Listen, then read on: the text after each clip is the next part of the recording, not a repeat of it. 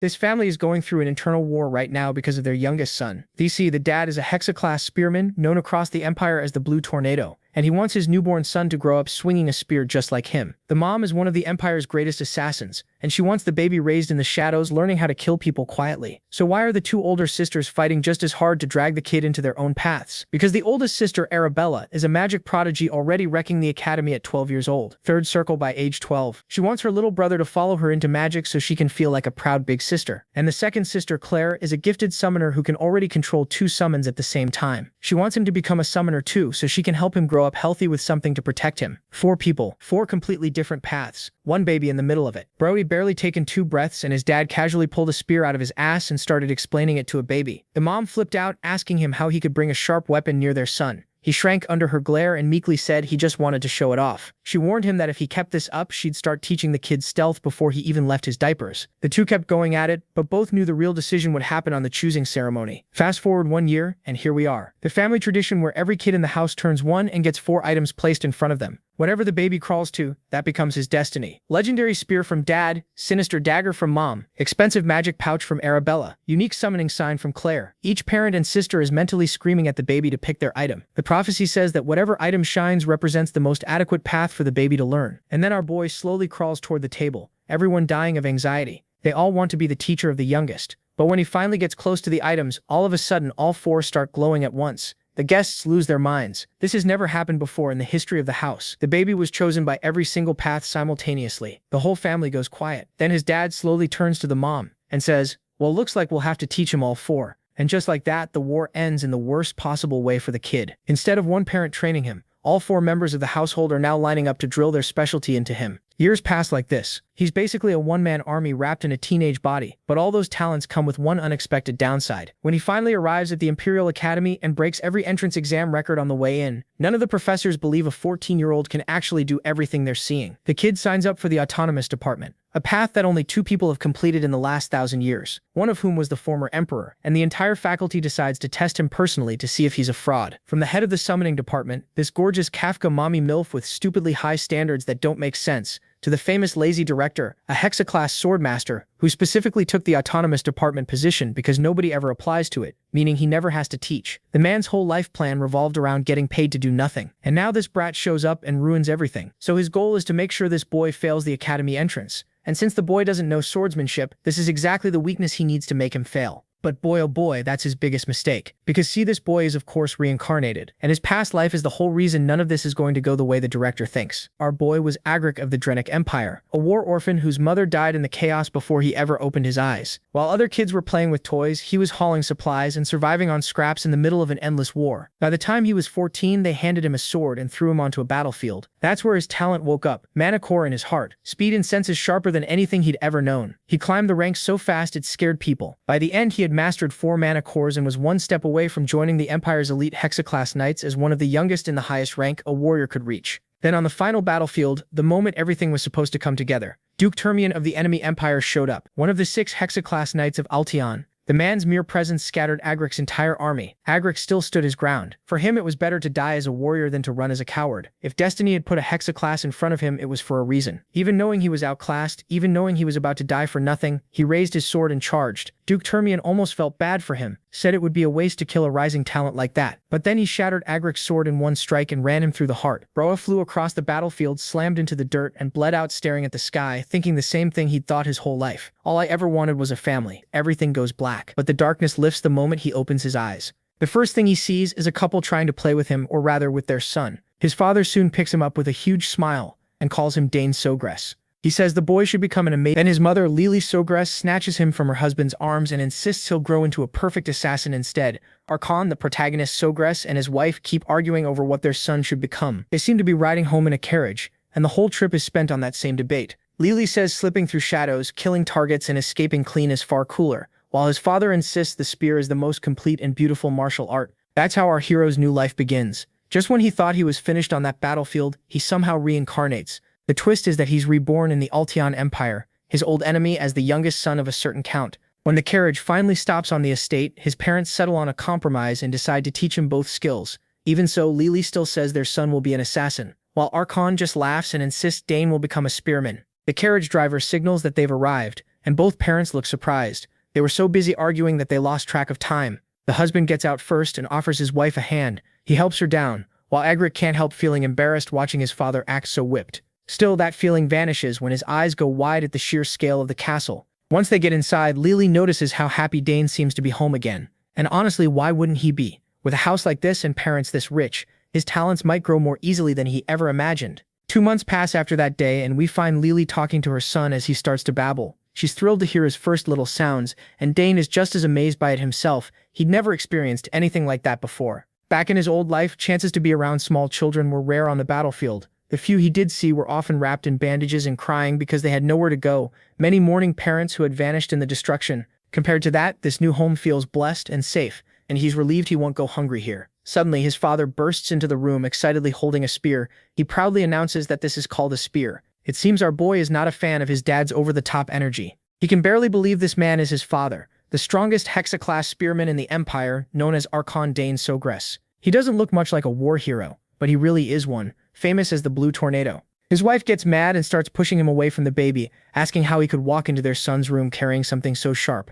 Under her glare, he shrinks and meekly says he just wanted to show it to MC. But she gives off such a deadly aura that he instantly folds, especially when she reminds him they agreed not to teach the boy anything until he was old enough. It's no wonder this grown man is trembling under that stare, because his wife is the Empire's top assassin. She warns that if he keeps this up, she'll start teaching Dane stealth while he's still little. He tries to argue that early training is normal now, and even points out that one famous magic family, House Teleport, puts a staff beside a baby the moment it's born.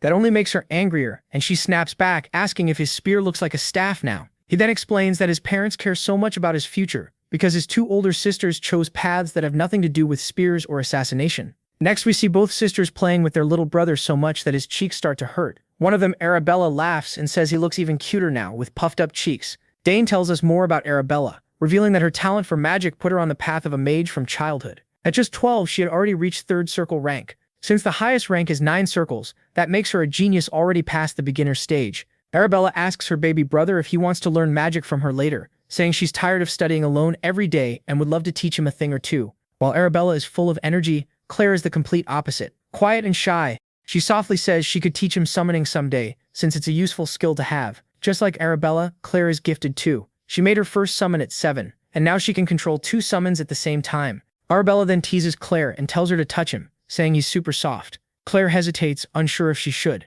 Meanwhile, Dane acts cute and friendly and thinks back to how he first assumed Claire didn't like him. Now he realizes she's probably just jealous because he's the youngest now and gets all the attention. Eventually, Claire reaches out and gently touches his nose. She lights up right away and blurts out how soft he really is. Then she touches him again and promises to teach him everything once he grows up. Dane can't help thinking it's a bit much how everyone keeps trying to push their own specialty onto him. His father is a 6th-class spearman. His mother is a gifted assassin, even if retired, and his oldest sister is a magic genius. Then there's Claire, who's also a genius summoner. The house of Count Sogress is the perfect noble family, the kind of home he always dreamed of. He starts to wonder if there's even any point in chasing revenge in this new life. Sure, his death was tragic, but that was a battlefield. It almost feels silly to want revenge on someone who beat him fairly. The whole family gathers in the hall, arguing warmly over which path would suit Dane best. Watching this loving scene fills him with warmth. That makes the protagonist smile. This is the kind of family he always wanted, and he's glad he was born here. But then things start getting out of hand and everyone begins arguing with each other. Now he's not so sure this really counts as a peaceful family.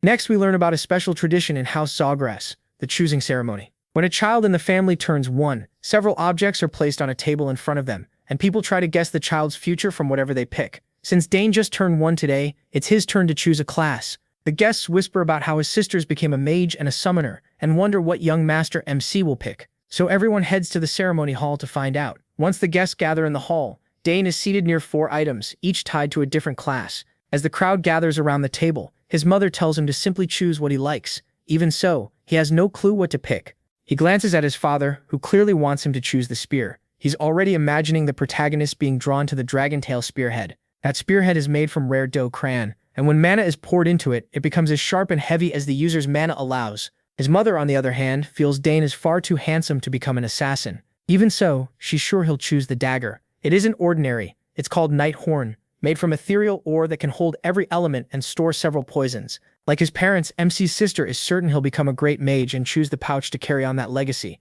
It's a special subspace item, something only mages or people with magic talent can use. Meanwhile, Shy Claire quietly wonders if Dane might become a summoner. The item in front of him is a summoning sign, a tool used by summoners. With it, they receive a code based on their talent and use that to call their summons. But he is completely lost because he can somehow hear what all his family members are thinking. After a while, he lets out a sigh and finally makes his choice. He starts crawling toward the items, and the crowd grows more excited by the second. As he picks up speed, his parents and sisters light up and cheer him on in their own ways. His father wants him to pick something sturdy, while his mother pushes for something short and sharp. Then, as he gets close, all the items on the table begin glowing yellow. Dane has no idea what's going on, and his family is just as confused. The guests, though, quickly realize that all 4 items reacted at once, something no one has ever seen. They can't help thinking young master, the protagonist, may be a once-in-a-generation genius. Dane is stunned too. He remembers being talented in his past life, but this time he feels like he's on a whole different level. Little Arabella asks her father what they're supposed to do since this has never happened before,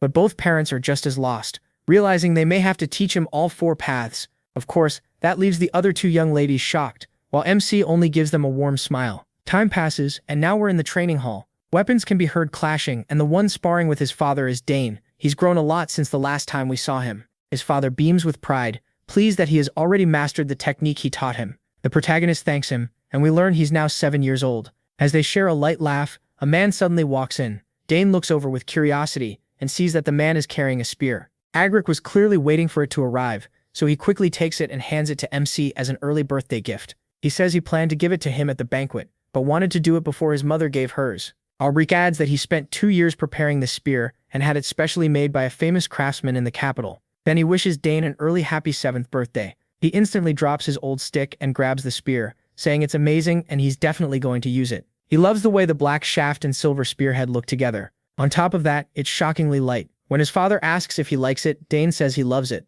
He's so excited that he starts testing it right away. His father then asks if he knows the difference between a sword and a spear. The protagonist explains that a spear's reach lets you keep enemies at a distance and its tiny point gives it great piercing power. His father agrees, but warns that the spear can actually be harder to use than a sword once you get stronger. Its biggest weakness is simple: for an attack to work, you need enough distance from your target. Still, he tells Dane not to worry too much, since every weapon has strengths and weaknesses. Even swords, often called the perfect weapon, can fail in certain situations. Hearing that, MC says he'll remember it. His father spins the spear and invites him to train so he can show him something. Dane is left speechless by the force coming off his father. It's the first time he's seen the overwhelming power of a 6th-class lancer. The mana pouring from him is crushing. After charging up, his father thrusts the spear, and the space around the tip begins to warp. He explains that the distortion happens because he released mana through the spear, using the core's trait of focusing magical power into one point. He says he heard about that from his sister, and explains that as a person gains more cores, they can go beyond normal physical limits.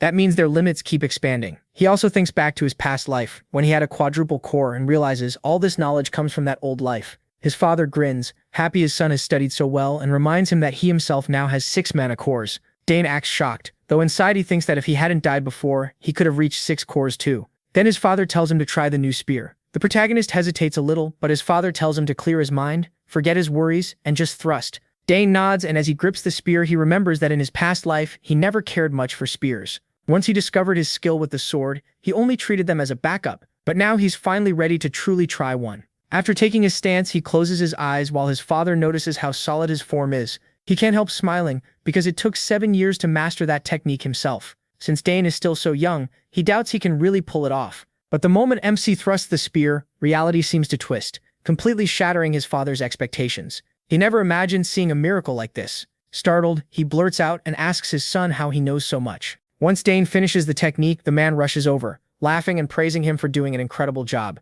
He explains that when he thrust, he focused mana into a single point and pushed it into the spear tip. The instant the mana reached the tip, he cut off the flow. His father goes wild hearing that and asks if he formed a mana core. The protagonist says yes, claiming he tried it after reading a book on mana core creation and luckily succeeded. Of course, that part is a lie. The truth is, he formed it while practicing mana breathing. His father kneels to meet his eyes, unable to hide how proud he feels. He's sure his son will one day become an incredible warrior. Dane just gives a small smile, already thinking of all the surprises he still has in store. Meanwhile, his father wonders if he'll really become a mage, a lancer, an assassin, and a summoner all at once.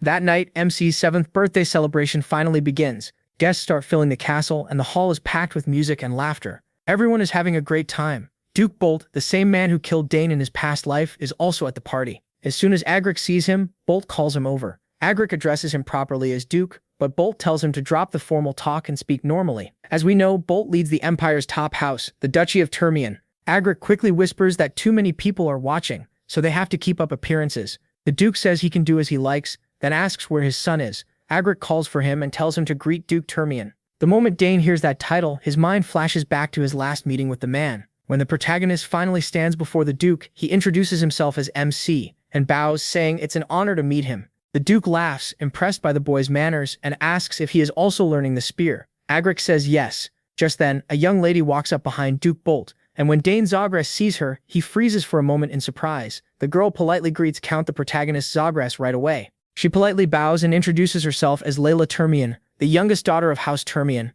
After that, the party went on. The guests kept enjoying the music and the pleasant night, but Arcana, Dane, and Bolt couldn't relax because Baroness Termian was still sick. Bolt had tried every cure he could find, yet nothing worked. Arcana hoped it was only temporary and that his friend's wife would recover soon. Even so, Bolt warned that if he suddenly vanished, it meant her condition had gotten worse and he'd use a teleport scroll to rush back to the capital. Still, today was Dane's birthday, and the boy had somehow disappeared. Bolt thought MC was unusually sharp for his age, and wanted to talk with him more. Arcana had no idea where his son was, and he also noticed that little Layla was gone too. Finding them wasn't hard. They had gone off for a walk together. Most likely they were bored of another dull noble party. What they were talking about, though, was anyone's guess. Layla especially was chatty. She hated being dragged to noble events with her father, but this time she was glad she came. She had heard he was handsome, yet under the moonlight he looked even better, and she liked being there. He was glad she felt that way. Unlike the capital, his family's land was calm and peaceful. That was why Layla envied him. At her home, something was always going on. Nobles came every day with business offers, and sometimes even the imperial family showed up. Worst of all, every time visitors came, she had to dress up and greet them properly. She hated that. What she really wanted was simple clothes and a whole day to train with her sword. The protagonist was surprised that such a small, harmless-looking girl trained with a sword instead of magic. He liked his quiet territory too. It was nothing like the busy capital, and that gave him plenty of time to practice with the spear he loved. Layla was surprised at first, then remembered his father's nickname, and it all clicked. She had heard many times how amazing the Blue Whirlwind was, and since Dane trained so much with a spear, she assumed he wanted to enter the academy too. But that wasn't why he trained. Layla was caught off guard by that answer. To her, training hard to get into the academy was the obvious choice. She had heard getting in was incredibly hard. MC, though, had no doubt he'd be accepted. He trained because he wanted to be even stronger after he got in. Layla could hardly believe that confidence, so she asked what he'd do if he failed. Even then, he wouldn't get upset or quit. He'd just try again. And if he failed a second time too, he'd take it as a sign that it wasn't his path. Layla couldn't believe he could be so calm about his future, so she asked if he wasn't scared of letting down his family and home. He wasn't worried at all. Compared to his past life, this was nothing. Layla, on the other hand, could only envy him. In her family, failure was unacceptable. Even though he had spent 7 years around nobles, he was still amazed by how petty they could be over things like that. As for Layla, he had no doubt she would do well. When she heard him encourage her, she lit up and quickly offered to show him her sword skills. The protagonist was a little surprised by her excitement, but once Layla got a chance to practice with a sword, there was no stopping her. She immediately asked where the training ground was, and Dane had to take her there, hoping nothing would go wrong. At the training ground, Layla didn't hold back. She moved through one form after another like an experienced swordswoman. To a beginner, her moves would have looked flawless, but MC was far from a beginner. Watching closely, he had to admit her shifts from attack to defense and back were smooth and her timing was excellent. Still, there was one problem. After a while, her rhythm broke and she lost some of that smooth flow. Breathing hard after finishing, a pleased Layla asked what he thought. At first, Dane wasn't fully honest and told her she looked amazing, and that he enjoyed watching. Layla was clearly happy to hear that, but he decided to tell her the truth. He could see room for improvement. After the third form, for example, she was taking an extra half step she didn't need, and the same thing happened in the next forms. Those repeated half steps made the later sword forms slip slightly out of line. That criticism left Layla speechless. She even looked close to tears, and Dane started thinking he had been too blunt. He began to apologize, saying maybe he was wrong, since it had been a long time since he'd watched a true swordsman train. But he worried for nothing. Layla quickly pulled herself together and gripped her sword more firmly. Now she understood her mistake. She started the training forms again, and this time they were nearly perfect. The protagonist's advice had been exactly what she was missing. Her joy and gratitude overflowed, and she even hugged Dane. He tried to pull away, but it didn't work very well. Layla was completely amazed by how much he knew about swordsmanship.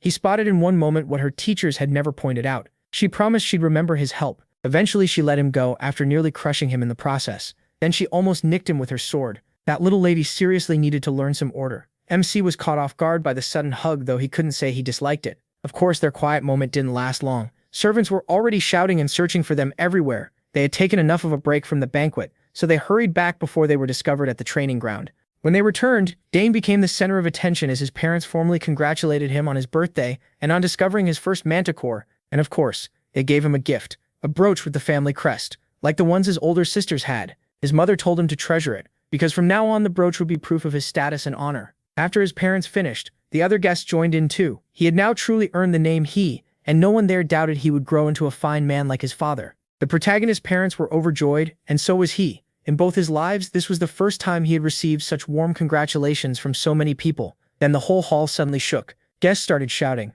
trying to figure out what was happening. An earthquake or an enemy attack. MC got worried too, but his father quickly calmed him and said there was no reason to be afraid. Arcana knew exactly what was going on. He had hoped for a peaceful day, but apparently his daughter hadn't listened. Dane had no idea. Then sparks flashed near the ceiling of the hall, and a portal opened above the frightened guests in an instant. The guests were stunned when a small figure flew out of that portal, defying all common sense, and landed without any trouble. It was Dane's older sister, Arabella, and in her opinion, she wasn't late at all. The guests still couldn't close their mouths. A young lady using teleportation magic was shocking enough. Normally, even opening a small portal required reaching at least 5 chains. He wasn't impressed by her power. He was annoyed by how loud and dramatic she was. But once the guests barely settled down, an enormous monster appeared in the sky. A huge wyvern with a rider on its back. This time, Lady Claire was the one who scared everyone. She was in a bad mood, though. She had been just one step too late to beat her sister. As soon as she arrived, people started whispering that they had heard she was a gifted summoner, but no one expected her to control a wyvern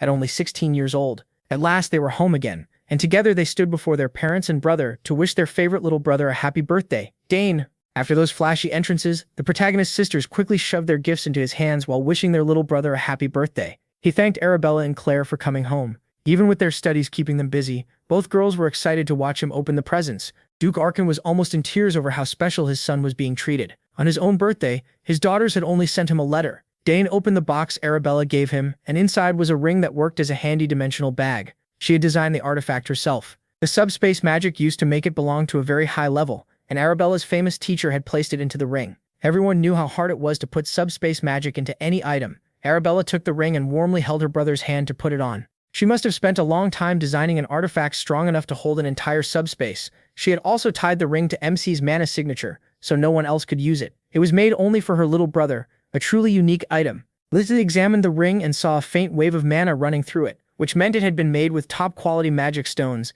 Arabella explained that all Dane had to do was pour a little mana into the ring, and the subspace would open. That made it far easier to use than a normal dimensional bag, which alone made it priceless. As far as he remembered, tools like this were usually seen only with the wealthy on the battlefield. Only noble commanders and high-ranking mages had something so useful. The ring. It would also grow with him and fit his body as he got older. The protagonist tried pouring mana into the ring, and a green portal opened in front of him. Duke Arcana was stunned to see his son do it so easily. It looked effortless. Claire, Duke Baltermian, and Layla were all amazed by that bright burst of magic. Dane opened the subspace even faster than Arabella had years ago. There was no doubt now he was a genius. It would be a huge breakthrough if he could grow both a mana core and a mage circle at the same time. After the magic display, Claire walked over and handed her little brother her gift. MC opened it slowly, thanking her with real warmth. Inside the wooden box sat a strange-looking egg on a soft cloth. Confused, he picked it up and asked what it was. Claire quickly warned him to be careful. This was no normal egg. The whole family was curious about the odd present, but Claire only told Dane the truth. In a whisper, she said it was a familiar. She got it by accident while trying to summon Dacaron. Even Claire had no idea what would hatch, but everyone knew how valuable a familiar could be. He tried to picture what might come out of that weird egg. He had heard of familiars before. Unlike summons, they were something else entirely. Once called forth, a familiar could stay in the real world for good. Claire told him to keep the egg secret until it finally hatched, and he promised he would. All that whispering annoyed Arabella, who felt left out. Claire also told Dane to feed the egg his mana twice a day, once in the morning and once at night, so it would accept him as its master. Lily was just happy her little boy was getting such amazing gifts. It showed how much her children cared about each other. Once the gifts were done, Duke Arcana cleared his throat and reminded his daughters to at least greet their parents. They had shown up after saying they might not make it, and still hadn't properly said hello. Realizing their mistake, the girls awkwardly greeted their father. Duke Arcana was soft when it came to his daughters, so he didn't mind much. He was simply glad to see them again. Since leaving to follow their careers, they rarely came home, so he was happy they looked well.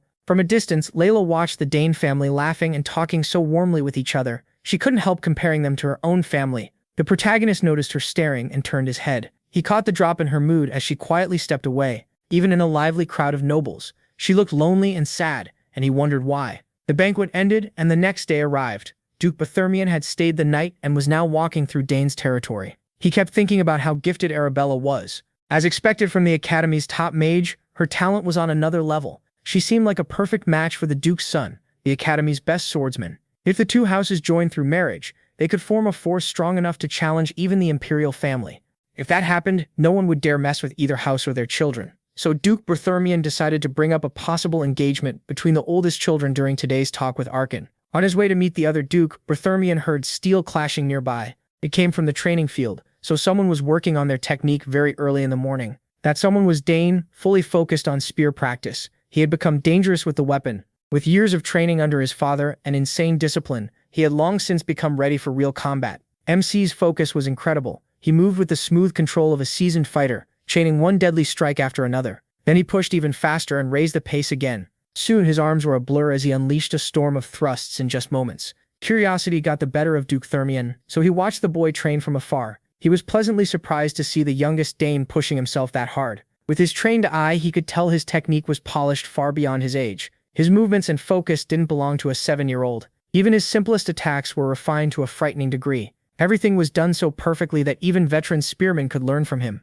When Dane finished the final sequence, he was breathing hard. Duke Berthermion was deeply impressed from start to finish. What he had just seen felt impossible. He had heard rumors about the protagonist's absurd talent, even back when he was just a baby, but he had always dismissed them as exaggerations. Now he knew they were real. After a short break, MC started practicing again. This time he focused on his movements and stance. As one of the strongest swordsmen in the region, Duke Berthermion couldn't ignore how much the boy's posture resembled that of a master swordsman. The Duke started to wonder if Dane had somehow already learned swordsmanship at a high level, despite being so young. At last, he noticed someone watching from the doorway. He raised his spear, ready to strike, and told the spy to come out instead of hiding. Duke Berthermion was so caught up in watching that a child had found him. Not exactly a proud moment for a skilled warrior. The more he thought about the protagonist's movements, the more familiar they felt. He was sure he had seen that same footwork somewhere in his past life. So the Duke stepped out, apologized for interrupting the private training, and said he hadn't meant anything suspicious. Once Dane saw it was Duke Berthermion, he felt bad for speaking so sharply to him. Even though he had lived in this body for 7 years, this was still the man who defeated and killed him in his past life. Remembering his etiquette lessons, MC formally greeted the Duke. Duke Berthermion admitted he had been drawn in by the Rising Star's morning training and apologized again. He stayed calm and said it was forgiven. The Duke found it amusing that the boy spoke to him with such fearless confidence. Now that he was closer, Dane noticed the boy's body showed almost no shaking or real fatigue after that brutal session. At the same age, he himself couldn't have matched that. The Duke praised the protagonist's thrusting technique, saying he clearly inherited Arcana's gift with the spear. He also noted that the spear itself was finely made. MC thanked him politely for recognizing his skill, and the older man smiled. This boy wasn't just deadly, he also knew exactly what to say. Compared to him, the Duke's own son had neither such skill nor manners at 7. That thought made Berthermion consider arranging a marriage between Layla and Dane as well, so he casually mentioned that his daughter trained in swordsmanship too. Since they were close in age, he suggested they look out for each other when they entered the academy one day. He kept answering with perfect manners, and the Duke liked how direct he was. In the end, Berthermion apologized for delaying his training any longer. But before leaving the training hall, he asked one more thing. Had the boy studied swordsmanship too? Dane had slipped up in front of the Duke. His old habits must have come out without him noticing, and with Berthermion's sharp eyes, even tiny signs were enough. The protagonist answered that he had only read a few books on basic swordsmanship and had never trained in it for real. The Duke still found it strange that the boy gave off something like raw battlefield instinct, but common sense said an inexperienced child couldn't have that kind of killing intent. Finally, the Duke left him alone and said goodbye, and Dane walked him out. Berthermion also invited MC to visit him if he ever came to the capital in the future. The swordsman had taken a personal interest in his talent. The protagonist wondered if the man still remembered him. Just thinking about beating the one who ended his life before made his blood boil. If he built a solid foundation and prepared step by step, he was sure he could surpass the Duke. One of Dane's goals in this life was to defeat the mighty Berthermion. As MC kept training, he lost track of time, and Hernano had to come get him. The attendant was always nearby in the shadows, ready whenever he was needed. With how quietly Hernano moved, he figured the guy might have real talent for stealth and assassination skills. Today everyone was busy getting ready for the second banquet. Some nobles had already started arriving, since gathering more than 30 noble families on the exact same day was difficult. As for the protagonist's sisters, they had already opened a teleport gate and gone back to the academy. They had no choice. Midterms were coming up soon. For now, it was time for Dane to get cleaned up and dressed too. He made a note to examine his sister's gifts more closely later. After the hard training session, MC was washed up and dressed. He entered the family hall with his mother and father, and mingled with the nobles. He had to use all his etiquette training as he spent the whole night talking with high society. As the birthday boy, he was put on display all night, with everyone's attention fixed on him. At last, he escaped the banquet hall and got some air. Noble life was exhausting, and his schedule was even worse than usual because of his birthday. Still, he could always find some peace in the garden. Mr. Gardner had worked hard to make that place special, a calm, beautiful spot that brought peace. Dane looked at the flowers in full bloom while butterflies fluttered nearby. Flowers held more mana than most things in nature, or so his older sister once told him. Since he had a little time alone, he decided to test that idea for himself. The protagonist Sogress closed his eyes and focused on the natural magic moving through the air. Without opening them, he slowly started to grasp what his sister meant. He could feel the mana inside the flowers. Even though he'd been training in many fields, his mage and summoner skills still hadn't shown much progress. That made it hard to decide where he should spend his time. Having too many talents was actually a problem right now. He was suffering from success. After a few minutes immersed in the garden's natural mana, he finally saw the flow inside the flowers. He could hardly believe something so small held such strong mana. If someone could sense nature's flow and make it their own, that power might settle in the body and form a magic circle. That was exactly what was happening now. His body's huge mana affinity made it much easier. He could clearly see what most people could only faintly sense. Just one trip to the garden had sharpened his mana sense by a lot. What used to be blurry was now much clearer. He was on the edge of understanding how magic really worked when something suddenly snapped. At the same time, two young nobles wandered into the garden, bored of the adults' empty talk. They were brothers, and the older redhead was already annoyed that everyone kept talking about the genius, Dne Sogress. He stomped straight through the flower bed, crushing flowers as he went. The red-headed brothers got turned around in the huge garden and happened to spot MC standing there, distracted. One look at his clothes and they mistakenly decided he was a servant, then started yelling at him. He did not like that disrespect at all. The brat even had the nerve to order him to lead them to the exit. Dane noticed what they were doing to the flowers and shouted for them to stop stepping on them. The red-headed brat somehow got offended after being called out. He asked why they were ruining the flower bed instead of using the garden paths. Seeing he was small, the redhead just got even more annoying. Then came the usual noble kid move, showing off his family name. The protagonist couldn't care less. To him, they were just two thugs wrecking his garden. The redhead hated being called a brute, so he proved the point by grabbing Dane by the collar. He and his brother were sons of Count Tyron, one of the castle's guests. Hearing that name brought back a memory from MC's past life. Count Tyron was the noble he captured after a pathetic defeat on the battlefield. He remembered him as a deeply annoying man, one of the worst kinds of nobles. Judging by the brat in front of him, like father like son, fit perfectly. The red-headed brat kept bragging that his family was famous in the capital. He even claimed their house could make the protagonist vanish without a trace, so he'd better watch what he said. Dane had met plenty of idiots like this before. He knew words would never get through that thick skull full of air. The boy raised his fist and swung at him, still thinking he was only beating up a mere servant. Dane wasn't going to allow that. He slammed his forehead right into the brat's nose with full force. It was a brutal hit that nearly crushed it. The younger brother called out in panic to his older brother. He checked on the redhead, who had dropped to the ground from the blow. When the boy wiped his nose and saw blood, he started freaking out like he'd never bled before. The moment he saw the blood on his hand, his rage exploded, and he threatened to kill MC. Dane found that funny and calmly told him to try. The redhead wanted blood for blood. His little brother had enough sense to stop him, but the older one was far too proud to listen. He threw a punch and he calmly dodged by hopping back. The gap between them was huge. The amateur couldn't touch him at all. As Dane let him wear himself out, he noticed the boy's footwork was sloppy, like he'd never held a weapon in his life. That made him think the brat might be a mage or a summoner. The punches kept coming, but not one got close to landing on the protagonist, Sogress. Blood still ran from the redhead's nose as his patience ran out. MC kept toying with him through pure movement, and then an idea hit him. Maybe he could use the magic flow he sensed from the flowers and force his will into it. If that worked, he should be able to compress that power into a physical form. This was as good a chance as any to test it in a real fight. The younger brother watched from the side with his mouth hanging open. Dne Sogress planted his feet and gathered magic into his hands. He imagined a sphere of pure mana and fired it at the boy's stomach. The blast was strong enough to throw the redhead painfully onto the grass, tearing up the ground on the way. He screamed in pain, his body and pride both wrecked. The little brother rushed over to check on his defeated brother in the flower bed. Dne Sogress was honestly more worried about the ruined flowers than the brat's condition. But the red-headed fool was stubborn. He still got back up. After seeing him use magic, he demanded to know who he was. The younger brother kept trying to stop him, but pride mattered more to him than any consequences. Then the brat drew on the mana in his body and began opening a sinister-looking portal. The protagonist Sogress was surprised to see something so familiar. This was summoner magic. Mana spun and thickened until a translucent wolf started to descend to the ground. It looked bloodthirsty, bearing sharp fangs as it growled. The redhead laughed wildly and called the beast Gempu. Then he finally gave his name, Digron Tyron, and said Dane was about to learn what happened when he messed with someone like him. Dne Sogress heard the brat order the wolf to tear him apart, but he wasn't impressed by such a simple summon. He was used to seeing Claire call out terrifying beasts like Ivan. Degron stayed back while Genpu charged at the motionless him. Dane only looked the wolf in the eyes and didn't move. Genpu must have sensed that attacking him would end badly, so the wolf turned right around. Its aura changed at once. Like all hostility toward the protagonist, Sogress had completely vanished. The Tyron brothers were stunned. Digron's pride and joy had apparently turned against him. Now the big wolf was acting downright submissive to MC.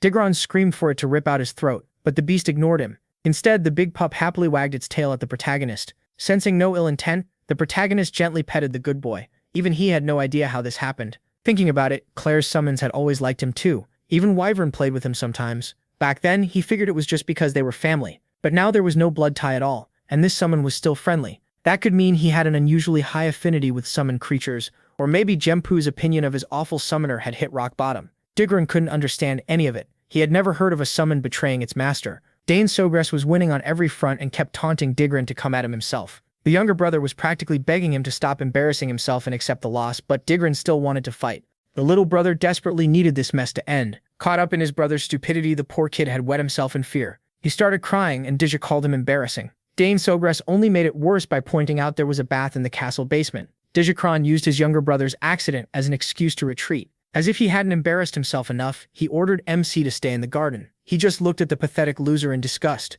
Digikron didn't even take his summon with him. So the protagonist stayed in the garden and kept testing his new understanding of mana. He tried a trick Claire had taught him before. He found what was left of the weak bond between that brat Digikron and Genpu, cut it and carefully rewrote it with his own magic. Just like that, he and the wolf became connected. Without using a proper summoning ritual, he pulled it off through nothing but his high affinity with summoned beasts. Now he had truly succeeded as a summoner. While enjoying that victory, Dne Sogress heard a familiar, annoying voice calling for him. Digikron Tyron, the spoiled brat, had run to his father and tattled that some boy in the garden bullied him, then pointed right at MC. What a coward. Holding his nose to slow the bleeding, he complained that he had attacked him and even broken his bond with his summon. The huge Mogar Tyron stomped forward and loudly introduced himself as head of the Count Tyron family, one of the great noble houses of the capital. He demanded to know if the protagonist had really messed up his son's face and stolen his summon. Dane wasn't the type to back down from a pig, so he stood firm and admitted what he'd done. He also noticed Mogar Tyron was much fatter now than when he had captured the man in his past life.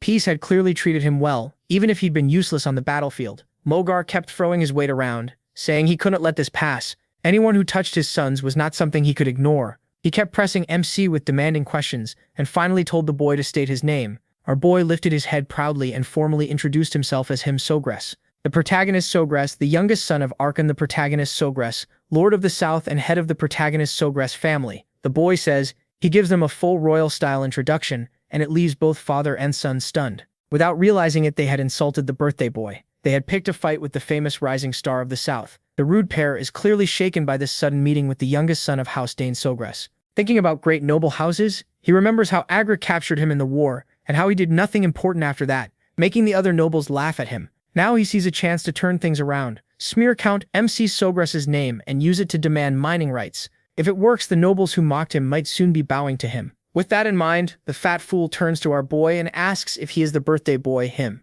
He just nods and confirms it. The fat man can barely hide his annoyance. He definitely did not come here to celebrate some kid's birthday. Then he points at his bratty son and asks Dne Sogress how he plans to make up for the shame he caused his son. The protagonist not only hurt a guest, he also took their summon, which he calls a serious crime. His rotten son jumps in too and backs him up. The brat tells MC this is his last day. Then the fat man threatens to speak to Count MC himself and make him answer for all of it. MC simply hears him out and says that before he goes running to his father, his son should apologize first. That sends the fat man into a rage. He demands to know what nonsense Dane is talking about, while his son grinds his teeth beside him. But he makes it clear, yes, he hit the boy and hurt him, but it was self-defense after his life was threatened, and he didn't steal their summon either. Genpu chose to follow him. The trashy son quickly argues that there's no way Genpu would do that, and tells his father the protagonist is lying. That's when the father stops to think. He remembers hearing that the second daughter of House Sogress is a genius summoner, so maybe she taught MC how to forcibly break the bond between a summon and its master. The fat man keeps going back and forth with our boy, and Dne Sogress can't help thinking this whole thing is exhausting. Eventually Mogar calms down a little. After talking so much, even his jaw is starting to hurt. He tells him he's done arguing, and says they should go hear what Count Sogress has to say about all this. Speak of the devil, the Count himself arrives with Duke Termian. Of course, both the useless son and his father are completely shaken when they see Count Sogress. And seeing Duke Termian here only makes them panic more. As night falls, the red-haired boy gives his version of the story to the Count. He claims he and his little brother got lost in the garden, so he asked Dne Sogress to guide them. He keeps spinning lies while the protagonist stands behind him, calm, wondering why his father is actually listening to this non-stop nonsense. Still, that doesn't really surprise him. Count Sogress cares deeply about his family and their name, but he isn't the kind of man who takes sides without thinking. He knows how to tell right from wrong. After finishing his story, the red-haired boy claims MC suddenly headbutted him and kept using that strange move to mock him. He says he called Genpu to scare MC, but MC stole the summon and tried to strike back. As soon as Digran finishes, Mogar steps up and tells the Count he only meant to warn him. Even so, he insists that taking someone else's summon is clearly wrong and can't be ignored. At last, Count Sogress speaks. He tells Mogar he won't judge the matter after hearing only one side. First, he wants to hear the protagonist, then decide after looking at everything fairly. He also assures Mogar that if he's worried about bias, Duke Termian will give his opinion too. The Duke smiles faintly and says that if it matters that much, he can handle it. Mogar starts sweating hard, frustrated. He knows this is going badly, and bringing in Termian only makes it worse. He's not happy about it at all. Count Sogress gives his son permission to explain, and Dne Sogress begins by saying that what Mogar's son said wasn't completely false, but only parts of it were true. He explains that the flowers carefully raised in the garden had been trampled, so he told Mogar's son to leave. That made the boy furious, and the fight started from there. Of course, the fat man and his son are stunned by that blunt truth, with the boy even trying to deny it and calling MC Sogress a liar. But the Count tells Dne Sogress to continue. So our boy explains that when Mogar's son called Genpu, the order was to kill him. He also makes it clear he didn't steal the summon. Genpu came to him on its own and responded to his goodwill. The Duke is honestly shocked to hear a 7-year-old speak so smoothly, with such calm and such careful words. Sogress once again states that he never stole anyone's summon. Mogar loses his temper, stomping the ground and calling the whole thing absurd. He says it's impossible for a summon to submit to someone who isn't even a summoner, insisting Dne Sogress must have used some shady trick. But the protagonist calmly tells him he was born with a natural affinity for summons, and one that isn't closely tied to its master could follow someone like him. Mogar refuses to believe it, while our boy simply says it's the truth. Mogar's face twists like he's badly constipated, and all he can say is that the boy is making things up. Then the Duke cuts in and suggests they prove it with the summon itself. Count MC turns to his son and asks if he can prove it, and MC says yes. Meanwhile, Mogar shoots his son a deadly look for dragging him into this mess, while the spoiled brat starts panicking because he has no idea what he'll do if he can't summon Genpu. When the brat tries to call Genpu, he fails completely, and his father yells at him right away. Meanwhile, Dne Sogress just smiles, knowing he already cut the bond, so of course there's no way the boy can summon Genpu anymore. Then he says he'll demonstrate it himself by calling Genpu, but to do that he needs the summoning sign. Mogar's son has. The spoiled boy gets angry and questions how the protagonist dares ask for his sign. He starts rambling, but Count the protagonist cuts him off, reminding him that by his own claim, even with the sign, MC shouldn't be able to summon Genpu, so there's no harm in trying. Mogar sweats, realizing he has no choice, and reluctantly tells his spoiled son Digran to hand it over. The redhead is almost in tears, but his father just tells him to hurry up. Once Dne Sogress has the sign, he starts his magic and explains that a summoning sign usually carries a unique code tied to its summoner, so no one else should be able to use it. But Genpu had already been filled with his mana, so the sign is only a tool now. And Genpu is already linked to him. The moment he calls for Genpu, the monster appears and starts licking his cheeks. The Count and the Duke are both amazed, while Mogar and Digran tremble after their lie is exposed. The Duke finds it incredible and wonders if Dne Sogress has also been studying swordsmanship. His father confirms that he has, though he admits he doesn't fully know how skilled his son really is. The fat man, on the other hand, realizes he's in serious trouble now that his whole plan has failed. The Count then turns to him and asks if he now admits he was telling the truth. The fat man quickly tries to act casual, laughing and saying maybe they just misunderstood and thought the protagonist stole their summon. He also claims his son wasn't really trying to kill the protagonist, then asks Digran to confirm it. Shaking, Digran agrees and says he only meant to scare MC, but our boy is furious watching these scumbags try to slip away from blame so easily. Before the two lords can give their final judgment on the matter, a lady steps in, surprising everyone there, especially him, Sogress, whose eyes go wide when he sees Lila. The moment she arrives, she says Digran is not telling the truth. Her father quickly asks why she's here, and she says she heard his voice while out for a walk. Before saying more, she politely greets the fat man and Count Dne Sogress. The fat man stammers as he returns the greeting, clearly shocked to run into the Duke's daughter. The protagonist gets right to the point and asks about her claim that Digran was lying. She confidently confirms it, saying she heard their earlier conversation during her walk. Digran immediately starts to panic at the thought that she heard everything, because that is very bad news for him. Then she starts laying out all the juicy details, and our boy can't help smiling, as this unexpected turn somehow swings things back in his favor. A little later, the fat man orders his goofy son to hurry up and apologize to Count Dne Sogress. The boy mutters that he was wrong, but the Count tells him to apologize to MC, not to him. The fat man quickly shoves his son toward him, telling him to apologize properly at once. The spoiled boy looks uneasy and hesitates, then stammers out a weak fake apology. Dane is nowhere near satisfied. He can tell it isn't sincere, it's only forced because their lie got exposed once an outside witness stepped in. The protagonist doesn't buy it at all. He doesn't really want to accept such a weak apology, but remembering his past, he chooses the more mature path and decides to show some grace.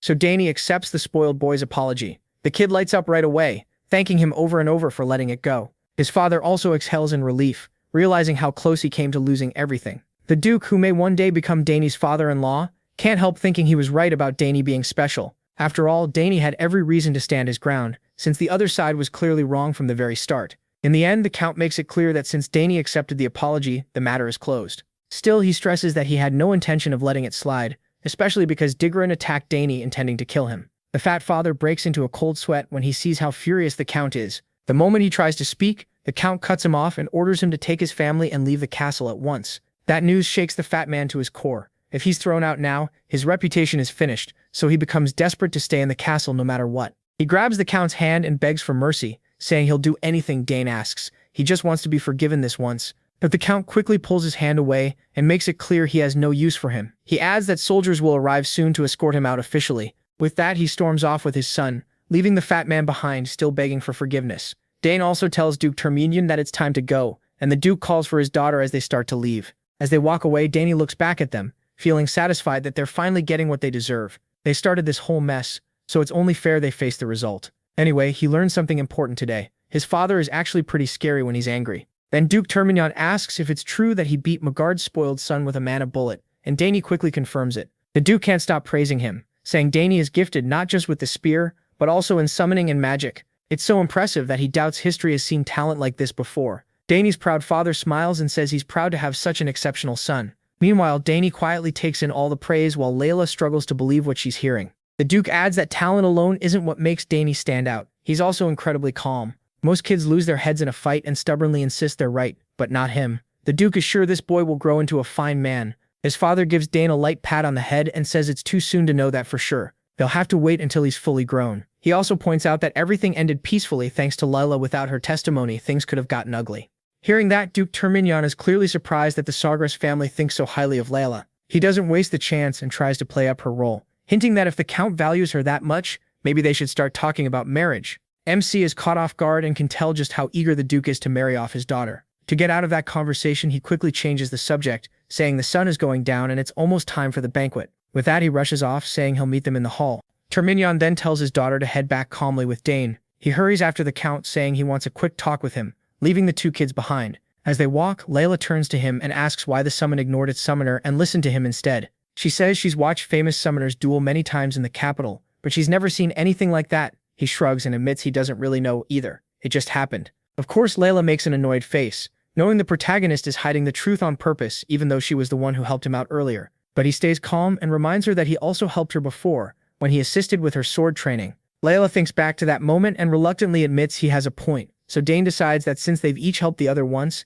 they can do it again. He tells her she can ask whatever she wants. Instantly, the girl lights up and blurts out that she wants to learn it right now. MC is caught off guard by how impatient she is and wonders what could be so urgent, so he asks what she wants to learn. She quickly says she wants him to teach her mana bullet. Dane asks why she's in such a rush, and Layla says she wants to get stronger and fast. She hopes to form at least 2 mana cores before entering the academy. He wonders why she's pushing herself so hard when she's still so young, but he gets his answer right away. She wants to grow stronger soon to make her mother happy. Her mother loves her deeply, and Layla is sure getting stronger would make her proud. When he hears her mention her mother, the protagonist remembers adults saying Countess Terminian has been bedridden. With that in mind, he feels like he can't really refuse to help her. Layla does a little happy dance and says she's ready to start tomorrow. Honestly, she'd even start tonight if she could, especially since she doesn't know how long she'll stay at the mansion. MC just shakes his head and tells her they can begin whenever she wants. He assures her that once she understands how magic flows, learning mana bullet won't be too hard. Layla then eagerly asks what he wants in return for teaching her. Dane stays silent, making it obvious that what he wants won't be as simple as showing someone how to fire magic bullets. The scene shifts to the banquet hall, where guests are whispering about that fat father Tyron. Word is spread that Count Tyron was thrown out of the castle and everyone wants to know what he did to deserve that. Some say Tyron's eldest son caused trouble by picking a fight with young master, him and ended up getting taught a lesson. They laugh among themselves, amused that the fat man came all this way just to be humiliated and embarrassed. Another rumor going around is that young master the protagonist is an amazing summoner. One guest wonders if that means house the protagonist will now become a famous house of summoners. But another cuts in and says that's not all. Young master MC can also use magic, which many of them can hardly believe.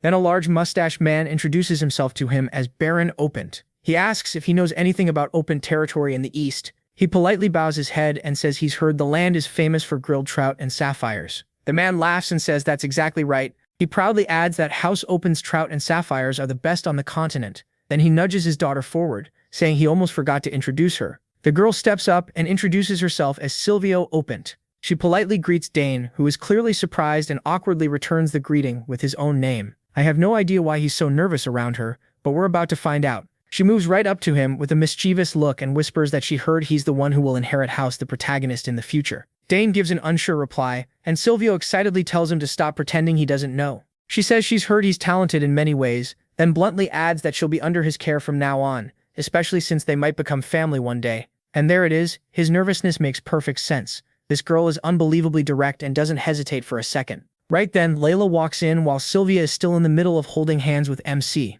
Not surprisingly, Sylvia is startled the moment she sees a possible rival, while Layla shoots him a sharp look and demands to know who this lady is. Sylvia recognizes Layla right away and warmly greets her, introducing herself as the Baron's eldest daughter, Opent. Layla tries to answer politely, but the anger on her face makes it obvious she's far from pleased, even as she says it's nice to meet Sylvia. The two girls trade smiles that might as well be trying to kill each other. Watching them reminds Dane of an old memory, and he can tell they're both completely ready to fight. Before long, Layla grabs his hand and says she's borrowing him for now because they already had plans. She gives him a hard stare and asks if he remembers. Of course, poor the protagonist has no clue what she means, but he agrees anyway, apologizes to Sylvia, and says they can talk later. Sylvia forces a smile and tells him they definitely will talk again later. As Layla pulls Dane away, Sylvia can't help feeling annoyed that this girl just snatched him from her. Layla, on the other hand, is still far from calm. She's completely irritated by that girl's nerve, acting like she could take MC away from her. MC just stands there stunned under Layla's fierce gaze. He can't help thinking that even the beloved daughter of the Duke, the second most powerful man in the capital after the Emperor, somehow can't match the young lady from the Eastern Barony.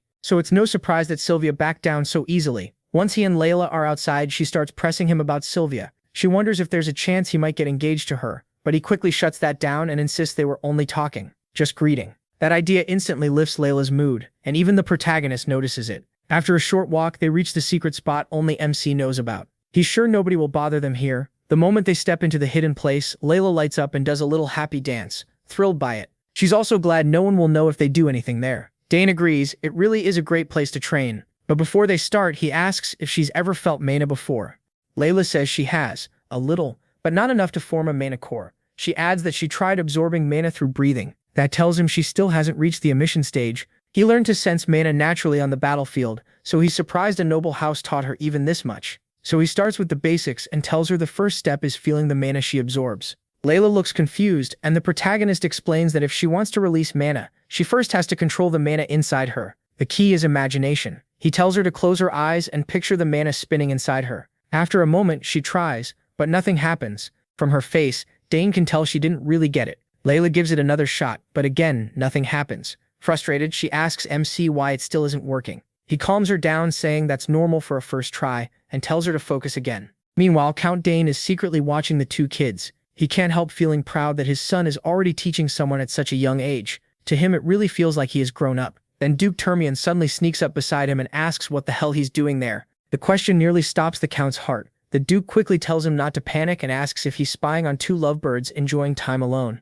Count Dane raises a brow, asks what he means by lovebirds, and wants to know how he even found him. The Duke laughs, saying the Count did a terrible job hiding, especially for the husband of the Empire's legendary assassin. Count the protagonist has no idea how to respond after getting caught spying. The Duke teases him, saying if the lord of the castle goes around snooping on people, others will start talking. Annoyed, the overprotective father insists he was only following his son. The Duke laughs and points out he was just following his daughter too. Turns out both fathers are hopeless. So they stand there side by side like a pair of teenagers, spying on their children. Back with the kids, Dane opens his dimensional bag, and the girl is amazed he already has something like that. When he says his older sister recently made it for him as a gift, she gets jealous. Unlike his sister, her older brother stopped paying much attention to her after they entered the academy. Dane then pulls out a mirror from the bag, and she casually asks what it's for. He says he brought it in case it might help. It's easier to picture something while looking at yourself than relying only on imagination. So he tells the curious girl to stand in front of the mirror, where she can see herself fully. She quickly takes her place in front of it, and starts her little magic dance again. This time Dane can tell she's serious. She takes a deep breath, while both loving parents quietly crouch on the ground to keep watching. Duke Termian points out that Lilia seems to like MC. He asks if that's really true, and the Duke says yes. Lilia usually doesn't warm up to people this fast. Count Dane says that's surprising, since she seems like such a bright child. Duke Termian goes quiet for a moment, then says she only seems bright on the outside. He explains that after her siblings left for the academy, her mother became bedridden, so they couldn't stay close like before. Since then, opening up to others has been hard for her. The Count asks that if he already knows all that, why does he always act so cold toward his daughter? Termian looks honestly moved that the Count noticed, and admits he does it on purpose. He says he raised his older children with too much affection, and they grew spoiled, but Count Dane tells him not to assume Lilia will turn out the same way. She'll only end up hurt, and now it makes sense why she asked the protagonist for help instead of her father. Termian points at his friend and jokes that he's nagging like the old days, but the Count fires back, asking when he ever did that, especially since what he said is true. The Duke changes the subject, and asks when he plans to send his son to the capital. If he sends him to the Cal house, he says their doors will be open and the boy can stay at the castle of Cal. Count Dane falls quiet and looks back at his son. Seeing him happy, he simply says he'll let MC choose for himself. He's free to pick his own path, just like his older sisters. We also miss him watching the two loving fathers, clearly embarrassed by how openly they're spying. But in the end, she just smiles, realizing parental love makes them act strange, and decides not to ruin the moment by pretending she saw nothing. Back with the children, Lilia thanks Dane for helping her, and calls him a real genius.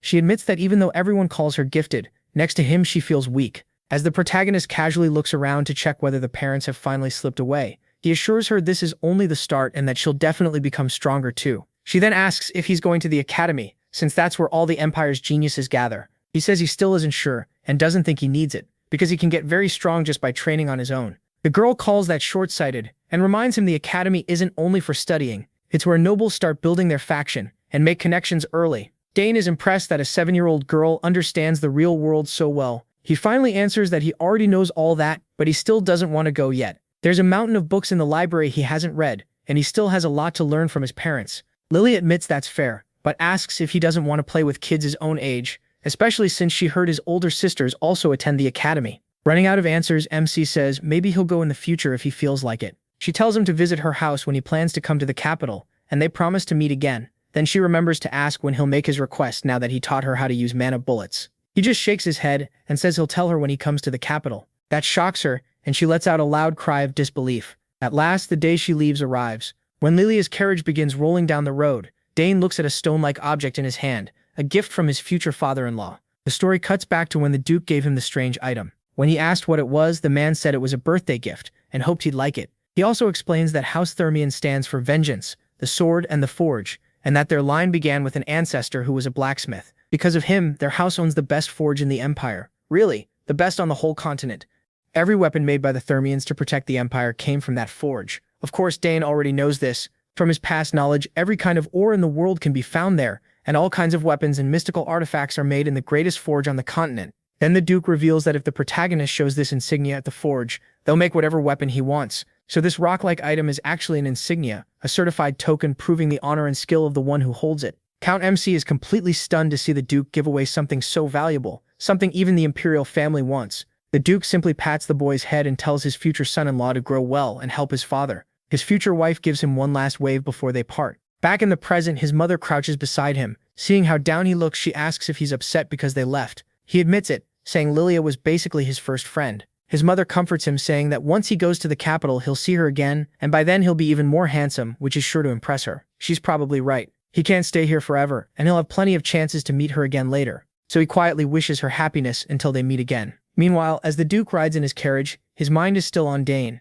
He finds it strange that every time he looks at the boy, he remembers Agric, the warrior who showed the skill of a triple-class fighter at a very young age. He's sure that if Agric had lived, he might have become one of the Dne Empire's hexaclass knights. That's why he hopes to see Dane again once he's grown stronger. A few days later, our boy is sitting alone in front of the egg. He's been feeding it mana every morning and night, and now he wonders if he's overdoing it. The egg holds a strange familiar, Even someone who isn't a summoner can pour mana into it before it hatches and claim it as their master, letting them keep control of a summon that would normally be temporary. Still, he knows his mana has to match the familiar, and there are probably other hard conditions he hasn't met yet. He's heard that some eggs never hatch at all because those conditions are never fulfilled, so he hopes this one isn't like that. Even after changing the flow and strength of his mana, nothing happens. After pushing himself hard one more time, he sets the egg back down, thinking he was greedy to expect results so fast. Then the butler shows up at the door and asks if Dne is ready. Right then, the egg reacts and starts making noises. Dne rushes to it, sure he really did hear something. The butler hurries in too,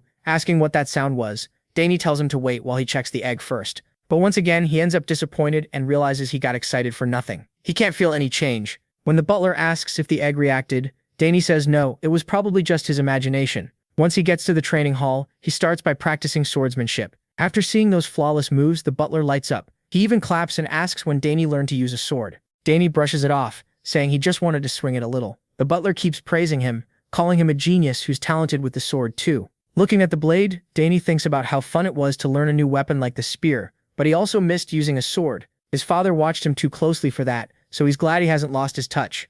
The butler quickly goes to get snacks and comes back with a full tray, telling Dne to eat something before training again. Meanwhile, we move to Count Dne Sogress, staring out the window, lost in thought. He's been a little worn out from arranging this banquet every year, but at least it showed him that many nobles are watching the south. Most of them want a good relationship with him now, which is a nice change. Since the war ended, the south has enjoyed great weather and all the comforts nobles can't resist, so maybe that interest should have been obvious. Even so, it's nothing compared to the attention Dne is getting. The trouble with Count Tamien's eldest son went far beyond Dne's expectations, yet Dne handled it calmly and like an adult. He laid everything out clearly for the grown-ups, and then confidently showed off his talent. He can't help thinking his son is too mature for his age. Sometimes he wishes Dne would act a little more like other kids and relax a bit. As the time for training gets close, he heads to the training hall. He takes the legendary spear, Dragentail, planning to let Dne hold it today. But the second he steps in with the spear, he freezes when he sees Dne wielding a sword. Now he starts wondering why his son chose a sword, and his mind jumps to the past.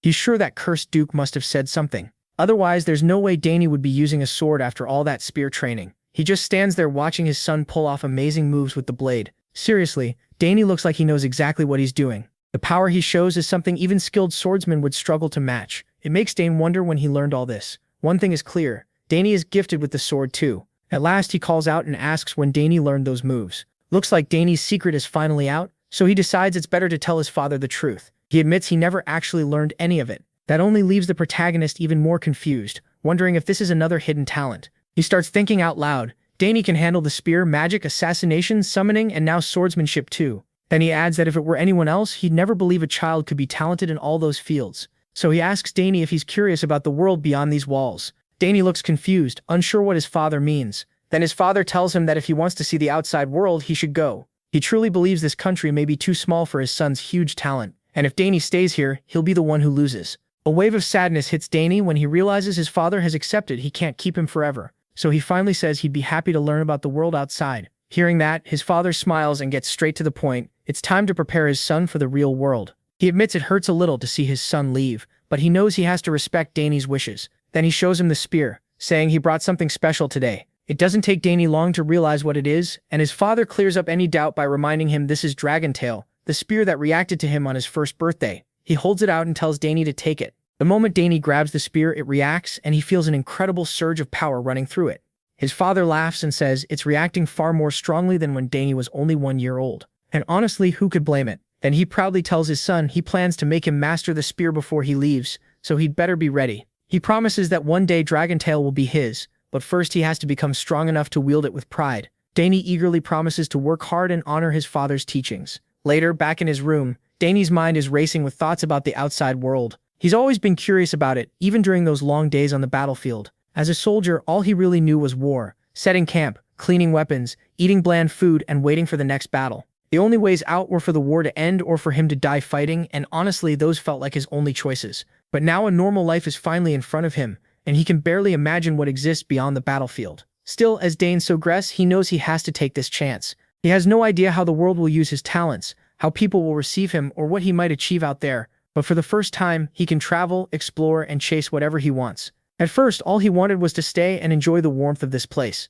But after his father's question, his thinking changed. He finally chose to step out into the world, and he's truly excited about it. As he's thinking about that, his mother walks into his room, catching him off guard. He asks when she came in. She says he was so deep in thought that he didn't even hear her knock, but honestly she's probably lying. She's an assassin, so she likely slipped in without a sound. Then she asks if he really is curious about the world outside the country, and he says yes, explaining that his father told him it would be a waste for him to stay here. After thinking it over, he admits he wants to see the outside world too. Then he starts apologizing to his mother, but she hugs him and says there's nothing to be sorry for. He reminds her his sisters aren't here, and worries about leaving for the wider world. She reassures him that it's fine, because she knows how amazing his talents are. She adds that even if he chose not to go, the outside world would call for him anyway. She admits it would be wonderful if he could stay with his mother longer, but the world won't allow that, so she tells him to go and chase what he wants. He promises that even after leaving home, he'll come back often and tell her about everything he sees. His mother thanks him and says it sounds like she finally needs to teach him before sending him into the world,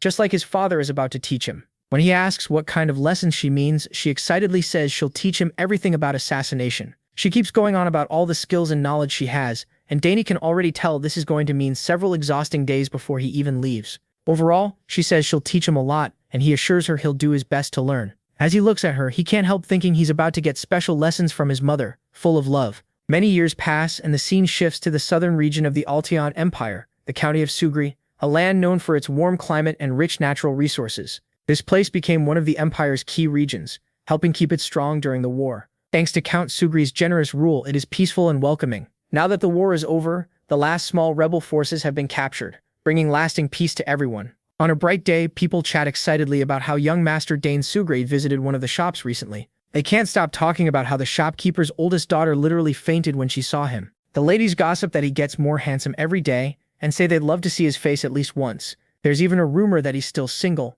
giving them a little hope. But one friend quickly reminds the other that he's only 14 and tells her to stop drooling over an underage boy. One of the women then says people are starting to doubt Dne is really just 14. He's already as tall as Count Sugri, and some even say he could pass for a 20-year-old. Anyway, that's enough gossip. Let's see how much our boy has grown. We shift to the outskirts of MC's county, an area filled with ancient magic called the Forest of the Last Days. Dne is there on a special mission his mother Lily gave him. He carries a spear in one hand and a piece of cloth in the other, likely some kind of map. Whatever it is, he's already picked his route. With only 3 hours left before sunset, he knows he has to get out before dark, so he starts moving through the forest with ninja-like speed. The key to this mission is simple: don't get caught by his enemies. Dne has to avoid the traps and nests his mother set while making it through a forest packed with danger. After moving for a while, he finally lands on the ground. He takes a deep breath, pulls in the air and energy around him for a moment, then lets it out again. Once he blends into his surroundings and focuses on staying hidden, he starts noticing traps all around him.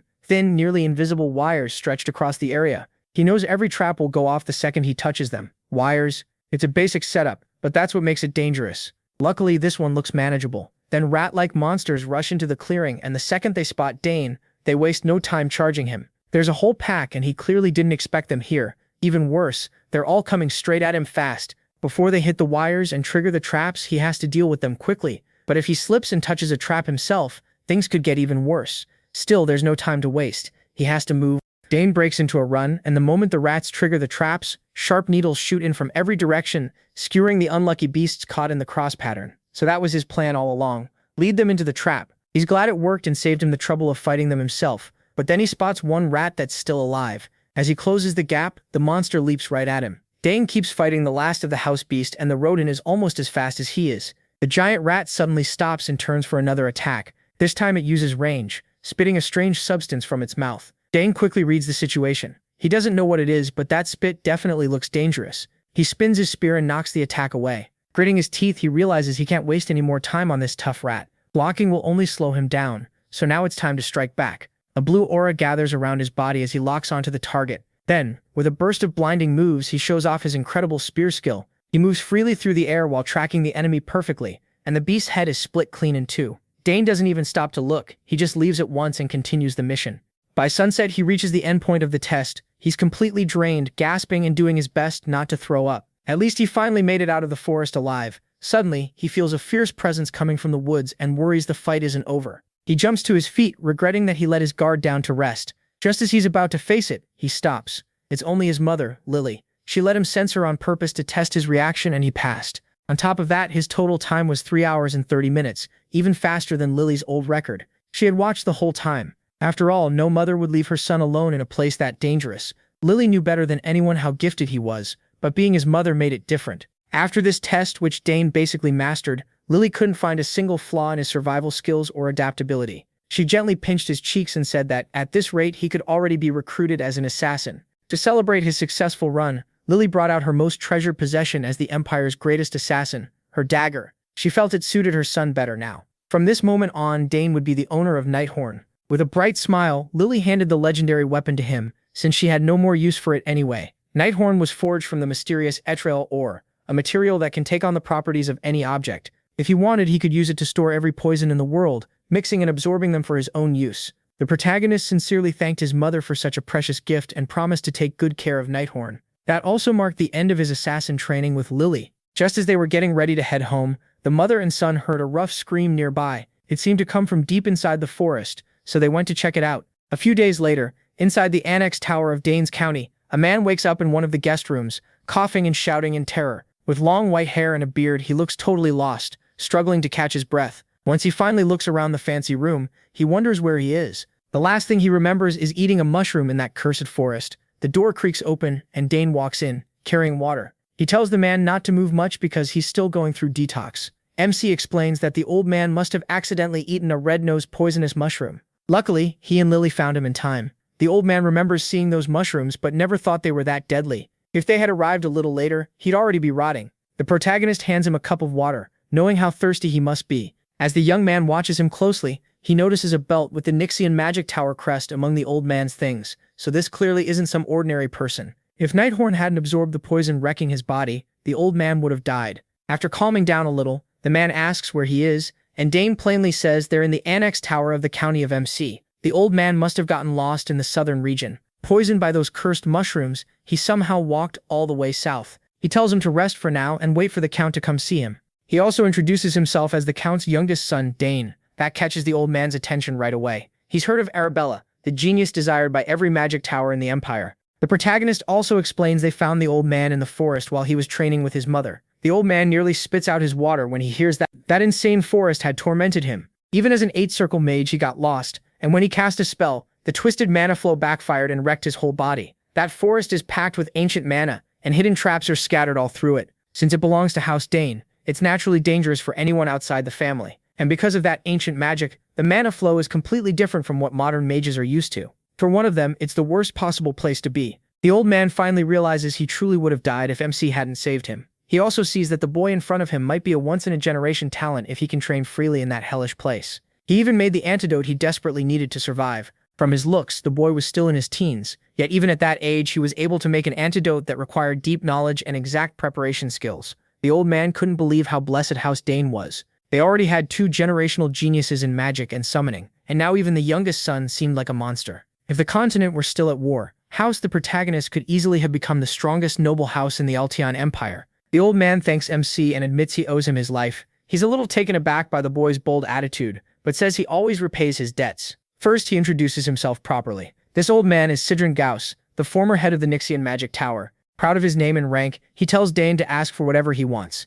He only smiles at that show of modesty. He can tell this wandering old mage is the type who keeps everything he owns in a subspace. Sidron is thrown off by how calm the protagonist stays after hearing his title. Most people would be shocked or nervous in front of a tower master, but the boy doesn't flinch at all. Trying to recover his dignity, Cedric urges him again to ask for anything. Dane pauses for a second, seeming to think over his next words. Cedric smiles, expecting a chance to prove how dependable he is, but MC simply says he needs more time to think about his reward. He never gives Cedric the satisfaction of feeling important, and in the end, MC turns to the door and wishes the great mage a quick recovery, telling him to get some more rest. Once the boy finally leaves the room, Cedric just sits there on the bed, stunned by his indifference. No one had ever treated Sidron like he was just some regular mage. The old man starts thinking he might leave after only a day or two. But not this time. He had just met an interesting kid in the south, and now he wanted to learn more about him. Dane casually told Herman who Sidron was, and the attendant excitedly explained that 8-chain mages sit at the very top, the best of the best. That meant someone with huge power now owed him a favor. Magic towers, after all, work like independent powers on this continent, almost like sovereign nations. So Cedric was an incredibly important person. Even so, it was strange that the head of a magic tower had been wandering through that forest. Then again, this was no normal forest. Mages treat it as forbidden ground and call it the Forest of Last Days. Just hearing that name tells you regular people should never go near it. Dane looked at the sword in his hand and told Herman to get him a new one. The ones he had been using were already too short and too light for him. Luckily, they had plenty of weapons from the war trophies the Count brought back. By tomorrow, the protagonist could start training with a proper longsword. For now, he would finish training with the lighter blade. Then he remembered the crest Duke Turman had given him, a free pass to forge any weapon he wanted. 7 years had passed since then. Looking back, Dane remembered those days fondly. If he ever went to the capital, his first stop would definitely be the Duke's land. After training, MC met his father outside the hall. He had thought his father still had business away from the castle, but to his surprise, he came back early. Things had wrapped up faster than expected, so the Count rushed home to check on the head of the magic tower, recovering in a guest room. He hoped Cedric Goss could help Arabella. After all, she would need a strong teacher. Dane had thought the same thing. Maybe the Tower Master could guide his sister, but he wasn't sure the old man could handle her attitude. He had heard Arabella once punched a senior for being annoying. Either way, Count Dne Sogress praised his son for saving a life. Sure, he had only done what needed to be done, but it was still something not everyone could pull off. The protagonist had truly grown into an amazing young man. As the years passed, it got harder and harder for Count Dne Sogress to even catch a glimpse of his daughters. Arabella had finished her extended term and was choosing a magic tower, while Claire had become an assistant professor. That's the price of having exceptional children. Of course, Claire and Arabella were outstanding on their own, but the Count also had big hopes for his only son. He often wondered how the world would deal with a man carrying so many gifts. The Count looked forward to the day his rival, Balt Termian, would see how far Dane had come. It had been years since he was reborn as the son of House MC Sogress, yet the thought of crossing swords with Duke Termian still fired him up. Anyway, he also wondered how Layla was doing in the capital. Her last letter had come maybe a year ago. He was looking forward to seeing what she had been up to once he reached the capital. A few days later, Cedric complained he was going crazy in the guest room. He still hadn't fully recovered. The doctor told him not to go far and strictly banned him from using magic. His mana backlash still hadn't been cleared, and the poison in his body wasn't fully gone either. He needed more time to rest. Cedric didn't have much choice. He hadn't been unable to use magic in a long time, so this was at least a change of pace. Still, staying locked up all day was too much, so he left the room even though he didn't know the annex. The doctor worried the old man would cause trouble, and that he'd be the one dealing with it. In just a few days, the maids had already started rumors about the strange old guest. People say mages are either geniuses or crazy. Some servants saw Cedric walking up and down the annex stairs over and over, and now he was spending hours just staring at the flowers in the garden. They had heard he was supposed to be a mighty mage, but to them, he just looked like a weird old man. They even worried about young Arabella. Cedric, meanwhile, was completely charmed by the beautifully made garden on the estate. He never would have guessed it had been arranged with such amazing magical skill. Dane walked up to the old man. He had searched all over before finally finding Cedric in the garden. Cedric clearly didn't enjoy being stuck in a strange place until he was fully healed, but everyone was only trying to help him. Even so, the area really was a nice place to rest and recover. He could see why so many nobles came south during vacation season. Dane loved the south, so it was a shame he would be leaving soon. Curious, Cedric asked the boy where he was headed. The protagonist casually said he would soon be going to the capital, and Cedric assumed he was bound for the academy. After all, both of his sisters were already well known there. While the daughters of House MC Sogress were famous for their incredible talent, Cedric was even more curious about MC's gift, so he poured mana into his eyes and decided to check for himself. Inside the boy's body was a raging wave of raw power. Cedric's eyes widened. He had never seen mana this dense. The boy's power was on a whole other level. If other geniuses his age were streams, Dane was a rushing torrent tearing through everything in its path. Normally, that much power in someone so young would be unstable and ready to explode. But not here. He quickly noticed the old man inspecting his mana without permission and called it rude. Cedric awkwardly stopped and praised him for catching it. He apologized and admitted it may have been thoughtless. Inside, though, he still couldn't understand how Dane kept such wild power under control. In all his years as an archmage, the boy was a one-of-a-kind case. Confused by the old man's reaction, the protagonist wondered what he had seen. Cedric had been so focused on the amount and density of MC's mana that he only now realized the boy didn't have a magic circle. With that much mana, forming one should have been easy. The old man's face twisted in horror as he realized what must have happened. Looking closer at his heart, Cedric saw 2 mana cores. Sure, making 2 mana cores at that age was unbelievable, but the old mage looked furious that he had chosen this path. To him, having that insane amount of mana and using it just to handle a spear was madness. Cedric thought turning that power into cores instead of circles was almost a crime. In his eyes, Dane had turned away from the greatest magical talent he had ever seen. Confused, the protagonist asked if he couldn't simply use both mana cores and magic circles. That only made the grumpy old man even angrier. He grabbed his head in frustration, overwhelmed by all that wasted potential. He didn't even know where to start explaining how badly MC had trapped himself. Cedric asked if he knew why magic swordsmen usually have short lives. It's because they carry both mana cores and magic circles at the same time, and those two systems keep clashing. When that happens, compressed mana from the core flows into the circle, If the circle can't handle that force, it shatters into pieces. Dane understood the idea, but he hadn't realized it could be that serious.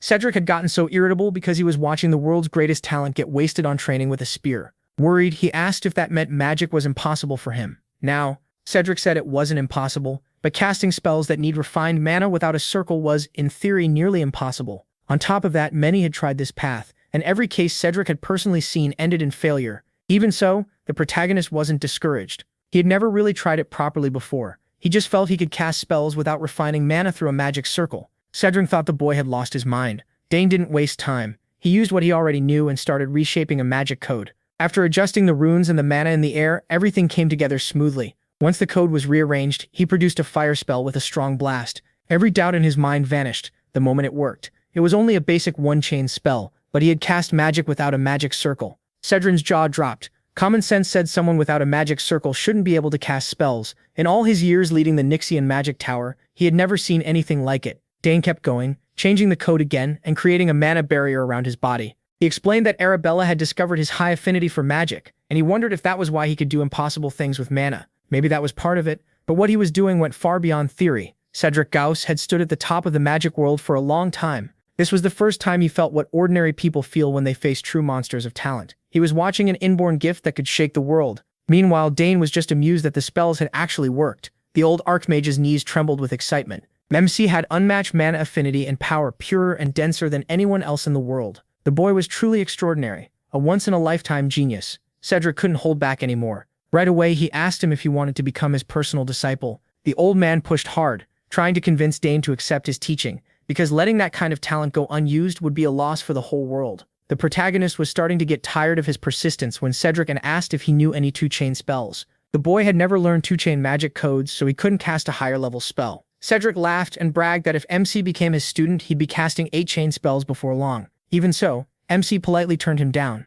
Cedric's patience was running out when Agric stepped in and laughed at how close the Archmage was getting to his son. When asked what they were talking about, Agric honestly said the old man kept trying to make Dane his disciple, even after being refused several times. At least Cedric knew how to act in front of the head of the house, praising his potential to become a great mage someday. He stressed that the protagonist's future was brighter than anyone could imagine, since he could already use chain-level magic without a circle. As a true warrior, Count Agric understood just how unbelievable that was. At this point, the Count had almost stopped being shocked by his son's inhuman feats. Dane didn't even know the basics of spells, yet he could cast them naturally. The Count also praised the former head of the magic tower for seeing MC's talent right away. But talent wasn't enough of a word. MC was a genius who could truly become an unmatched magic lancer. The moment Count Agric heard that, he pictured his son giving up the spear and taking up a sword. His good mood vanished, and the anger in the room was obvious. The title of magic swordsman clearly did not sit well with Agric. Dane shivered when Sidrin said the one word that should never be spoken in front of his father. Not noticing the mood at all, Sidrin kept pushing the idea of him becoming a magic swordsman. He even promised to take full responsibility and turn the boy into the strongest fighter in the Empire. By the time he noticed the Count's expression, it was already too late. Count Agric shouted at the top of his lungs that his son would never become a magic swordsman. Sidrin argued that sword and magic were a perfect match for a genius fit for both, but Agric kept yelling that his boy would not become a magic swordsman. If anything, he'd become a magic lancer. Sidrin finally understood what the real problem was. Dane just stayed as quiet as possible while his father calmed down. Poor Sidrin had never met a family as strange as the Sogress family. For a mage, taking on a disciple carries huge meaning. Powerful mages usually choose their successors through a rite called inheritance. It's a tradition that goes back to ancient times, even long after formal magic education became common. What Sidrin wanted was not just a disciple but someone to inherit his life's work and the legacy before it. The fact that an 8-chain archmage was still this desperate to recruit him gave Dane a lot more confidence in his own talent and future. He could feel a strange new emotion stirring inside him. Now that he understood the basics of magic, he remembered a gift Arabella had left him years ago, a crystal ball he could use if he wanted to see his sister. Right now, getting Arabella's opinion sounded helpful. Dane took out the crystal ball and poured mana into it. He called Arabella telepathically while she was studying in the Academy library. When she finally recognized his voice, she was stunned. Arabella dropped what she was doing and smiled, happy that her little brother had contacted her. As expected, even Arabella was shocked to hear that the protagonist had used a one-chain spell without a magic circle. She already knew his mana affinity was absurdly high, but not to this level. Since the circle mainly purifies and moves mana, she guessed Dane's mana might already be pure enough to use as it is. To test that, Arabella wanted to send a mana stone to the device in MC's room and check the purity of his mana. It was lucky he had Arabella to help with things like this. She was already a well-known 6-chain mage, and her support was deeply reassuring. Arabella believed that since the protagonist could already use chain-level magic, drawing attention at the academy would be unavoidable, even though that was the last thing he wanted. Still, there was no stopping it. Talent always draws eyes, but Arabella promised she'd crush anyone who tried to bully her little brother. Speaking of bullies, Dane asked about the rumor that she broke the nose of an upperclassman, the second son of the dual duchy. Just thinking about that clingy jerk made Arabella mad. Realizing she was taking the call in a public place, she tried to calm herself down. In any case, she guessed MC's mana purity might keep increasing over time, and that was one possibility they had to consider. Sadly, the talk had to end when one of her professors called for her. They said goodbye, and Arabella promised to send the mana stone. It finally hit Dane that he might be walking a path no one had ever walked before. With mana this pure, he joked that maybe a dragon's heart was beating in his chest or something. Meanwhile, Sidran was still stuck in the annex recovering. He had used mana to inspect him, and that made his magic backlash worse, so he might have to stay there even longer. If the boy would just accept his offer, Sidran could pass on one of the greatest legacies in magic. He kept wondering what he could do to lure the protagonist over. If even 8-chain magic wasn't enough to tempt him, maybe he should offer some priceless artifact or pass down an inheritance refined through many generations. But if he handed over his treasures too soon, Dane might trick him and leave him with nothing. While he was still racking his brain for ideas, MC knocked on the door. Sidran wondered if the boy had come to apologize or maybe changed his mind about the offer. Dane had come to see the old bat because he had something to say. Sidran instantly assumed he had finally decided to become his disciple, but he quickly shut that idea down. No, it wasn't that he had no interest in magic. Sidran asked if he already had a master, but that wasn't it either. Thinking he was being toyed with, Sidran asked what the boy wanted. It was simple. The protagonist still didn't know the rearrangement code for 2-chain magic. Learning from his sister would be hard since she was far away, so the best choice was to learn from Sidran, a real archmage, and since the old man still owed him for the rescue, refusing right away would be hard. Dane admitted he didn't want to walk only the path of a mage. He wasn't going to become just a magic lancer either. He wanted to be a summoner magic lancer assassin. As far as Sidran knew, nothing that ridiculous even existed. Hell, MC said he'd even add swordsman to that title. The sheer absurdity of the boy's dream left Sidran speechless. To chase something that wild, he had drawn a clear line and refused to become the former Magic Tower chief's disciple. From his tone, Sidran could tell the boy had already made up his mind. Then an idea struck him. The old mage stood up and asked if Dane would be interested in a letter of recommendation. Since he planned to enter the academy, one from the former head of the Nixion Magic Tower would greatly raise his standing. The protagonist thought about it for a moment and decided it wasn't a bad offer at all. He accepted the letter, and while they were at it, he had one more request. Cedric laughed to himself, thinking the boy had finally come around. Maybe now he could start securing his hold over this unmatched genius. Seeing the old man in a generous mood, Dane asked if he could also learn the rearrangement code for 2-chain magic. For someone like Sidran, that shouldn't be hard. After all, he knew the rearrangement code for every existing 2-chain spell. MC was still young, so a recommendation letter and a few 2-chain spell codes were hardly too much to give. Even if he wasn't in top condition, Sidran could start teaching right away. He quietly smiled to himself, knowing he had just pulled off a big win. He held out his hand and said that with all of this, Sidran's debt for being saved should now be fully repaid. The old bat had said it himself. Since he owed Dane so much, the boy could ask for anything. So that was exactly what he was doing. Sidran did not like being played like that. He had really thought he was finally getting a disciple. But the protagonist's answer to the invitation hadn't changed at all. It was a big no. The old man had been outsmarted by a 14-year-old.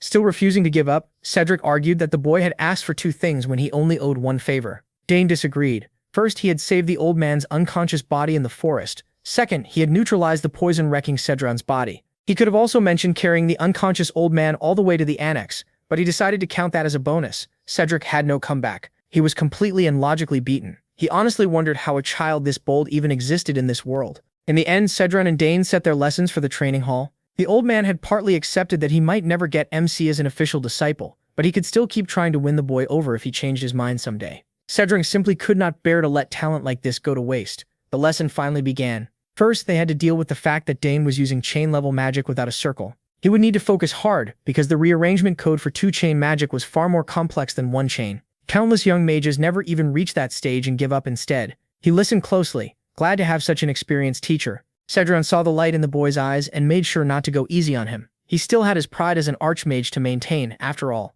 2-chain codes are on a completely different level, because the caster has to calculate the mana amount personally. The magic density in the air and even the state of the body both matter at the same time. Magic is so hard and complicated that most people quit. Cedran gave the full complex explanation, expecting Dane to ask for a simpler one. When he asked if the boy needed anything explained, the protagonist just smiled and told him to keep going. For MC, learning not only how magic codes are rearranged, but also things he had never known before was eye-opening. To make sure he truly understood, Agric asked him to explain the laws behind magical rearrangement. From Dane's notes, the first law was this: coexistence. Magical power can exist in the physical world and alongside other sources of mana. Through that coexistence, mages use both their own power and the mana around them to cast spells. The second law was conservation. If magical power gathers enough elemental matter, it can show different traits through that stored energy. Dane didn't just understand magic deeply, he was already adding his own ideas to it. Most people would think magic theory was boring, but that wasn't true for him. The boy had talent, tools, and a real hunger to learn. How could anyone be a more perfect mage candidate? As the lesson went on, Agric explained that magic codes grow far more complex with each added chain. Rather than stay in theory, he decided a demonstration would be easier. He skillfully drew out a small amount of mana and built a simple magic grid to show a one-chain spell in its most basic form. But from 2 chains on, everything gets much harder. He changed the mana fragment into a spinning mass of runes and power, showing the rearrangement code for 2-chain magic. Dane fixed his eyes on the display, paying close attention to how complex the nodes were. Agric then shaped the code into the 2-chain fire spell, Fire Arrow. With magic codes, repetition is what leads to mastery. The old man figured he was finally seeing just how hard magic could be. By his estimate, most people needed at least a year to move from a 1-chain code to a 2-chain one. No matter how smart someone is, the human mind can only grasp one piece of the code at a time. Agric thought he could guide Dane's progress over about a week, teaching him the methods step by step for mastering 2-chain codes. But the protagonist already wanted to try and Agric allowed it, expecting the boy to fail badly. But the moment MC began drawing mana out of his body to make the first code, Agric felt like he was watching a master at work. The boy focused and used his hands to shape the pure mana spinning in the air. Soon he formed the same grid Agric had shown as the basic structure of a chain code. The lines had exact length and width, made with scary precision, and the old man was stunned. Dane could have stopped there and still been called a genius, but where's the fun in that? Instead, he broke apart the mana grid and slowly turned it into a swirl of mana in the air. Agric was speechless when he saw a perfect copy of the 2-chain rearrangement code he had demonstrated just once. Asked how he did it so fast, he simply said he copied it by watching and memorizing the rules and patterns. He pictured every factor in his head while building the code, and it came surprisingly easily. Agric was amazed again and again. Even as a magic genius, he had needed time to reach 2-chain magic. Yet a boy without a magic circle did it in just a few minutes. As if he wanted to give the old man a heart attack, Dane then said he would try casting Fire Arrow too. He moved the mana and runes around his body with flawless speed. At last, he rearranged the code perfectly and created several fire arrows.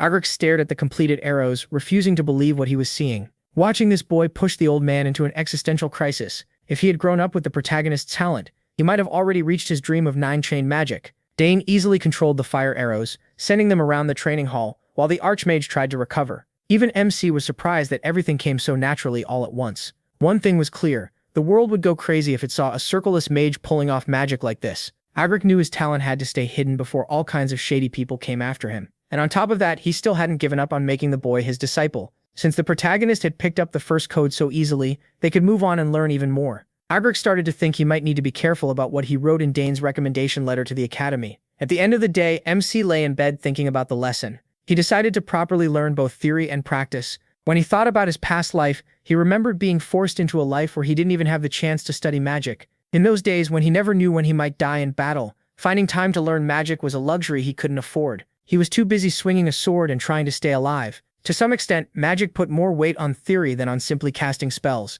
And in this life, he had the time, the resources, and the talent to want to learn much more. Dane could combine the theory he learned from Arabella with the talent he was born with, and now even simple guidance could lead to explosive growth. Since he was being taught by a former tower master, he couldn't help wondering what kind of magic he'd learn in the coming days. About half a month later, Dane went to his father with a request to make something called a magic reagent. They didn't have the materials, so he would need to leave the territory. His father was a little surprised by his son's progress. Agric backed him up, assuring him that the boy was ready for reagents, now that he had already mastered 4 rearrangement codes. Normally, even a genius would need a month to learn one. Count, the protagonist, also knew that magic reagents were hard to find. The protagonist had only learned about them by reading books in the family's magic library. Agric had already accepted that the boy was simply built differently. He was even glad MC cared about something as dull as magic reagents. In the end, the Count agreed, thinking it would be a great experience for his son. Since he was leaving anyway, Dane could also see his territory for himself. He smiled and thanked his father for trusting him to go out on his own. He set off on a short trip to the outer parts of the Sogress territory. With him were Agric and Herman. Even out there, the people of the county looked at the protagonist and spoke of him with deep respect. The protagonist returned their warm feelings with kindness and a smile. During the trip, Agric guessed that Count Dane must be a kind lord, judging by how happy his people were. The South really had a lot going for it. Great snacks, nice weather, and good people too. That kind of sight was extremely rare in the capital. That's why MC loved this territory so much. Their small group traveled through the outer region for a while, heading to the magic supply shop. He had never been there before, so he asked Herman to lead the way. The three of them sped up and soon reached the shop. The shopkeeper was shocked to see the famous young master, the protagonist, walk into her small store. She praised his silver hair and bright emerald eyes, and the protagonist thanked her. Lately, not many people from the local lands had come by to buy magic supplies. Luckily, many travelers interested in magic had kept her business alive. The shopkeeper also recognized Ugric, the former lord of the magic tower, and said how grateful she was to have him there. The old man was clearly pleased to finally be recognized. She invited them to look around as much as they wanted and asked them to call if they needed anything. Since it was MC's first time in a magic shop, Ugric told him to explore freely while he spoke with the merchant. With one quick glance, Dane could already spot all kinds of interesting items. There were potions, gems, amulets, and all sorts of magical goods, though something about the place gave him a strange sense of déjà vu. On top of that, he noticed that touching the products let him feel their magical reaction. He just chalked it up to his high affinity and kept looking around. Then a soft bell-like sound rang in his ears, almost calling for his attention. He felt an especially strong reaction from one side of the shop. When he moved closer, the owner told him that everything on that side was only decoration. Ugric called Dane over to look at some potion ingredients together. The old man had already picked a few raw materials, like moonroot, which could be used in at least 50 different potions. The owner assured them she personally processed her ingredients and kept them top quality. Still, he was very curious about the strange sound. As he walked deeper into the pile of decorations, he felt an odd power pulling at him. Then he turned and spotted a stone, giving off pure mana. It had to be the source of the sound. Dane hurried toward it, almost like his body was moving on its own. Seeing his young master act strangely, Herman rushed over in concern. To him, the protagonist was only staring at an ordinary stone fixed to the wall as decoration. MC didn't know what was happening, but the stone was clearly calling to him. He pulled it from the wall and held it in his hands. Just as he suspected, pouring more magic into it made the reaction even stronger. It was possible the object was reacting only to his magic. Meanwhile, Ugric was still picking out raw ingredients all over the shop. Dane went to the owner and asked about the stone he had just removed from the wall. Like she'd said before, it was only decoration. But what kind of decoration gives off a stronger magic reaction than anything else in the store? Ugric asked if she had been tricked into buying it, and she admitted that a few years ago, a traveling merchant had given her a large package as payment. When she excitedly opened it, she found only that plain stone inside. She still held out hope and asked a mage to appraise it, but it was confirmed to be ordinary. Based on how Dane reacted to it, this clearly wasn't an ordinary stone. The shop owner urged the young master to pay attention to her real stock instead of wasting time on a rock. She tried showing him all kinds of rare magic items, but he was still fixated on the strange stone in his hand. It was the only thing he wanted. She even showed him a scroll card that could read names on its own and store information for records. In the end, the protagonist bought both the scroll and the useless stone. He was sure this wasn't something he could just leave behind. Even Ugric couldn't figure out what the boy was thinking. On the way back, the old bat asked if Dane was really into decorations, or if he truly believed the stone had something special about it. Once MC explained that the slab reacted to his magic, Ugric didn't dismiss it. He still couldn't see anything unusual, but now he was curious too. Since the streets were crowded, the small group hurried back to the castle. Ugric set up a priceless testing device to help Dane learn what the stone really was. He was sure he could judge it properly. A mage had already checked it and found nothing, but Ugric proudly said no evaluator was better than his machine. He had poured all his money into this top-level tool for appraisals, and believed it could analyze anything placed on it. Both of them were eager to learn what was hidden in that plain-looking stone slab. Ugric placed it on the platform and told Dane to pour magic into it to trigger a response. The moment he did that, the stone gave off a dense burst of magic power. It lit up inside the device, and its glow twisted into something complex. Ugric watched the flare closely, his eyes locked on the slab. Seeing his tool finally uncover the stone's secret, Ugric could hold his head high again. After being shown up by the boy so many times, mana streamed out of the slab and formed runes in the air. Dane understood right away what they were seeing. Since Ugric had been teaching him about this for weeks, there was magical code inside the stone, but the old bat said this was no normal code. It was amazing. Floating around them was a structure unlike anything they had seen before, maybe as complex as a 6 or even 7-chain code. So the magic stone had hidden code inside it, and the protagonist mana seemed to be the key. It only reacted to him. They had managed to pull the code out, but figuring out what it was and why it answered only to Dane's magic was a whole different problem. Even Ugric, skilled as he was, had never seen this kind of magic before. Still, his pride as a mage made him determined to crack it. If he could, they might learn what made MC's magic so different. While he and Ugric worked hard to decode the magic at the training grounds, Arabella was busy with research of her own in a private lab at the academy. It was packed with books and magical tools, all neatly arranged from her many studies.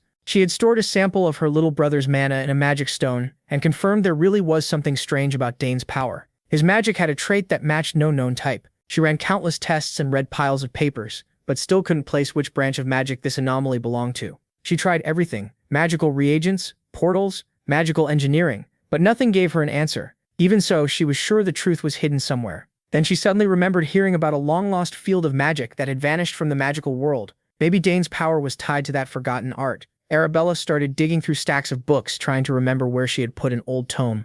It covered alchemy, divination, spiritualism, necromancy, and an early form of magical code. As she searched, another dusty book dropped from the shelf. She picked it up and realized it was an ancient magic text. That made her remember she had once studied the vanished magical kingdom of Arcana, a civilization said to have existed over 2,000 years ago, and inherited older magic from an even earlier age. They were believed to use forms of magic that no longer existed. Arabella laughed the thought off. Ancient magic had disappeared long ago, so Dane's power couldn't really be tied to something that old. Still, she had nothing to lose at this point, so she tried something unusual. She placed the crystal holding the protagonist's mana into her magical typewriter and used the ancient magic book as a reference. After a few moments of focus, Arabella opened her eyes in shock. The crystal was reacting. She quickly wrote down the mana's properties, her mind racing as she wondered whether Dane's magic was tied to alchemy, divination, or something else entirely. She could accept any answer as long as it wasn't necromancy. When she finished reviewing her results, it felt like she had been struck by lightning. All she could say was, "What kind of discovery is this?" Back at the training grounds, Dane and Agric were still trying to force more reactions out of the stone. After a while, Agric finally broke the seal on the slab. Inside, there was something else. The old man carefully reached in and pulled the object out. It was a simple accessory, a silver bracelet giving off dense magic power. To most people, it looked like an ordinary bracelet from a market stall. Agric first guessed the material might be rare, but it seemed normal. Since the stone only reacted to MC's mana, Agric suspected the bracelet would do the same. MC put it on his wrist. At first it hung loosely, like it was too big for him, but then it reacted. The bracelet lit up, resonating with the magic in his body. Just as expected, it responded only to him. Strange glowing characters started appearing from the bracelet. Agric leaned in for a closer look while Dane eagerly asked if the old mage could read the symbols. To the protagonist's surprise, Agric's face broke into a huge grin. They were ancient runes, letters nobody in the current world could read. By ancient, Agric meant the language of the lost kingdom of Arcana. MC only knew a little about Arcana from what Arabella told him as a child. She said it was an age when magic ruled every part of life. Then suddenly and mysteriously, that golden era ended, leaving behind only a few relics and legends. And now this strange line of magical code sealed inside a stone had become another piece of that old puzzle. Agric always knew his magic was unusual, but he never imagined it would connect to the ancient kingdom of Arcana. That only made him want him as an apprentice even more. After all, the Forest of the Last Days, which had even defeated Agric, was said to be filled with traces of Arcana's disruptive magic. The protagonist's connection to that ancient power finally made sense. Sadly, all they had right now were a few unreadable lines of text. Agric told Dane to take all the time he needed to investigate the mystery, but warned him to keep it secret for now. Then their quiet study was interrupted by a terrible sound echoing across MC's territory, making both of them freeze. Something awful seemed to be coming. The familiar alarm caught them off guard, and the old man quickly assumed it was a monster attack warning. That was enough to get him excited. Now that his body was almost fully healed, he was eager to test himself again and repay the kindness his household had shown him. The old man eagerly told the protagonist not to just stand there and to grab a spear or anything useful, but the protagonist stayed still, barely showing any reaction. Then he quietly slipped a hand inside his coat and pulled out a pendant. Agric raised a brow, asking what he was holding and why the alarm sound was coming from it. MC then told the excited old man it had nothing to do with monsters. It actually meant his older sister was trying to contact him. The old man's excitement instantly deflated, and he grumbled that he should have said so sooner. Dane only laughed awkwardly, reminding him that it should already be obvious there was no reason for monsters to be in this area. With that cleared up, the protagonist answered his sister's call while the old man stood there looking disappointed. As soon as the connection opened, she asked why he took so long. MC apologized and asked why she had called. She started sharing something important about his magical code, but quickly stopped and asked if someone was beside him. Just hearing her mention magical code was enough for Dane to realize she had discovered the truth. His power was ancient magic. The old man overheard and let out a sharp cry, demanding to know how she figured that out. While they kept talking, he explained their side too. When he and Agric examined some stones, they also found out his magic belonged to an ancient magical realm. The giveaway was simple. The stone reacted only to his mana. Agric meanwhile ground his teeth in frustration. Finding that out just by analyzing the protagonist's magic was insane. He already knew she was a genius, but her talent was even greater than he thought. Arabella then asked if anyone else knew his secret. MC quickly said no, She let out a relieved sigh and told both MC and Agric to keep it hidden, because if the truth got out, he wouldn't be able to handle the consequences. She also apologized to Agric for jumping into the topic without introducing herself first. The old man only laughed, saying he already knew plenty about her through him. And as for keeping his magic secret, he promised not a single soul would hear about it. If that secret gets out, the protagonist wouldn't be the only one in trouble. The whole Sogress house would suffer for it. Arabella praises the old man for catching that right away, saying that's exactly what she'd expect from a wise mage. Cedric then asks if this call is being recorded, and she says it isn't. She explains the moment the call ends, it'll be erased at once. That eases him a little, and he adds that he plans to return to the magic tower to look into this himself. Arabella thanks him, but he brushes it off, saying he's only doing what any mage should do, so she doesn't owe him anything. Then he brings up the magic tower again. He heard she's been looking for one to join, so he asks if she's decided which one she wants. Arabella instantly catches what he's hinting at and tries to dodge the question, saying she isn't considering Nixon Magic Tower since it doesn't focus on the field she cares about. That annoys the old man all over again. He was already wondering where Dane got his brains from, and now it's obvious his sister is just as sharp. Still, he keeps that to himself and only laughs, saying she doesn't have to join their tower anyway. Watching this, MC gets a little nervous, especially after how blunt his sister was. Anyway, she ends the topic by saying they can talk about the details later. After a quick exchange of goodbyes, she cuts the connection. Sidrid remarks that their sister has grown into someone pretty amazing, and Dane agrees, adding that the artifact in front of them was made by her too. He says this compact crystal ball is especially popular with young mages. The old man smiles and admits it's impressive, though the frustration on his face is hard to miss as he says he doesn't need something like that. Once a mage reaches the 8th chain, he says wasting time chatting isn't something they do. He can tell why he's saying that. If the old man doesn't want a trendy item like this, it probably just means he has no friends. Later, the protagonist tells his parents everything about the ancient magic. His mother looks worried, but his father calmly says that if anyone targets the protagonist, they'll make them pay. His mother agrees right away when it comes to her son's safety. She won't hold back. Emo feels a little awkward seeing how fiercely protective they are, but he also knows there's nothing safer than being protected by both of them. Then Agric says that if he is right, their bloodline may carry ancient magic dormant within it. His wife agrees and wonders whether any of their ancestors had it too, so she plans to check her side of the family. It's a pretty interesting idea, and Dane can't help wondering what they might find if both sides of the family look into it.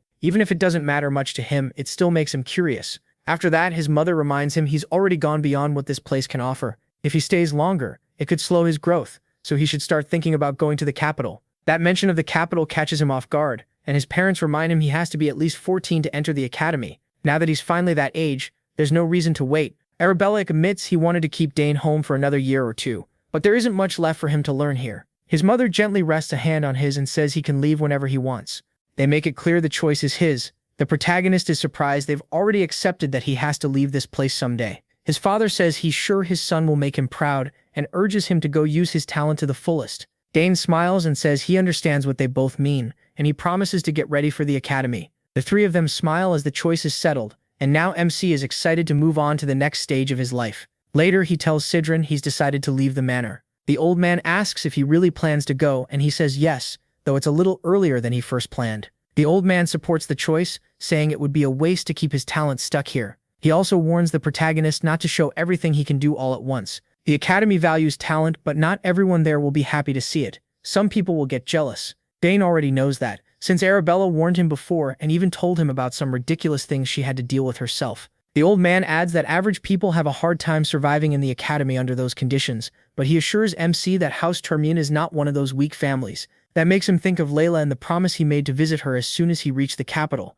He knows that if he doesn't, she'll be really disappointed in him. He also remembers the crest Duke Termian gave him, so he decides to think carefully about what kind of weapon he wants before heading there. The old man then reminds him that only 3 months remain before the academy starts, so he should leave in about 2 months. Dane agrees and then asks what the old man plans to do. Sidrin says he's going back to the magic tower because there's something he needs to handle. He thanks the protagonist for helping with his boredom, and to return the favor, he'll pass along any clue he finds about this ancient magic. MC is honestly grateful. The old man says that with so little time left, lessons should come first. He wants to speed things up so they can finish before MC leaves, but warns him that the 3rd chain is much harder than the 2nd. He promises he'll study hard to reach that level. Then he says he prepared a gift for the old man. Sidrin perks up at once, clearly curious about what it could be. Dane pulls out a box and says his sister sent it yesterday through teleportation magic. He explains that it's a very popular item among young people right now. This version is a brand new compact crystal ball that hasn't even been released yet.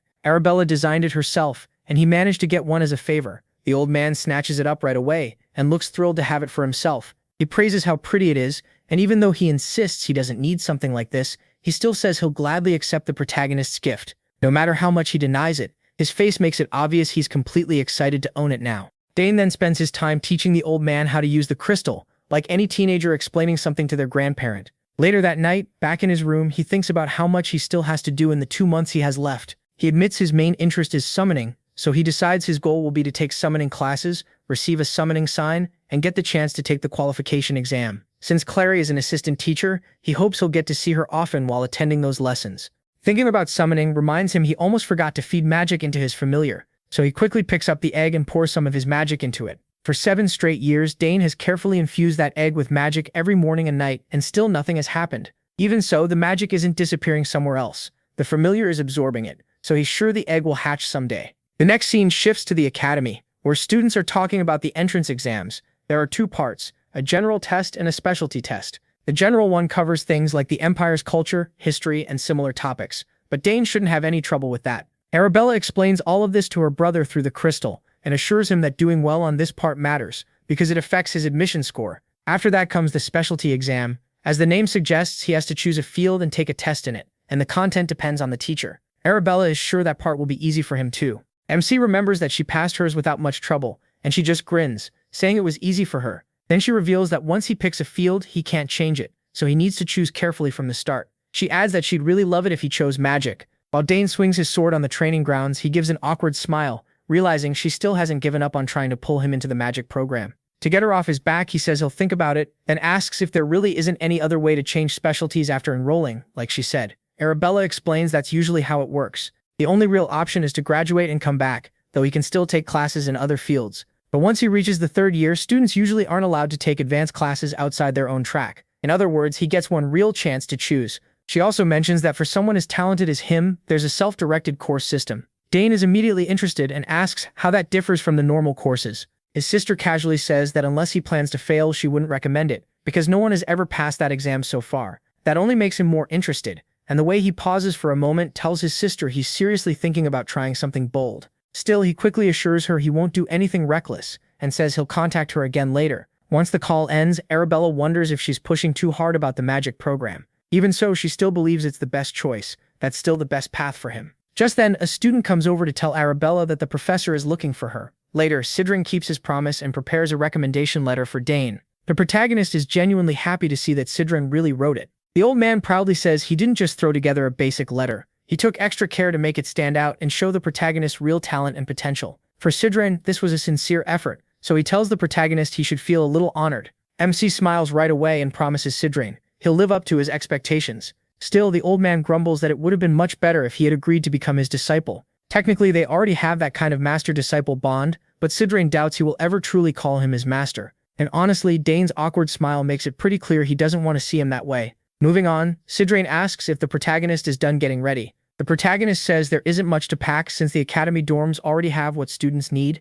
Cedric agrees the place is excellent, but adds that only a small group really gets the best of it. Even so, there's no way MC should lose to those arrogant nobles. He lets out an uneasy laugh, since from what he's heard, the academy is full of spoiled noble troublemakers. Cedric warns him to remember one thing: that place is full of kids ready to bare their fangs the moment they think he's looking down on them. The protagonist thinks it over and realizes it sounds just like the law of the battlefield, something he knows very well. He assures the old man he'll remember. Cedric then tells him to contact him anytime he needs something. Now that he has that compact crystal, he should make good use of it. Hearing that, MC figures Cedric must be leaving soon, and the old man quickly confirms it. Surprised MC guessed right. He reminds him that staying here would be awkward, since his father offered him a spot as mage advisor. Still, that's something to think about later, when he has nothing else to do. Cedric is sure he understands, especially since there's plenty of work waiting at the magic tower. It doesn't take the protagonist long to realize he must mean research into ancient magic. The old man then thanks MC, and our boy thanks him back for all the time he spent on a kid like him. The two share a smile, both hoping to meet again soon,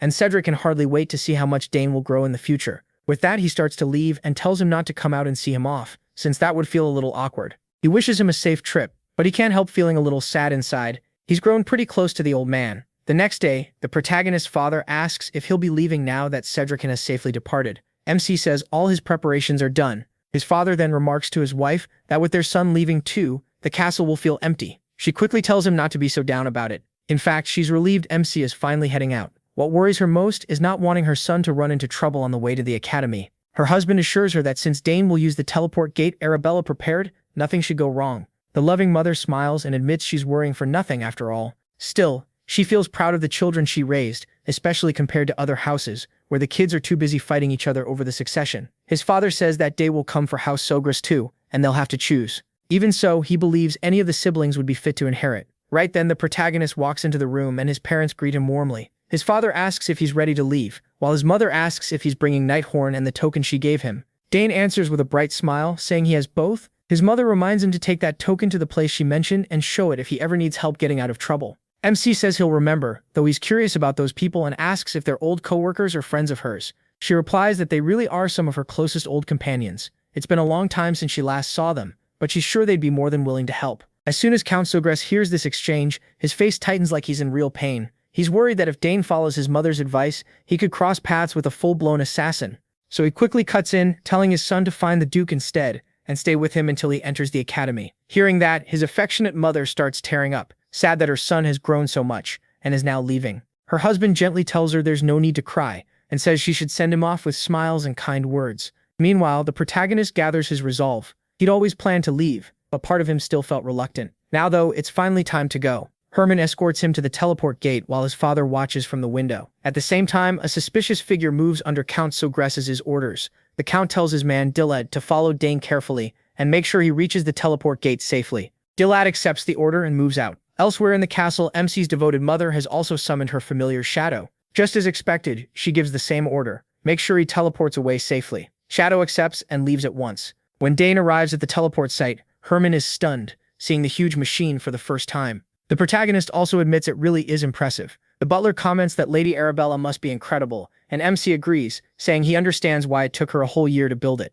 Excited, Herman asks if stepping onto the platform is enough to trigger the teleport. He tells him yes. He then reflects on how much work she must have poured into it, because teleport magic isn't like other kinds. It needs exact code placement, and magic has to be fed into it the whole time while the code is rearranged before the spell can work. The gate Arabella built is a flawless device where all the conditions for teleportation have already been met. Herman wishes him luck and tells him to stay safe. Dane thanks him back and starts to walk toward the gate. Once he steps in, he pours magic into it to activate it, just like his sister instructed. The portal opens at once, and blue arcane energy wraps around him as the teleport begins. The next moment, the scene shifts to a busy street with people going about their day. In the middle of it, our boy appears on horseback. A big grin spreads across his face when he realizes this is the entrance to the capital city, Artenia. As he moves through the crowd, an unfamiliar voice calls out, saying it has been waiting for him. The man in front of him looks like a knight and introduces himself as Luik Asmar, captain of the 1st Knight Corps of House Termion. The protagonist is a little overwhelmed that the captain himself came to greet him. He never expected that.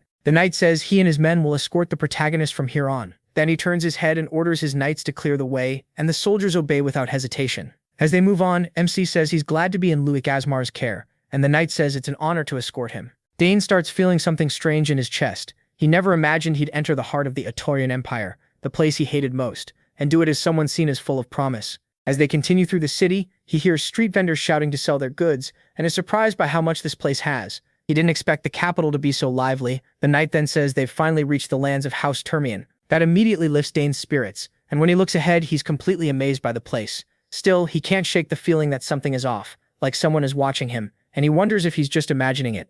As the protagonist nears the entrance, the household staff welcome him warmly, which catches him totally off guard. Their perfect manners and natural discipline stand in sharp contrast to what he's used to in the south. When Dane finally stands before Duke Termion, he quickly greets the head of the house and bows all the way to the floor in respect. Termion accepts the greeting warmly and invites him inside, eager to hear all about his tiring journey. Once inside, Termion comments on how much Dane has changed since he last saw him 7 years ago. He says even children a year or two older wouldn't match MC's presence and bearing, and adds that Count Sogress must be proud. Though this place may not compare to Count Sogress's castles, he still tells MC to enjoy his stay until the academy entrance exam. He also promises to assign a servant to handle anything he needs. He thanks him and quickly asks about Layla, wanting to know how she's doing and what she's been up to. Termion says she's mostly fine, then asks if the protagonist has had any recent conflict with her. MC asks what he means, and Termion explains that lately, whenever MC's name comes up, Layla always seems a little upset. MC quickly says he doesn't remember any disagreement with Layla. Termion thinks Layla may just be stressed about the academy exam, though he's sure she'll pass without much trouble. Dane wonders what made her act so oddly and figures it might just be puberty. Then Termian tells him to get some rest for now and says they can talk again later, adding that he should be nice. The protagonist has no idea what that means, but Termian just says he'll understand soon enough. A servant leads MC to his room, and he looks around thinking he'll be staying there for a week until the entrance exam. Still, the room feels way too fancy for a guest room. He drops his bag, starts unpacking, and plans to find the training grounds after that. Right then, someone walks into the room without knocking. She says she'll take him to the training grounds. The moment Dane hears that voice, he knows exactly who's behind him. When he turns around, he sees Layla. She's grown a lot since the last time they met. Looking annoyed, she asks why he took so long to get here. Clearly upset that she had to wait all this time. He can't hide how happy he is to see her, and he quickly asks how she's been. Layla says she's been great, but before they catch up, he has to deal with her anger. She's still mad that he didn't send her any letters for a long time, even though he promised he would. She asks why he never wrote over the past few years,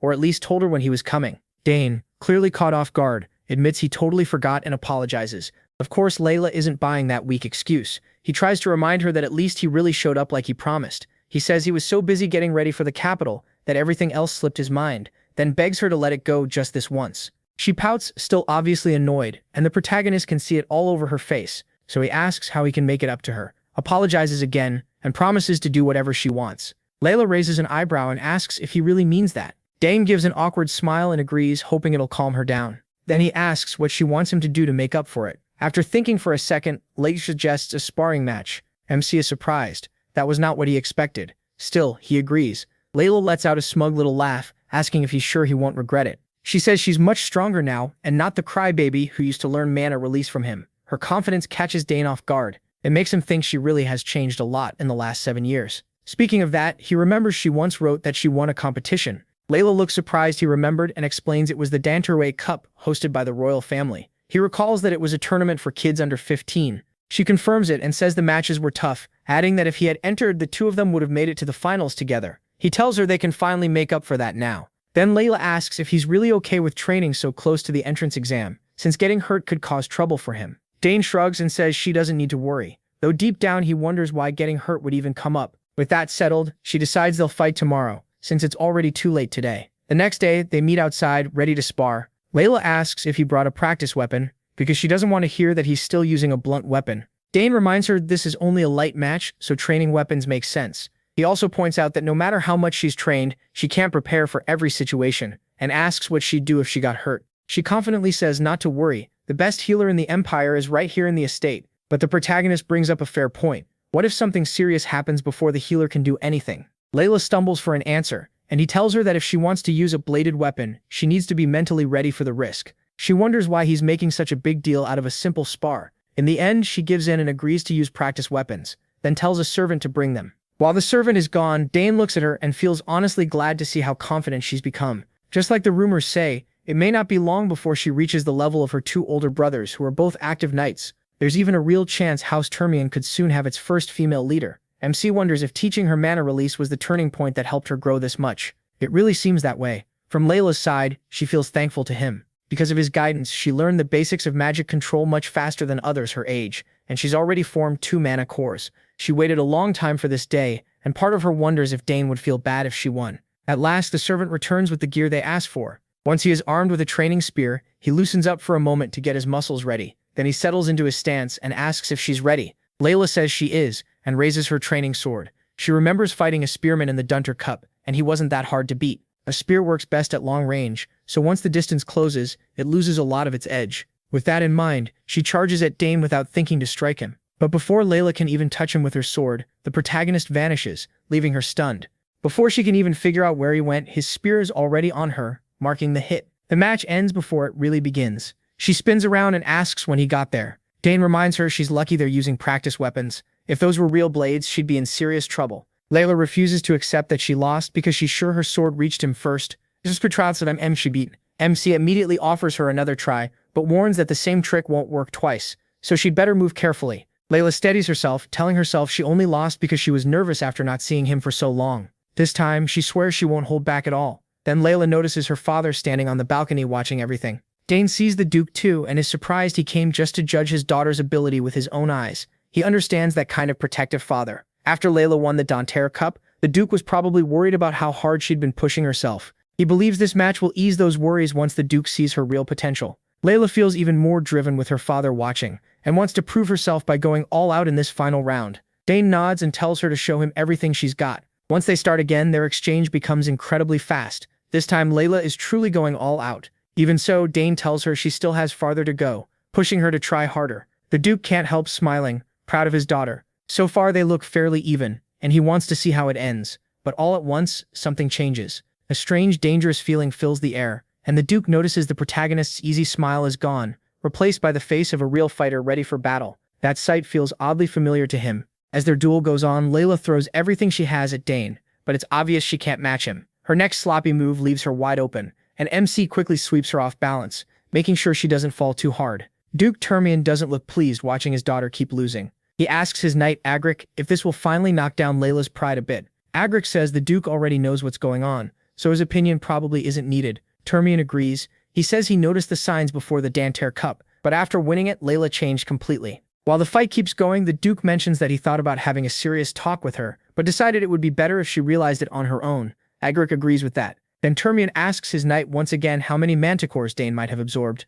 Given his talent, Agric guesses at least 3. Termian quickly disagrees, saying it's probably 2, with only a tiny chance it's 3. Agric asks why he thinks that. Termian tells him to look closer. What's crushing Layla isn't Dane's spear skill or even his greater speed. It's his tactical movement, something Layla has never faced before. The focus shifts back to Layla, who's completely thrown off by how the protagonist answers every move she makes. MC explains that her slow actions make it easy for him to read what she'll do. Every one of her attacks is too easy to predict, giving him the advantage, the upper hand. Watching the match, Termian asks Asmar if he can see the spirit of a seasoned swordsman in Dane. Asmar agrees right away, but says it makes no sense. How could someone this young have that much experience? Termian admits he's wondering the same thing. He then thinks back to Layla's biggest growth spurt, which happened 7 years ago. It was after they returned from an inspection in the south. Meeting him back then changed her a lot, and Termian is sure this time will too. Asmar agrees and says the boy surprises him too. Layla may have won the Danter Cup, but against the protagonist, she's clearly outmatched. It really looks like Count the protagonist trained him hard. But Duke Termian doesn't buy that. In his view, MC isn't the kind of person who trains someone harshly. More than that, he doesn't look like someone who would need that kind of training at all. Asmar isn't sure what the Duke is getting at, so Termian spells it out. This boy isn't ordinary. He was born with overwhelming talent, a real genius. He even thinks Dane probably skipped the Danter Cup for one simple reason. He just didn't care. Asmar nods on the outside, but deep down he thinks that sounds absurd. Every boy and girl in the Empire dreams of the Danter Cup, winning it, so why wouldn't he want it? Termian goes on, reminding him that no one his age has skills anywhere close to his. Right as he says that, his daughter drops to her knees from exhaustion. Looking at her, Termian thinks this may be exactly what she needs to knock down some of her pride. He hopes Layla finally sees her limits in this sparring session. If she can drop the arrogance and focus on improving with the sword, she could leave all her brothers behind. From Layla's side, this is one humiliation after another. She's finally starting to understand that Dane isn't just tough, he's on a totally different level. She knew they were different, but not by this much. Seeing how worn out she is, the protagonist decides to call it for today. So he was doing exactly what Duke Termian wanted, reminding Layla that she isn't the best.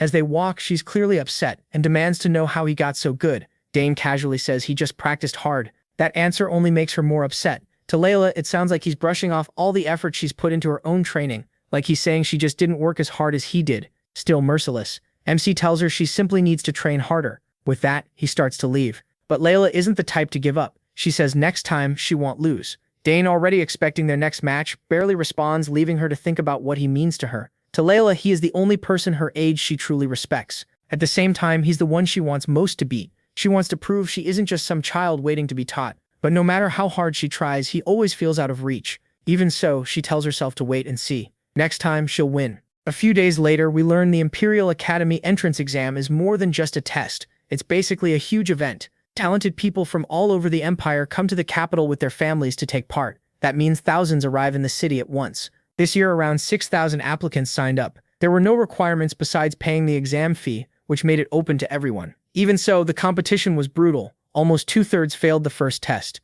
Now that the first round is over, 2,000 candidates remain, getting ready for the next challenge, the specialization exam. Inside the academy, the important staff gather to talk about the flood of applicants. Since over 2,000 passed the first test, things are about to get busy. One asks how many will make it this time, and a woman answers, confidently, no more than 200. Everyone starts guessing what kind of students will pass. The man leading the talk is Professor Denevo, head of the magic department. The woman speaking is Ingrid, head of spear fencing. Dne asks when the results will be posted, saying he wants to know who ranked first. Someone casually says the top scorer in spear fighting will probably be the girl from House Termian. She won the Danter Cup and no one doubts Duke Termian raised his children well. The discussion continues with Delphine, the sharp-eyed head of summoning. Next to her sits Esternad, head of the swordsmanship department. While everyone keeps guessing who the top student will be, Dane Foss sits there quietly. Then he cuts in, calling out all their empty guesses. He pulls out a letter and everyone's attention shifts to it. When they ask what it is, Dane Foss explains that it's a recommendation letter from Sidron, marked with the mana seal of the Nixon Magic Tower.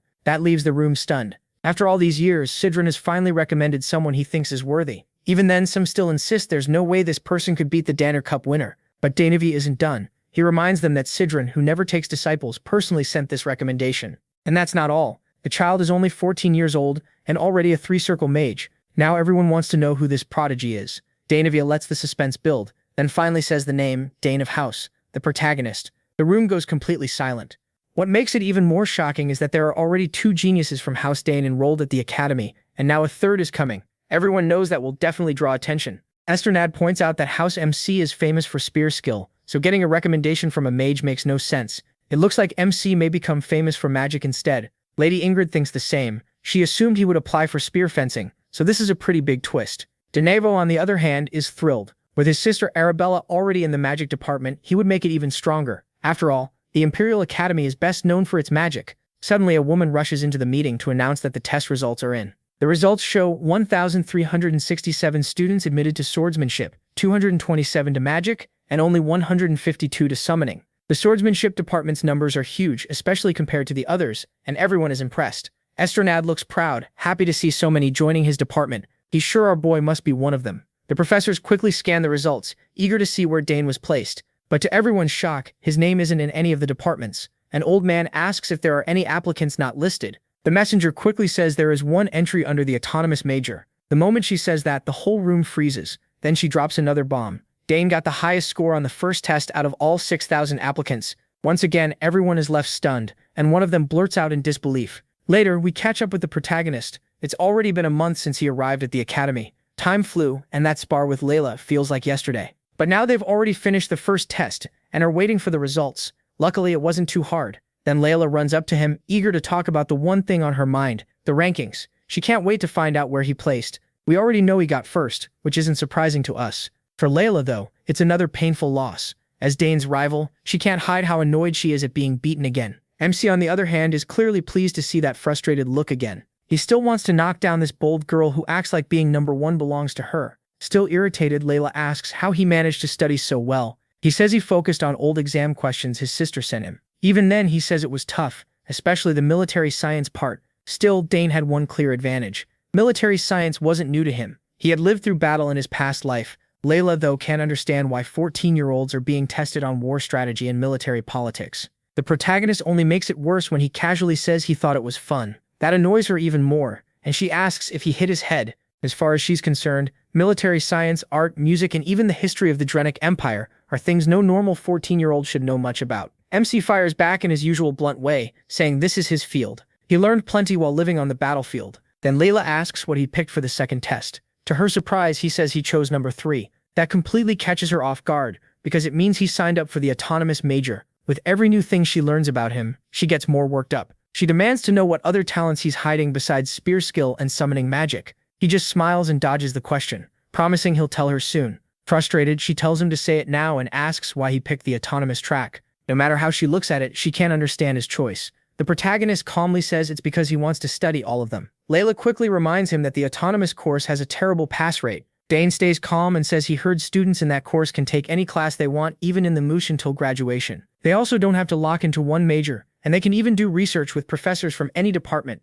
Layla narrows her eyes and asks if he really thinks people fail just because they don't know those perks. She even wonders if he picked it just to avoid being in the same department as her. He denies it, which only makes her push harder. She demands to know how he plans to pass and what other skills he's hiding besides spear work and summoning. Seeing how stubborn and worked up she is, MC briefly thinks about telling her more. Honestly, he just finds her annoying and wishes she would talk less. The scene shifts to the academy, where the teachers are talking about Dane. To pass the autonomous major exam, a student has to clear tests from 3 departments, so all the professors had to gather. They're shocked that he really plans to take it, spear throwing, magic, and summoning. Those fields clash so much that passing all three is almost impossible. Professor Delfiniso says some students have passed 2 tests before, but most fail every one. Donavo agrees, saying it's smarter to focus on one path, spears for a spear user or magic for a mage. Applying to just one major is the safest and smartest move. The autonomous major has existed for 200 years, and almost nobody has passed all its tests. Back when it was first made, the standards weren't this harsh.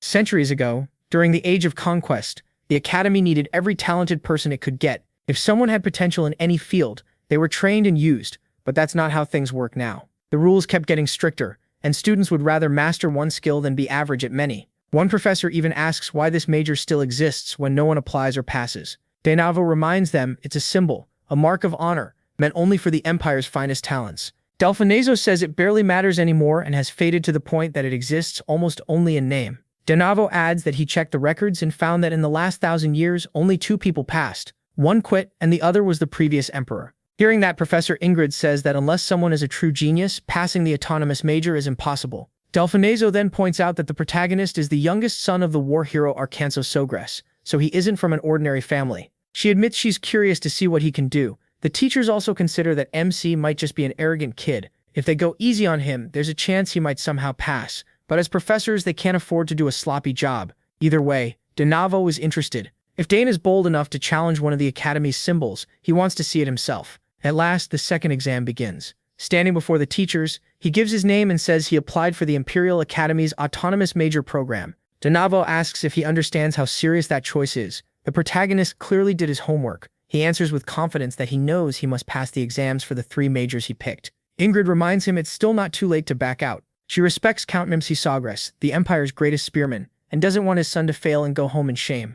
Dane thanks her for the concern, but makes it clear he came here ready to do his best. The teachers expected that. If he were the type to quit after a few warnings, he never would have applied in the first place.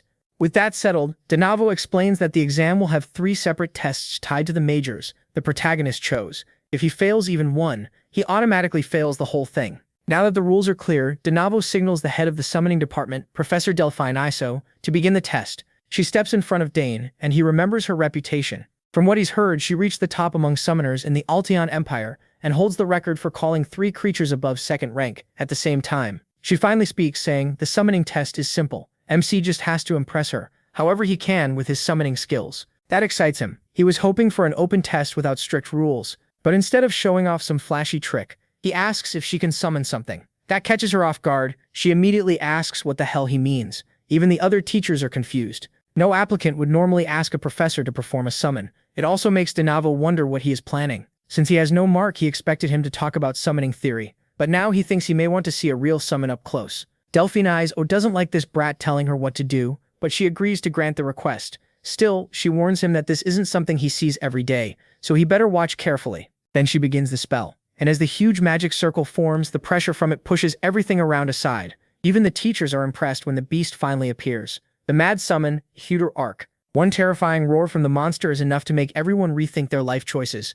According to Dane, this creature is the fiercest among 3rd-rank summons, and is known for attacking anyone it sees except its summoner. He honestly didn't expect to witness something like this in an entrance exam, but now things just got a lot more interesting. Now that she did what he asked, Delfiniso tells the protagonist to show her what he had in mind. The people watching are stunned too, because even among 4th-rank creatures, the Huter Arc is one of the most savage. Even several double-class knights attacking at once would struggle to bring it down. Even Ingrid can't understand why Delfiniso summoned something this extreme. Meanwhile, Dane simply keeps walking toward the beast, which makes Delfiniso panic. She quickly tells him to get back because the monster will obviously attack if he gets too close. MC ignores her. After stepping dangerously near it, he calmly says he's trying to prove his skill as a summoner. Delfiniso gets that, but says she never told him to throw himself into danger, just to prove it. Dane only raises a hand and tells her not to worry about the command. With a firm gesture and a few words to the beast, that massive monster that looked so terrifying suddenly bows and starts acting like a tame pet under his control.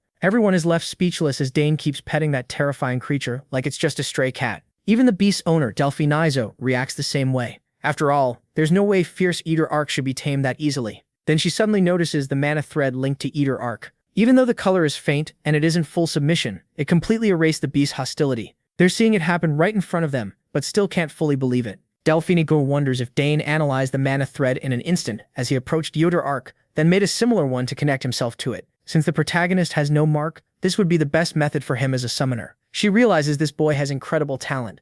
It even goes beyond the praise she once got from her own teachers. With talent like this, she can only imagine how far he'll go. At last, she steps forward and tells MC that's more than enough to judge his ability. She praises his courage, calm judgment, and strong basics before officially passing him. The other two teachers are deeply impressed. This is not something they see often. Later that night, when Dane returns to Duke Termian's palace, he tells Layla what happened. She's stunned to hear the test ended in just 20 minutes. As much as she hates to admit it, she grudgingly accepts that he's now the top student. He quickly reminds her that she ranked first in the swordsmanship department, so she's an amazing student too. Of course, Layla refuses to accept that, and can only sulk in frustration. The protagonist tries to cheer her up by reminding her that her father even threw a party to celebrate her passing. But Layla can't get past how huge the gap between her and the protagonist feels. To her, Dane doesn't seem like a rival anymore. He feels like an unstoppable force of nature. In the end, she just walks away without a word. Later, MC meets Duke Termian, who tells him to leave her alone if she wants space. He worries that sulking like this may not be good for her, but the Duke assures him Layla will get over it with time. Then he changes the subject, and asks if he told his father about passing the test. He's sure Count Dne Sogress would be proud to hear it. The protagonist says yes, and that everyone back home was really happy. The Duke smiles and reminds Dane that getting into the autonomous department is no small thing. Even people at the school were shocked by it. Now that the exams are over, he tells him to rest and get ready for enrollment. MC thanks the Duke for the care and guidance. Termian then brings up another matter, asking if MC has thought about what he wants to forge. MC says he's considering making a sword, though he hasn't fully decided yet. Then, when the Duke asks why, he says he's still growing. He also doesn't know what kind of sword he wants yet, so he'd rather think it through before making a request he can't take back. Termian finds that pretty amusing. Then the butler arrives and tells the Duke that the Duchess wants to see him, so he steps away, leaving Dane to think about how the Duchess's illness has stayed the same for years. Just then, Layla shows up and says her mother's condition thankfully hasn't gotten worse, but it hasn't improved either. It's been like that for years. The protagonist feels bad for her, especially since he's never seen anyone in a family stay this sick for so long. Still, he doesn't dare pretend he knows exactly how Layla feels about it. 2 days later, we're back at the academy. The host welcomes the new students of the Imperial Academy and introduces himself as the headmaster Archibald Homet. He praises them for reaching such a respected place after fierce competition, saying the Empire's future looks bright with talents like these. This year, he says, there are many outstanding freshmen, but among them is one truly special student, someone who passed the autonomous department exam. Including this new student, only 2 people have done that in the last 100 years, and Dane passed with unanimous approval from the Deans of Magic, Spear, and Summoning.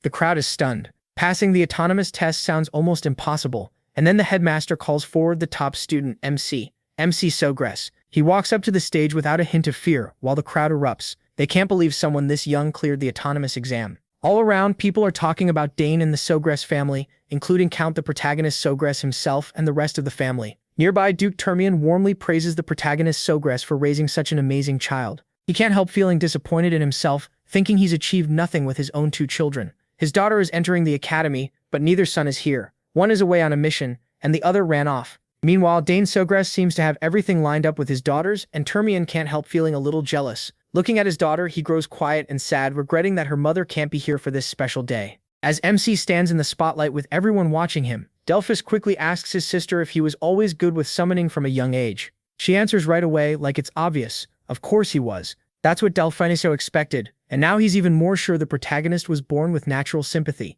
To him, the protagonist is a rare case, far better than most summoners even without any visible summoner's mark. Then MC's sister wonders out loud if his high sympathy could let him summon beings from beyond the horizon. That refers to another world, the place summoners originally came from, and the link to it was lost over 100 years ago. After thinking it over, Delphiniso says it might be possible. If summons can choose their summoners, then he may really be able to do it. Meanwhile, the headmaster comes over and finally meets the protagonist face to face. He hands him a paper and says he has high hopes that this remarkable student will show his full talent at the academy. Dane takes it proudly and thanks him with a smile. After that, the students gather into lines for the oath ceremony, led by the first-year representative. Later, MC gets lost in his thoughts, enjoying the shine of his first big achievement. He finally made it into the academy, and it took a lot to get here. Now he refuses to waste this second chance at life. This is only the beginning, and he plans to go much further. The next scene moves to the academy's main hall. A few representatives wrap up their opening speeches, and the students get a short break before the next event. They're told to grab some snacks and rest for a bit.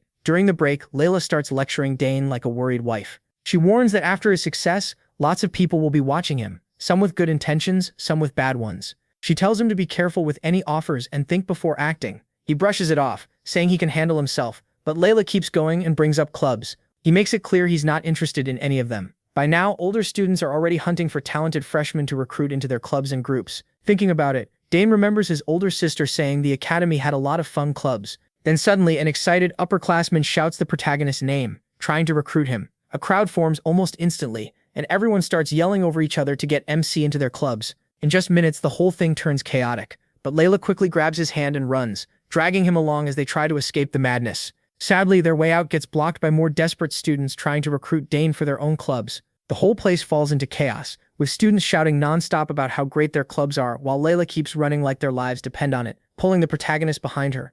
Even moving that fast isn't enough. The crowd keeps chasing them. MC, while running, can't help thinking this feels oddly familiar. He's used to being chased by enemy soldiers, but getting chased for being the top student is definitely a new experience. Then the story shifts to another part of the academy, where we meet Keltis Redfield. He's walking along calmly, minding his own business. Nearby, some older students whisper as they watch him. He clearly has a reputation, and we're about to learn what kind. It turns out Keltis returned from serving as commander of the Imperial Knights and immediately took the role of professor. Around the academy, he's respected as one of the best and most impressive teachers. The funny part is that Keltis has no interest in being some perfect professor, and his easy life is about to end. The reason is simple. For the first time in decades, the autonomous department has a new student. Until now, Keltis had it easy. He could casually write papers and still do fine. But now he'll actually have to prepare real lessons. From Keltis's point of view, he's quietly thinking freshman orientation should already be over. He clearly isn't happy that someone joined the autonomous department, especially while he's the acting head of it.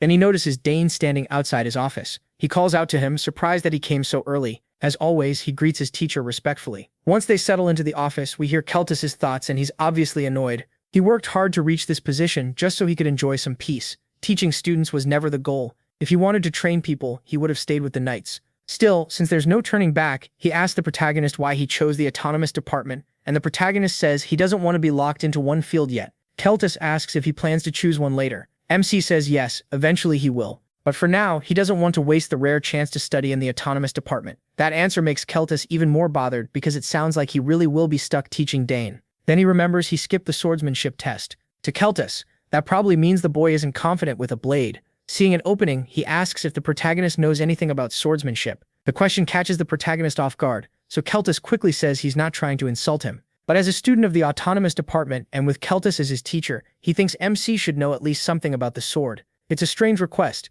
and he can tell his teacher isn't thrilled to have him here, so he answers plainly. He's not interested in swordsmanship. That's exactly what Keltis wanted to hear. He immediately says he wants to test the protagonist's skills. You see, Keltis has the right to evaluate him, and if Dane's sword skills are as bad as he thinks, this lazy professor can use that as a reason to push him out of the department. So Keltis heads to the training grounds to test MC's talent in swordsmanship. Once they arrive, he points to the swords on the wall and tells Dane to pick whichever one he wants. He looks through the collection, and while he checks all those blades, he wonders why a place meant for scholars has a room like this at all. There haven't even been autonomous students in decades, so why keep so many weapons here? After a moment, the protagonist shrugs and picks a sword at random. Keltis asks if he's sure, and MC says yes without any hesitation. With the weapon chosen, Keltis explains the rules. If he can touch him even once, he passes. To make it easier, Keltis limits himself to no more than 2 steps during the fight.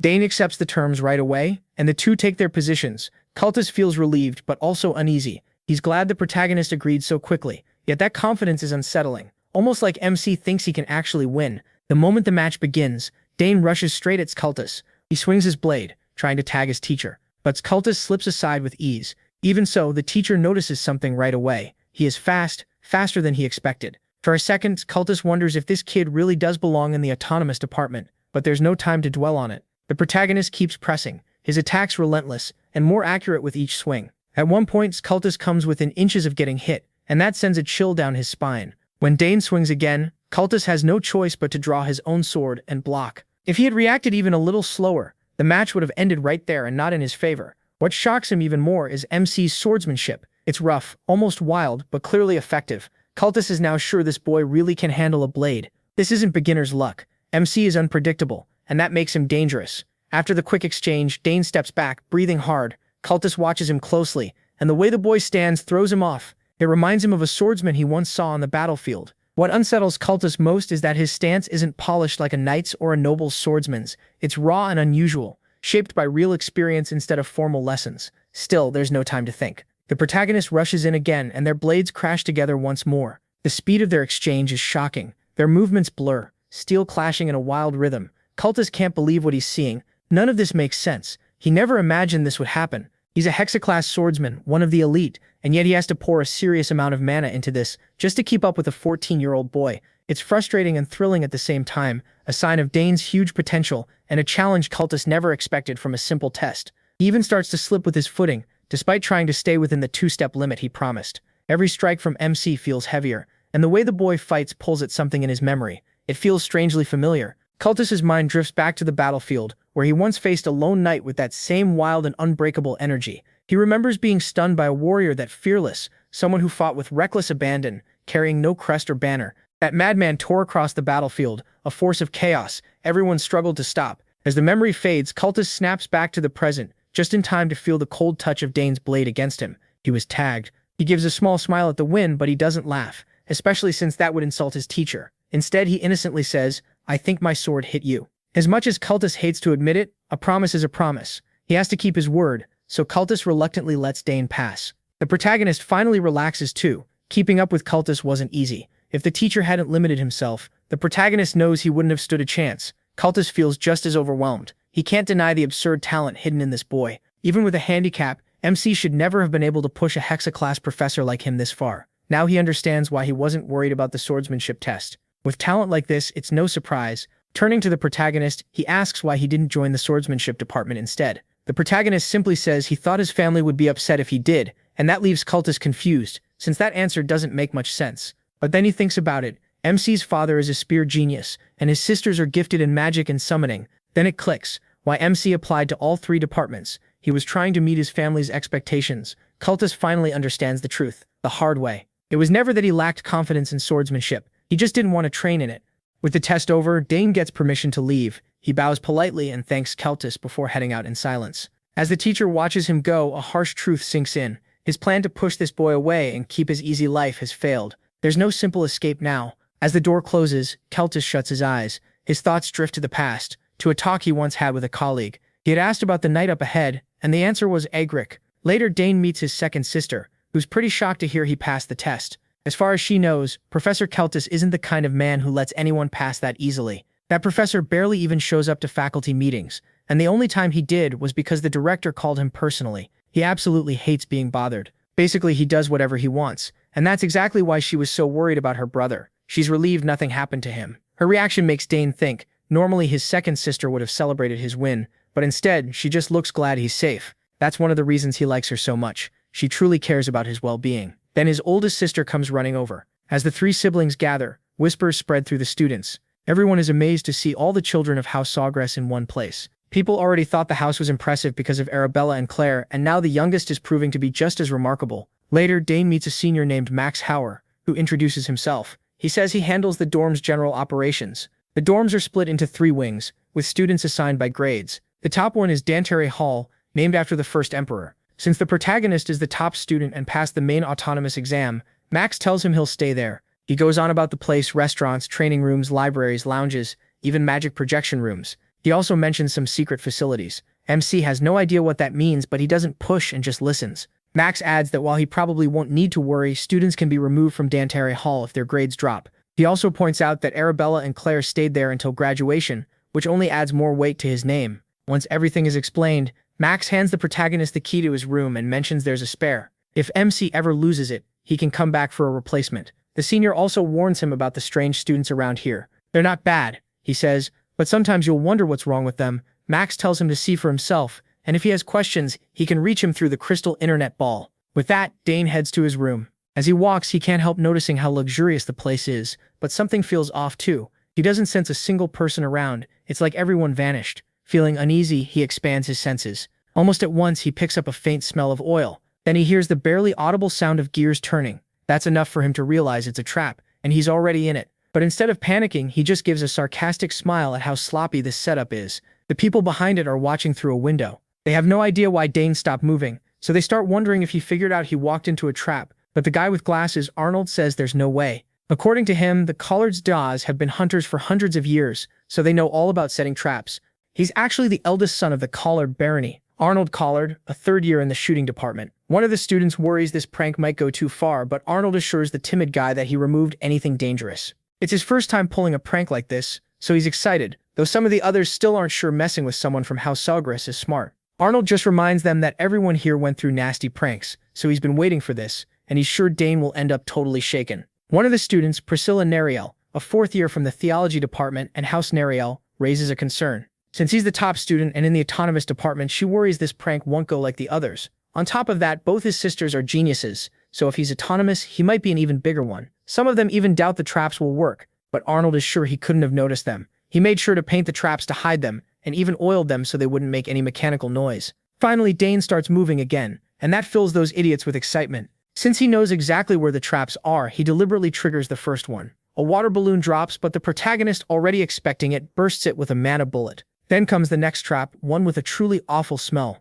Arnold is losing his mind, unable to believe Dane found every trap. He insists it's all just coincidence. Priscilla Nariel isn't so sure it is, but Arnold tells her he put the easy traps first as a warm-up and saved the big one for the end. He's certain Dane will fall for that one. While his other two friends decide to trust Arnold's traps, Priscilla stays doubtful. And just like expected, MC gets through them like they're nothing, ready for whatever comes next. After spotting where each trap was placed in the hall, Dane smiled and moved in. When he triggered the first one, several boxing gloves shot at him from different angles. Thanks to his footwork, that trap was basically nothing. Next came a Looney Tunes-style drop trap, which he dodged while feathers burst everywhere. Right after that, bronze poles shot up from the floor to skewer and embarrass him. But those were useless too. Watching trap after trap fail, the upperclassmen were stunned. Still, that was to be expected from the young master of House Dne Sogress. A few years ago, even Dane's older sisters got caught by tricks like these during their first-year initiation. Arnold Collard was close to giving up. They had worked hard to build and hide those traps, yet the protagonist got through them like it was nothing.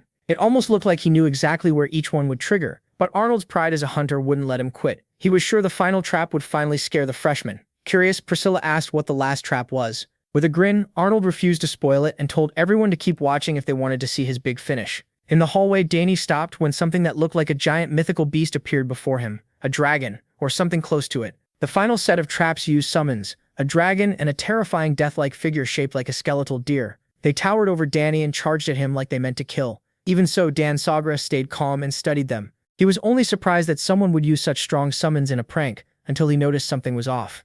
Sure, the beast's heads and bodies looked solid enough, but the same couldn't be said for the lower parts. If you look closely, the fake summons start glitching and bending where the hallway corners meet. Smiling, Dne figured it out. They were just illusions. Loud, scary, and made to intimidate, but still fake. There was no way some random prankster could control creatures that powerful. A normal student would have run away in terror right there. Once he saw through it, this last trap became even easier than the others. No need to dodge or stop, that would only waste mana. All he had to do was change the flow in the air so the illusion couldn't hold together. As mana gathered in his hands, the upperclassmen in the next room grew confused. Instead of running, Dne looked completely unfazed. Seeing that, Arnold got a bad feeling. He never expected a first year to spot a complex illusion so fast. That was absurd. Older students would have trouble doing that. Priscilla shivered, already sure their whole plan had fallen apart. After gathering enough mana, Dne fired a spinning wave of pure energy straight ahead. It sliced through the dragon's image without a second thought. When it hit the right spots, the illusion started breaking apart and smoke began to fill the hallway. With his level of magic control, doing something like this was as easy as breathing for the young prodigy.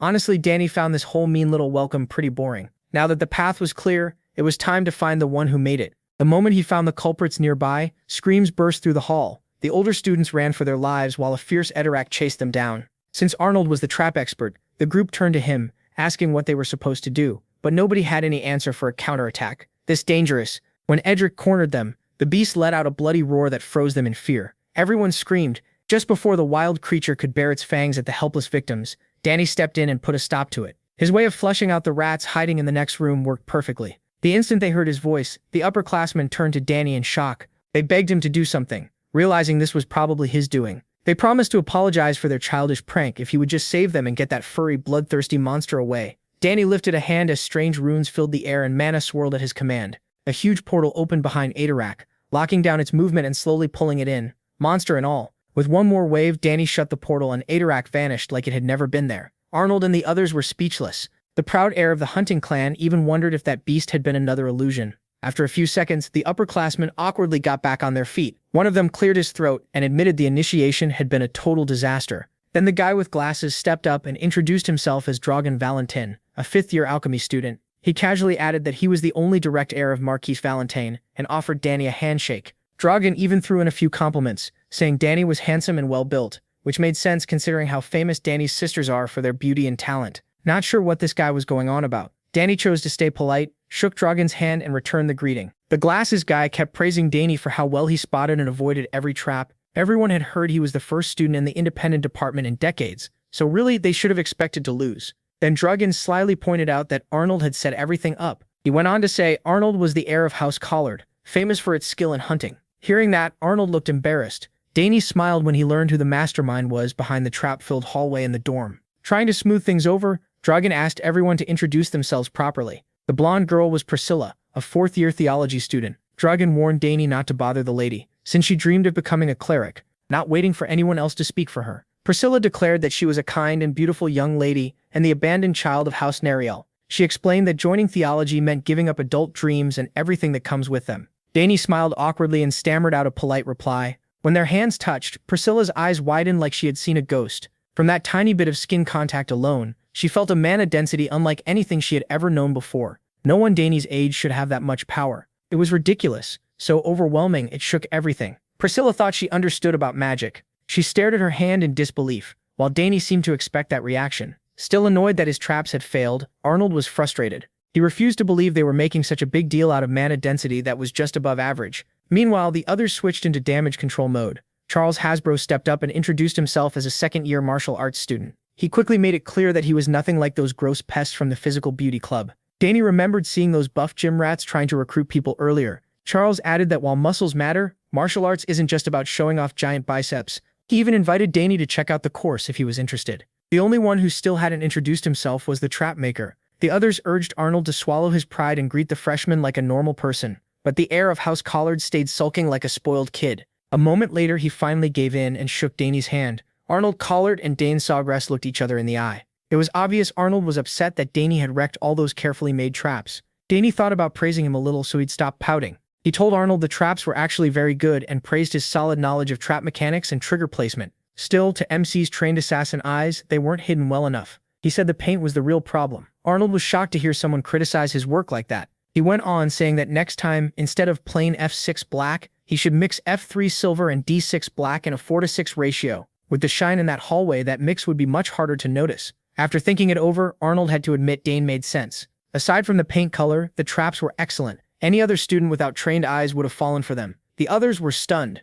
Who would have thought a freshman would teach Arnold something about traps? They knew they were seeing greatness in action. With introductions done, the upperclassmen offered to take the protagonist to his room. They walked him through the hall to the place he'd be staying for his school life. Even though they had pranked him, MC felt like these older students might actually be fun to be around. Watching their banter, he couldn't help feeling like he had already found a few playful friends. All in all, things were about to get a lot more interesting. The next morning, Layla scolded Dane for signing up for 6 major related classes in one semester.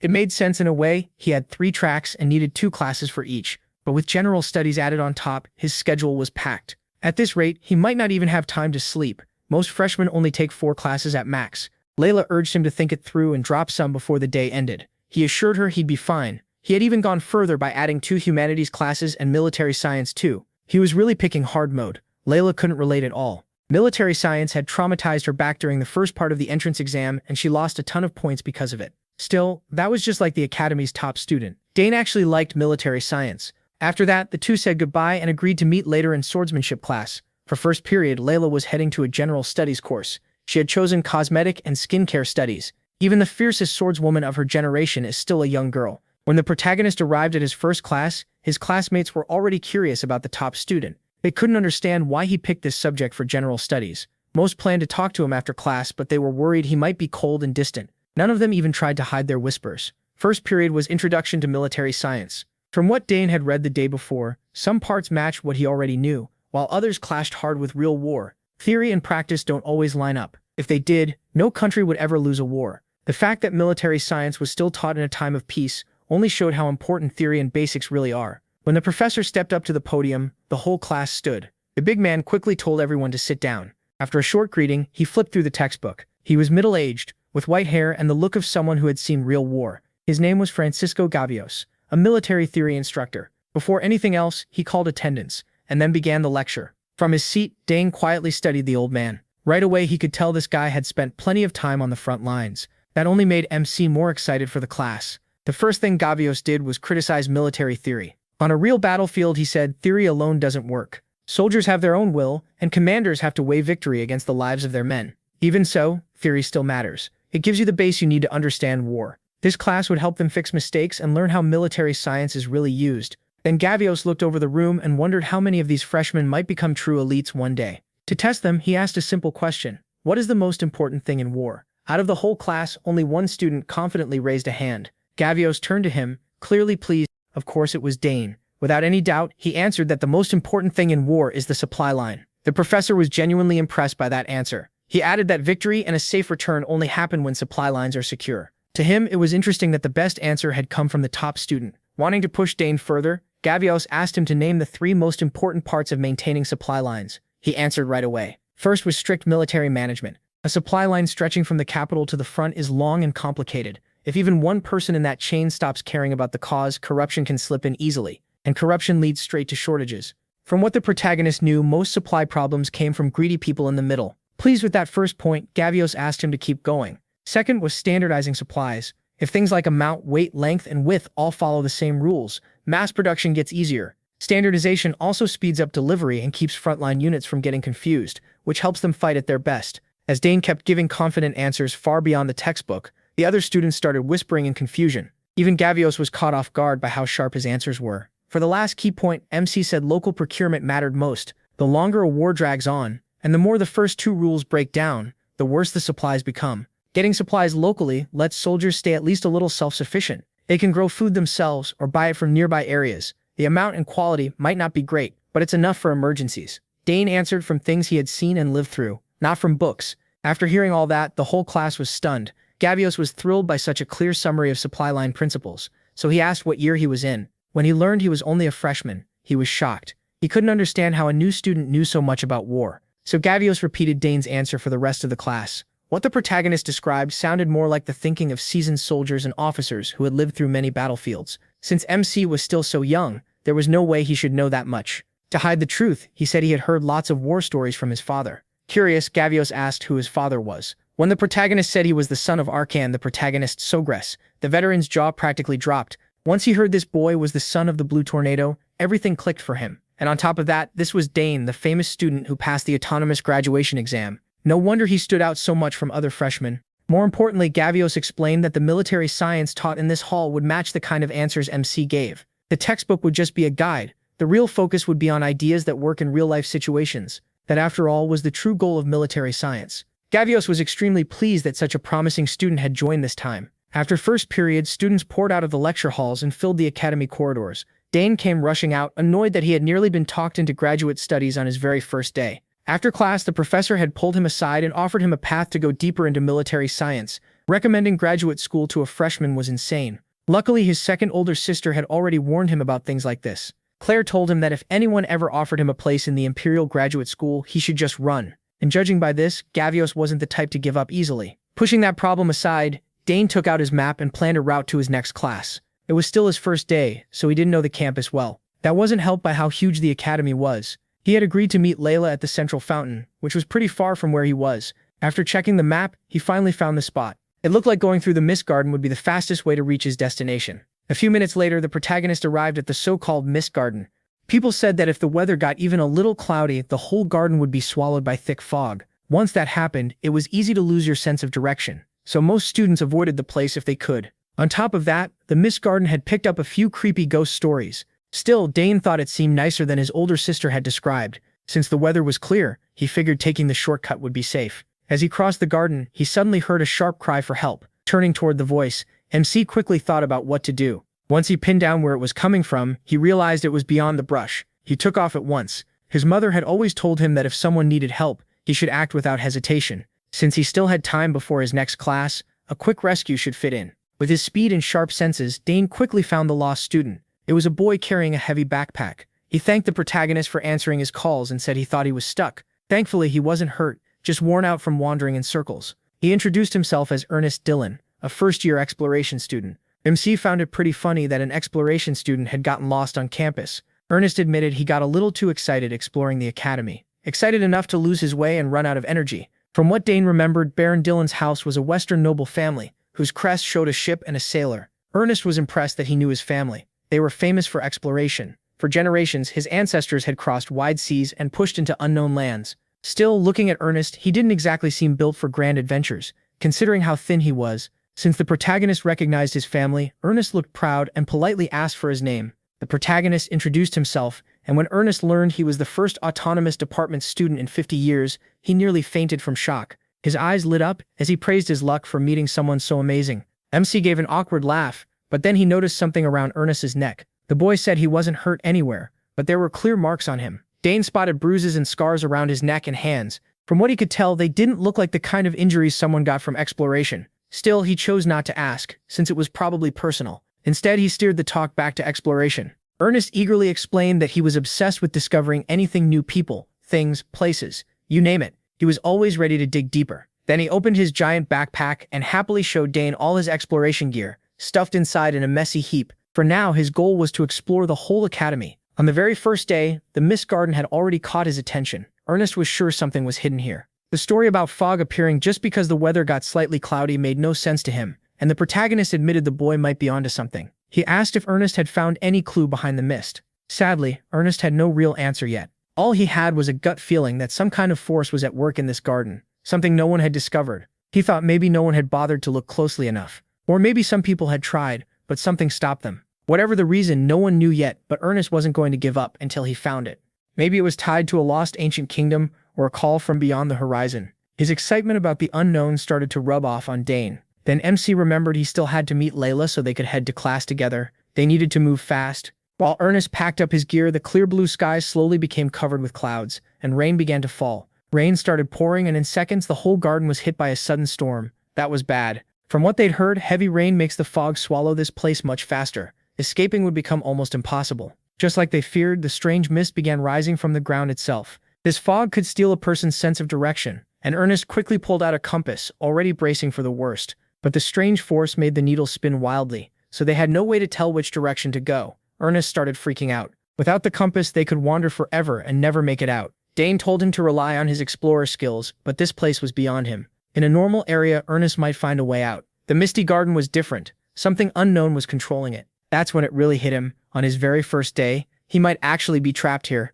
Already tired, Ernest was getting even slower under the rain and fog. He apologized for dragging the protagonist into this mess and being dead weight. The protagonist calmed him down. They'd be fine. For now, they just needed to wait and watch. Then the fog wrapped around Dane's body and he felt something strangely familiar. Unlike Ernest, who was growing weaker, MC started feeling stronger for some reason. While he adjusted to the mist, Ernest was nearly in tears, blaming himself for getting a classmate stuck in here. Then he froze when a blinding light and a huge wave of energy burst from the young genius. The protagonist's mana rose into view, swirling wildly and pushing the fog away from around him. It moved so violently it almost knocked Ernest to the ground. Watching the mist vanish around Dane, Ernest was completely mesmerized. What was happening? With a steady look, MC told his new friend he knew the way out now. Even if this was the last thing he expected, Dane may have just stumbled into a huge opportunity. There was a real chance he could uncover the Misty Garden's secret today. So the two crossed the garden as if the fog wasn't there. With him leading, his mana kept clearing the way while Ernest stayed close behind. Plenty of mages had tried and failed to solve the mystery of this fog,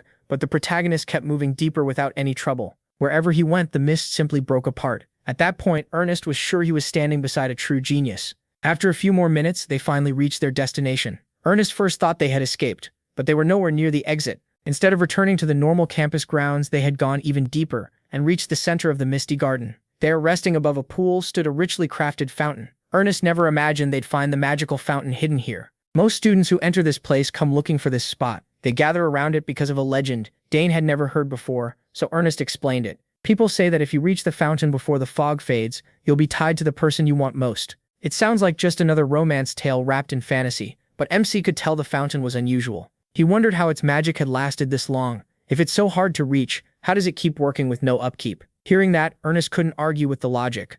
If no one is feeding magic into it, then maybe there's some powerful energy source keeping it active for ages, like a battery that never runs out. If that's true, then maybe the entire garden is one giant mechanism. Given how overly complex the layout is, Ernest's guess might actually be right. If the garden really is one huge device powered by something unknown, then this fountain could be an ancient relic. And with so many questions still unanswered, the fog might be tied to it too. Dane stepped up to the fountain and placed his hand on it. The moment he touched it, he became sure of it. Something inside him was reacting. His mana felt like it was meeting an old friend. There was no doubt now. This fountain was giving off ancient magic. When he poured his mana into the structure, hidden symbols and runes appeared. The second Ernest saw them, he jumped. He recognized the writing. It was an ancient secret language. At first he wasn't sure because it had been too blurry, but once Dane touched the fountain, the symbols became clear. This was the language used in the Lost Kingdom of Secret. With his background, studying old languages like this was basic training for explorers in the Dillon family. After all, it would be awful to reach an ancient ruin through all kinds of danger and then get stuck because you can't read the inscriptions. Of course, Ernest doesn't know every old language, but he clearly remembers learning this secret tongue from his father when he was very young. Pulling out his notes and pen, Ernest got ready to decode the symbols carved into the fountain. Dane stepped back and let him work. His explorer instincts had fully kicked in. The first symbol Ernest figured out meant qualification. He kept checking the runes in his notes again and again, careful not to miss anything. After a long struggle, he finally managed to decode a good part of the inscription. Then he put the words together into a clear message. As far as he could tell, it said that those who are qualified must prove their strength. The words qualification and trial sounded like some kind of test. If so, it might be tied to ancient magic. Dane looked closer, and the nearer he got to the center, the stronger that familiar feeling became. Ernest scratched his head. According to everything people know, if this qualification is tied to ancient power, no one alive should be able to meet it. But he wasn't convinced. He waved his hand again, and pure mana gathered around his wrist, spinning in a bright glow. Ernest, confused, asked what he was doing. Dane focused on controlling the mana around him. As far as he knew, runes only held power in their proper forms. If he used the bracelet he and old Sidrain had found, then the ancient fountain might just respond. And it did. The runes on the bracelet resonated with the symbols carved into the fountain. The strange marks on the bracelet were still impossible to read, but seeing that reaction was enough to make Dane smile. Sure of himself, he stepped closer and reached out to touch the secret symbols. To his surprise, the structure seemed to come alive. The runes and symbols moved like illusions, shifting with the flow of the water. Then both the secret runes and the protagonist bracelet lit up together. The unlikely pair could only wait for what would happen next. Ernest panicked when the ground started shaking, with the fountain at the center of it all. The gem-like piece in the middle began to tremble. Alarmed, Ernest asked what Dane had done to make the whole fountain sink into the ground. MC only smiled. He had taken a gamble, and it worked. He'd found the answer to the Misty Gardens puzzle. Suddenly, mana rushed toward them so hard it nearly swept the skinny explorer away. Between the fog and the activation of an ancient relic, he'd been hit with one shock after another. Who would have guessed that the one qualified for the ancient trial would be Dane? As the fountain drained, something began to shine at the center of the structure. The sun rose and cleared away the dark clouds, revealing a polished, beautiful gem. Ernest thought that had to be the power source running the fountain. No, maybe it was the reason for all the strange events in the entire garden. Chances like this are rare, and he was ready to seize it, even if it meant facing an ancient unknown power. That mysterious force gathered at Dane's feet and formed a complex circle of runes. He could feel traces of ancient magic, along with the strange power already living inside him. Then, to his shock, the unreadable symbols around the fountain started making sense in his mind. Arcana had flourished before a disaster destroyed it. This was the legacy of the Forgotten Empire. Dane was stunned. The meaningless scribbles suddenly revealed their true meaning, as if he had been meant to understand them after taking in the legacy of ruined Arcana. Then a sharp pain stabbed his chest. It tightened and sent a wave of agony through his whole body. The protagonist clenched his teeth and focused on his heart. He couldn't fully explain it, but something was happening there. Threads of pure mana wrapped around the organ, squeezing tight and pushing into every tiny gap. With one final surge, the ancient mana fully entered his body in a brilliant flash. As the pain faded, MC realized he had just formed a magic circle. Here's the problem. A core and a circle normally can't exist together in balance, inside one person. Their roles are opposite, almost made to clash. It's extremely rare for someone to have both. The result is poor efficiency, and the body pays the price. That's why magic swordsmen, strong as they are, often suffer heart problems and shorter lifespans. That was exactly why Dane never wanted to form a circle, meant only for magic. He already had his cores, and even if he could build a magic circle, it wasn't worth the risk. Now the old empire's legacy had been forced into his heart. Seeing his troubled face, Agric asked if he was okay. He looked pale and clearly shaken. The protagonist forced a smile and told his new friend he'd be fine. He just had a lot to think about. The young explorer asked if he had really absorbed that wild power from before. Even with Ernest's untrained eye, he could tell the fog and the runes had somehow linked themselves to Dane. Of course, Ernest had questions. He'd watched the whole thing, but for now it was better to keep him in the dark. MC used his magically gifted sister as an excuse, telling Ernest he handled the strange event the way she taught him. After everything that happened today, Ernest was even more fired up to explore. He suggested they keep searching the Academy's mysteries together and share any strange places or odd events they find. since there might be more spots like that fountain. He agreed.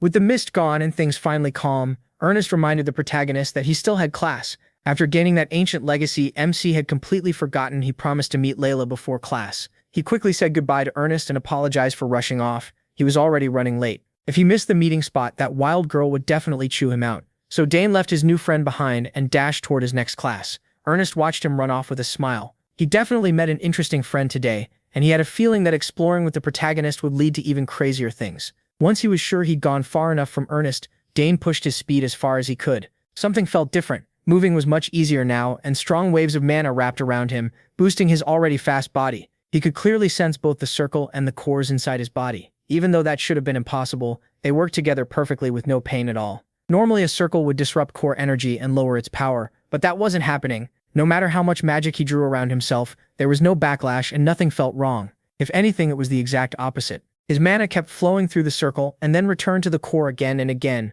making the energy inside even purer. With this huge and unexpected change, Dane's first thought was to contact his older sister as soon as he could. A moment ago he was scared of heart problems. Now he was excited by everything this could mean. Thanks to his new speed, MC reached the sandy grounds of Hangston District in no time. He arrived just in time to meet Layla and walk with her through the famous area. After a short stroll, they finally reached the entrance. The entrance had a strange design. Layla explained they were about to pass through the Academy's famous magic barrier. She added that this odd structure was made by Saul Hangston, a legendary mage from the Academy. Once a year, it activates for gifted freshmen. When a student passes through, a light appears. The color shows the type and level of their magic talent. It was first built to catch dark mages sneaking into the Academy, but after dark mages vanished, the barrier was reused to rank students. Curious, Dane asked what each color meant. Layla happily explained that if someone has no magic talent, nothing changes. If their talent is decent, the barrier shines yellow. Strong talent gives off blue light, while truly gifted people produce red. Layla had studied the Academy long before they enrolled. She wanted to know everything about the place where the next chapter of her life would begin. She also mentioned that Dane's sisters, Arabella and Claire, both gave off red light, which made sense considering how terrifyingly gifted they are in their own paths. Layla could barely hold back her excitement and ran to the barrier to see what color she'd get. The moment she stepped into the district, a bright red light spread across the wall. With talent like hers, that result was no surprise. She smiled, clearly pleased, as the red glow reflected in her eyes. Dane, proud of his childhood friend, congratulated Layla, wanting to try it for himself. He studied the barrier for a moment. Then he calmly walked toward the district entrance. In his head, he expected to see red too. He was sure that after taking an ancient magic, he might even surpass a normal red light prodigy. But when he turned to check the result, he froze. A bright green light. That wasn't supposed to happen. Green wasn't even part of the ranking system. And even Layla, who knew the Academy well, was stunned. She stared at Dane and asked why he could never just be a normal genius for once. He had no idea either, so he could only give an awkward smile back. After entering the district, he and Layla headed to the lecture hall where many departments had gathered.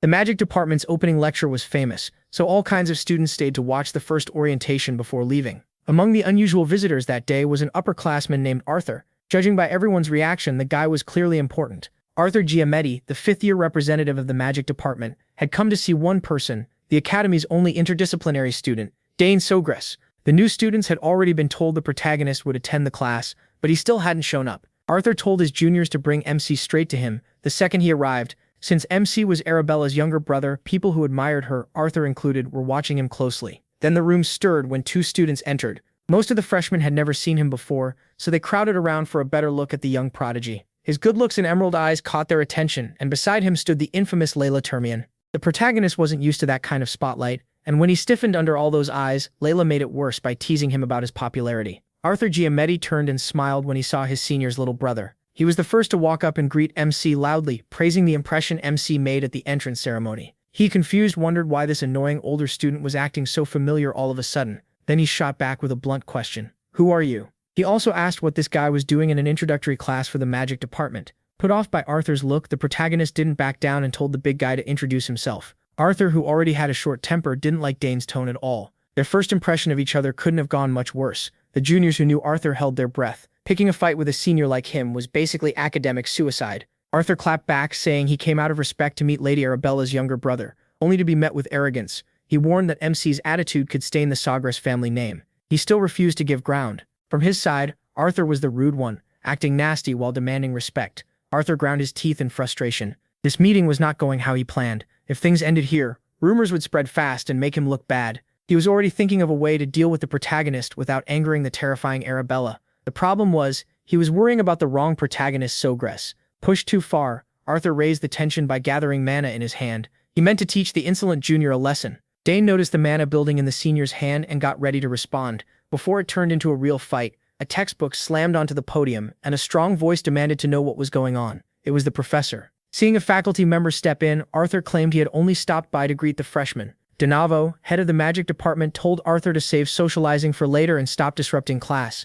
Arthur gave a lazy apology, looking completely unfazed. After that ugly exchange, Layla quietly warned Dane to be careful. Arthur clearly didn't mean anything good. As he walked away, Arthur whispered to one of his lackeys to bring MC to a certain place, the moment they got the chance to do it. The other student hesitated. He was loyal to Arthur, but messing with Arabella's little brother could bring disaster. Arthur swore he'd explain everything properly to his respected senior later. He just wanted to teach him a lesson. Class finally began, and Professor Dne said the first day would just be a simple orientation before dismissal. Since this was a practical combat course, they first needed to measure everyone's mana. He set a mana measuring tool on the table, and every student's eyes locked onto the decorated artifact. The mana test was simple. Place a hand on it and pour in mana. To demonstrate, Professor Dne sent his own mana into the device, making it glow a bright blue. Behind him, 8 fully formed magic circles appeared. He was practically on the level of a tower master. The students were stunned. Almost none of them had ever seen a complete 8-circle mage before. After amazing the freshmen, Professor Dne explained that even among people with the same number of circles, a darker color means a higher level.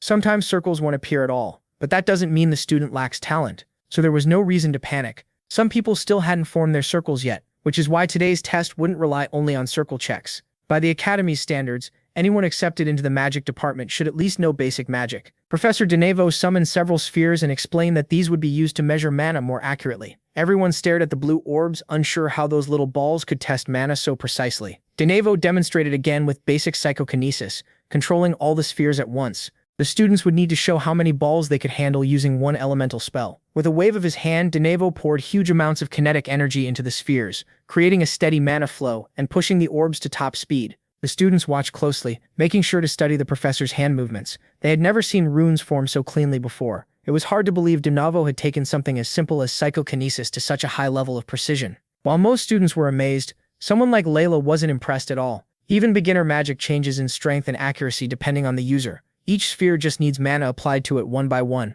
For a freshman, controlling 3 balls at once was already considered the limit. Layla turned to Dane and asked if he could handle more than 3. Before he could answer, Professor Dne called Arthur from the back. The 5th year was only watching the class, but Dne saw a perfect chance to show the freshmen what a top student looks like. Arthur gladly stepped up, excited to show off in front of the new students. He also wanted to make that arrogant freshman look small. The protagonist was curious too. He wanted to see what the so-called grown-up could actually do. Arthur walked up and poured his mana into the measuring device. The room burst into chatter when 4 circles appeared, their color dark and dense. Dne praised Arthur for improving again, and Arthur answered with fake modesty. Dne was all smiles. Usually reaching 4 circles before graduation is rare, so Arthur was proof that real talent stands out. The professor kept praising him and told the freshmen to stay close to the 5th-year representative, since his advice might help them become proper mages. Arthur soaked up every second of the attention. In his head, he was already imagining Dane panicking. Any second now, or so he thought. What Arthur didn't know was that MC couldn't care less about his 4 rings. Then came the orb control test. As an experienced spellcaster, Arthur handled it well. His control looked nearly flawless. What really stood out was how many orbs he moved at once. Still, if you looked closely, sweat was running down his face from the strain of controlling his limit. Arthur was sure this display had to impress the freshmen. Dane just watched him without any interest. After that underwhelming show, Dne asked the freshmen to applaud their senior. He looked genuinely proud of his former student. Arthur shot him a smug look, eager to see the young lord's mana level. Dne then turned serious and warned the freshmen. Anyone not confident in their mana control could leave now or risk embarrassing themselves. For a moment, nobody moved. They had already come this far, so there was no backing out. The test would begin from the first row to the last. As the first row gathered at the front, Layla and Dane watched from farther back. Layla didn't like this setup. They called the first day an orientation, but it was really just a public skill check. The protagonist seemed to agree, though that was just how the academy worked. One by one, the students stepped up and measured their mana while the professor took notes. Some lit up with joy just from seeing even 1 circle appear. Others, of course, didn't have enough mana to show even that. The orb test was even harsher, making it clear how hard true psychokinesis really is. Arthur and his friends stood off to the side, laughing at the clumsy freshman who kept messing up the test. Then one student stepped forward and caught all their attention. Dane extended his hand, touched the device, and let his mana flow steadily into it. Arthur was still waiting to see the boy's confidence break once he realized the gap between them. After what happened in the Nebula Garden, MC was curious too. Since absorbing ancient magic, something inside him had clearly changed. The artifact lit up as thick, rich mana poured from his hand. Denarvo focused on Dane much more closely. The boy had handled the self-study exam perfectly. So with all that theory knowledge, Denarvo wanted to see how many circles he had. As the seconds dragged on, everyone kept staring at the year's golden child. Then suddenly, a brilliant light burst out, stronger than anything before it. Dane felt like he was losing control as the device pulled mana from the circle in his heart. When the light reached its peak, an error message flashed. His mana could not be measured. No one had ever seen that before. The device could read up to 8 circles, so the whole room was stunned. The protagonist reread the red warning again and again, but he had no explanation either. Layla, Arthur, and the rest of the class held their breath. Denarvo's eyes narrowed with a conflicted look. The students still waiting in line started complaining that Dane had broken the device before they got their turn. They didn't buy the impossible-to-measure result and assumed he just had no circles. Meanwhile, MC wondered if the ancient magic in his heart had interfered with the reading. Denarvo had used this test for years and trusted the machine completely. It could even expose people hiding their real level, so seeing unable to measure was new to him. He doubted anyone there had seen this happen before. Trying to calm the room, Denarvo said it was probably just an overload. For now, they would move on to Dane's orb test. Arthur, of course, took the error message as proof the brat had no real magic talent. He was disappointed by the failed reading, but at least he still had the orb test, though he wasn't even sure his power would work normally here. He closed his eyes and pictured the psychokinesis spell with full focus. Then he raised his hand and countless raging threads of mana shot out. Copying Denarvo's earlier movements, he lifted every orb from the container, all of them linked by wild strands of ancient mana. The whole room went silent. Dane controlled each orb like it was nothing. Until now, even making 5 float for a moment had seemed nearly impossible. Arthur froze. He had walked up earlier full of confidence, but that confidence vanished the second a real genius appeared. His little brain couldn't process what he was seeing. Layla, already used to the protagonist doing impossible things, recovered faster than everyone else. At this point, she just accepted that logic didn't apply to him. Dane, meanwhile, was panicking. He never expected every orb to rise. It seemed absorbing ancient mana had changed him that much. Once he got over the shock, he slowly moved his hands. Since everyone was watching, he decided he might as well do something flashy. He fed the orbs more ancient mana and made them speed up until they looked like blinking lights. Now he was doing things even Denarvo had never seen. With his sharp sense for magic, the professor was the first to notice the boy was rearranging the orbs with the clear goal of drawing an image. At last, the swirling mana shifted shape and formed a picture in the air. A lion and a snake. Everyone knew those two beasts were the crest of the great Dane family. MC smiled at his little masterpiece, while Denarvo was almost terrified. Even Arabella, a genius mage, had never looked this unbelievable. Layla, on the other hand, was annoyed. She was up next, and there was no way her turn could compare. After the orbs were set back down, Denarvo praised him again and again. Now he understood why a tower master who had never accepted a student took such interest in the boy. Dane bowed politely and thanked his professor. Hearing that, the freshmen nearly fainted when they learned the protagonist had been taught by a tower master. His image among them was quickly turning favorable. One of Arthur's lackeys asked if the plan was still on after seeing MC's performance. Arthur clenched his fist. He blamed his family for raising one monster after another. If the protagonist was already this strong, they would need to change their plan. As much as it annoyed him, Arthur had to admit they might lose in a direct fight, and there would be no coming back from that humiliation. Then his brain finally came up with one possible answer. If they couldn't beat the boy by force, they would have to win him over. Arthur decided to bring Dane into the student council. As a council officer, he could help place the boy under his wing as a senior. Getting into the council wasn't easy, and freshmen had never been allowed before, but Arthur was sure they could break that rule. With MC's talent, the magic department's fame would rise fast.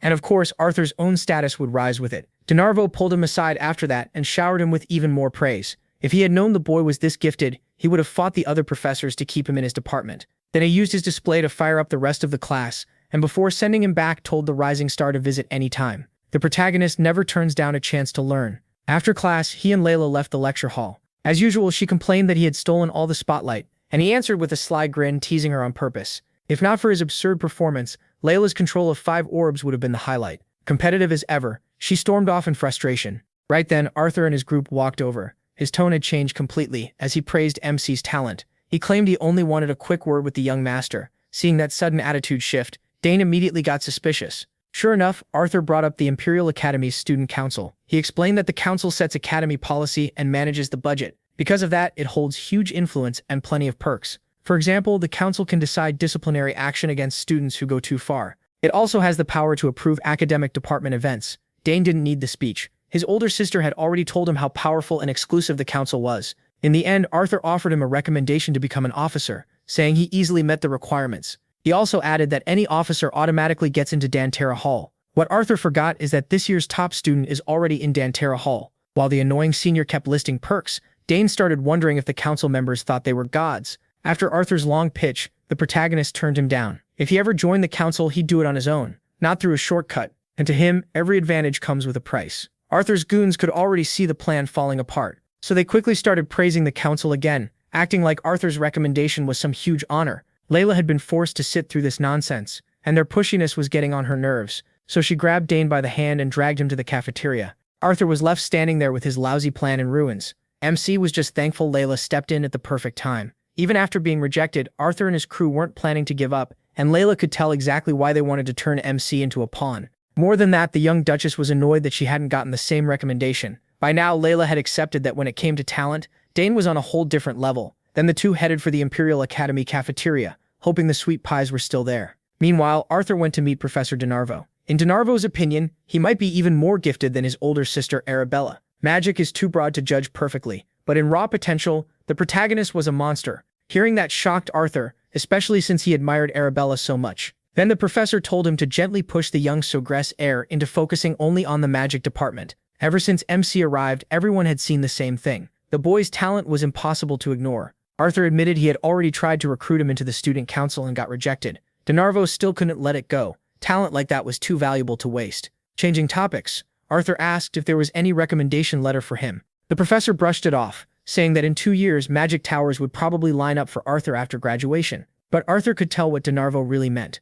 If Arthur got into a magic tower too early, DeNarvo would lose his favorite student and his errand boy. Arthur had even heard rumors that during his 3rd year, DeNarvo was the one who blocked 2 tower offers. Knowing his future rested in that selfish teacher's hands, Arthur kept obeying. He had no real choice. On the way to the cafeteria, Dane noticed the place was packed because of the club events. Every club was trying hard not to get shut down. The two of them tried several booths and won a bunch of prizes. It was a fun break. Inside the protagonist's bag were 20 mana storage stones, 15 lunch coupons, 5 general meal tickets, and 8 convenience store vouchers plus a treasure map. The senior running that booth said it had been bought in a blind auction at the Arcana auction house. The moment Layla heard Arcana, her eyes lit up at the chance it might be real. Dane's father had once told him about that auction house. Arcana was known for handling rare and beautiful items from across the empire. The best appraisers checked everything carefully, so whatever they sold was guaranteed to be real. The treasure map's seal was still unbroken. And with all the stories about hidden places and mysteries around the academy, a real treasure didn't sound that crazy. Looking at it, MC immediately thought of the one person who would love it most,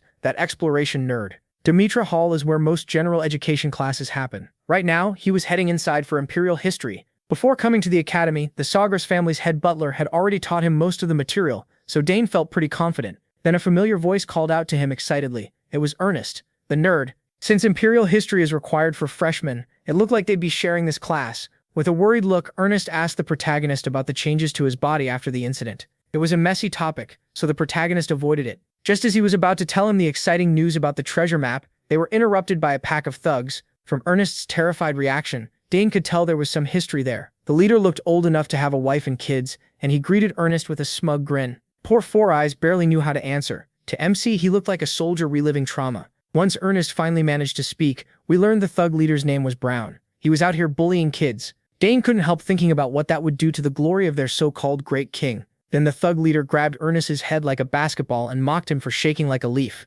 These copy-paste villains weren't even paying attention to him. Since they had found their old errand boy, they figured they might as well restart the old servant boss routine, and Brown demanded a sandwich. When Ernest tried to refuse, the thugs laughed, and Brown shot him a sharp glare. Only then did that overgrown student finally notice Dane. Since Ernest called the protagonist his friend, Brown assumed he was just another errand boy, same as Ernest. That attitude reminded MC of the worst trash he'd seen on the battlefield. Before things could get uglier, a hall monitor spotted them and shouted for everyone to get to class. Like an experienced bully, Brown smiled and answered politely. But before leaving, he shot Ernest a look and invited him to a little talk after class. Four Eyes shrank back in fear as all his old problems came rushing back. Brown, meanwhile, was just happy that school life was about to get a lot less boring. Even after Brown was gone, Ernest was still trembling. Dane helped him up, and the poor guy apologized for dragging his new friend into trouble with bad people. Ernest admitted he had a rough history with Brown back home. He thought the academy was so big that he'd never run into him again. He told him it was fine. Honestly, he couldn't stand watching his new friend get pushed around by trash like that, so he offered to walk with Ernest for now. He could already tell this dummy would go right back to being a servant if he listened to whatever Brown ordered. If that happened, Ernest would just repeat the worst part of his younger days. He had seen Dane transform at the spring, so there was no need to worry about safety or any of that. Even knowing how strong the protagonist was, Four Eyes still felt bad about pulling him into his personal mess. As soon as classes ended, Ernest and Dane were ambushed by Brown's copy-paste thug club. When MC told Brown to shut up, the bastard only barked louder. Realizing words wouldn't scare him off, Brown started to feel threatened. Like every other rotten noble, he threw around his family name, the Sawa family, claiming he was heir to the strongest house in the West, as if that meant anything. The protagonist just raised an eyebrow and smiled. He had never even heard of such a nobody family. That only made Brown angrier, and his lackeys started yapping like the dogs they were. Acting tough, Brown ordered them to beat Dane up. The nameless extras grinned like they'd been waiting for that all day. They swaggered toward Ernest and MC, and Ernest tried to calm things down by saying they should just run. He warned him that Brown had been called a sword genius since childhood. Hearing that just made Dane more interested in putting that bastard in his place. He turned to his scared friend and told him to fight one of the goons too. One punch to the chin should end it. Ernest couldn't keep living in fear. He had to hit back. When the first thug rushed in, the protagonist barely paid attention. He read the attack easily and took the punch without raising his guard, twisting his neck with the impact. The bald thug looked very pleased with himself. Even Brown felt proud, like his men were experts at intimidation. The bald one threw another punch, but this time Dane raised his guard. He had only taken the first hit so that whatever happened next, no matter how brutal, could count as self-defense. The thug ignored the warning and swung a hook, but MC dodged it easily and fired back with a fast strike to the liver, sending awful pain through the guy's whole body. Then, just to make it worse, Dane swept his leg out from under him. The thug slammed his head on the pavement hard enough to need good health insurance. Ignoring the first victim, he moved on to the second. His defense was terrible, so Dane caught him with an easy palm strike to the jaw. A shoulder shove sent that thug flying into the third. While still a few steps away, the protagonist formed a manosphere in his hand and launched the blue orb straight into the third thug's face. In just a few seconds, all three had been dealt with. They hit the ground and passed out. Dane broke the silence by complaining that he'd hit the third one a little too hard. He still wasn't fully used to his old mana core. Layla stood there with her mouth open, while Brown and the rest of his crew could hardly believe what they'd just seen. Their boss snapped at his men for being useless idiots, and they warned him that the white-haired kid was anything but normal. Brown told them to shut their mouths. Losing to a freshman was already humiliating enough. That only made things worse for him. Dane then taunted the big guy, telling him to back up all the bragging from earlier. The only thug with half a brain tried to warn Brown to stop and back off, but the idiot refused. Brown couldn't stand the thought of bowing to some brat, so he fired up his mana and opened a portal. MC didn't look impressed by the flashy display. From the portal, Brown pulled out a rough-looking sword. He swung it around like it was something amazing. Since they were alone, he figured he could cause a bloody little accident with no witnesses. Ernest shouted, but Danny didn't even flinch. The smart thug tried to calm Brown down, warning that in weather like this, crimes could disappear without a trace. Brown snapped at him to shut up, then told him to go after Ernest, turning it into a 2-on-2. Danny assured Ernest that against some low-level thug in a straight fight, he could win. After all, Ernest is obsessed with exploring. His legs should be strong. He just needs to time it right and send the guy flying. Ernest doubts he has the nerve, but Danny believes he does. The fight finally started, and Danny jumped in to pull Brown away from Ernest. Brown was used to magic nerds keeping their distance from swordsmen, so Danny just smiled at that bad read and kept fooling the big idiot. At the same time, Ernest started taking Danny's words to heart. He couldn't keep living as a victim forever. The thug walked up with a mocking grin, snapping his fingers and telling Four Eyes to lie down and take the beating. It's not easy to shake off years of trauma in a few seconds, so Ernest thought about what Danny would do and recalled the dodge he had just seen. When the thug threw the first punch, Ernest copied Danny's move. He was too slow and got hit, but for the first time in his life, he punched back. Then he braced himself and fired another shot straight into the thug's face. The old Ernest was gone. The scared boy was becoming a man. Caught off guard, the thug was knocked out and dropped hard. Looking at the result, Ernest really did have some fight in him. Once the adrenaline faded, his knees gave out, but the relief was incredible. He had finally fought back. Meanwhile, Danny led Brown farther away.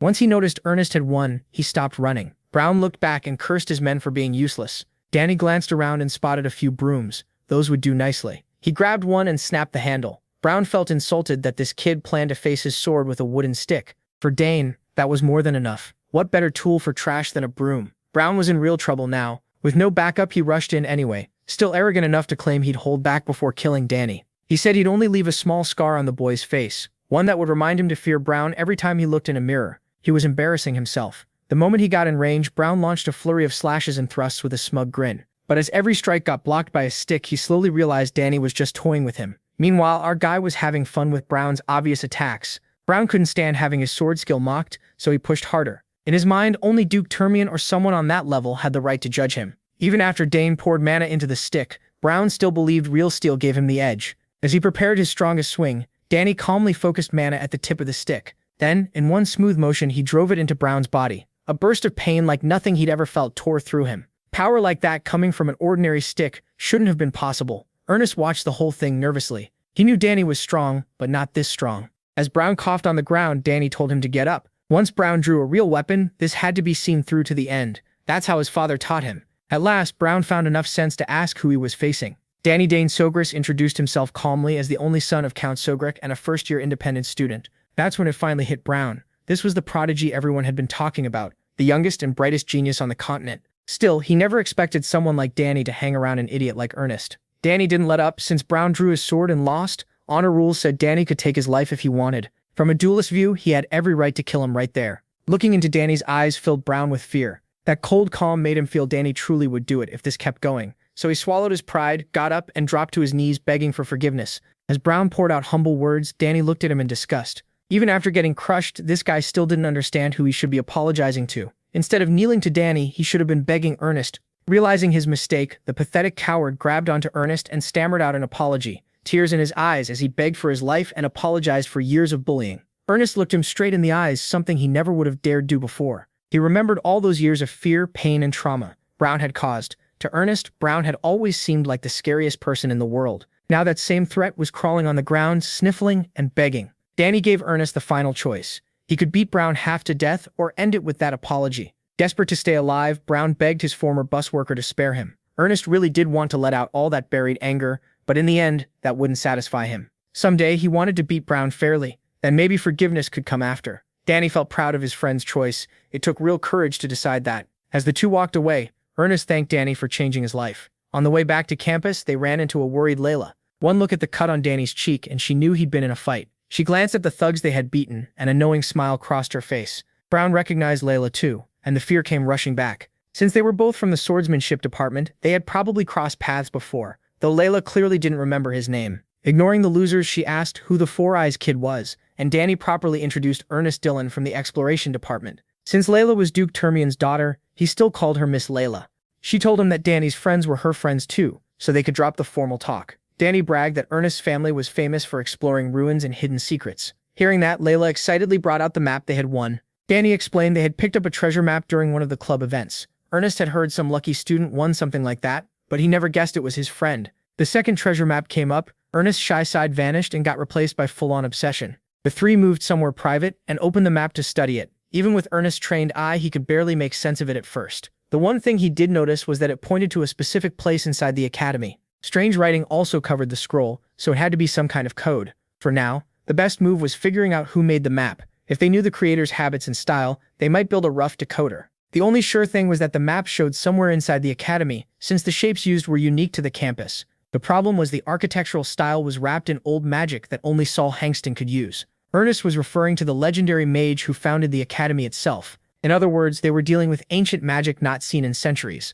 since Saul never had direct students. Layla knew using the map would be hard, but not this hard. In the end, all they could do was dig into the map's creator and start cracking the code from there. After that, they could work together and find the real treasure. Ernest was always ready for an adventure, and Layla had never traveled outside her family's control. Of course they were excited for a treasure hunt. Ernest would naturally lead the research, so Danny was confused when Four Eyes handed the map back to him. Ernest assured them he had already memorized everything, which shocked both Danny and Layla. For some reason, codes and maps just stuck in his head. That would be pretty useful on tests too. This was the first time Ernest had chased a mystery with anyone besides his father, and he felt truly grateful to Danny. To celebrate becoming an official team, Layla suggested they grab some food. After that long day, Danny headed back to his dorm. He cleaned up a little and unpacked his things, making sure the items from his family stayed where he could see them. The only thing he couldn't put away was the familiar egg. He couldn't store living beings in his subspace. When he picked up the giant egg, it suddenly started shaking hard. In 7 years of feeding it mana, that had never happened before. The mana around the academy was strange,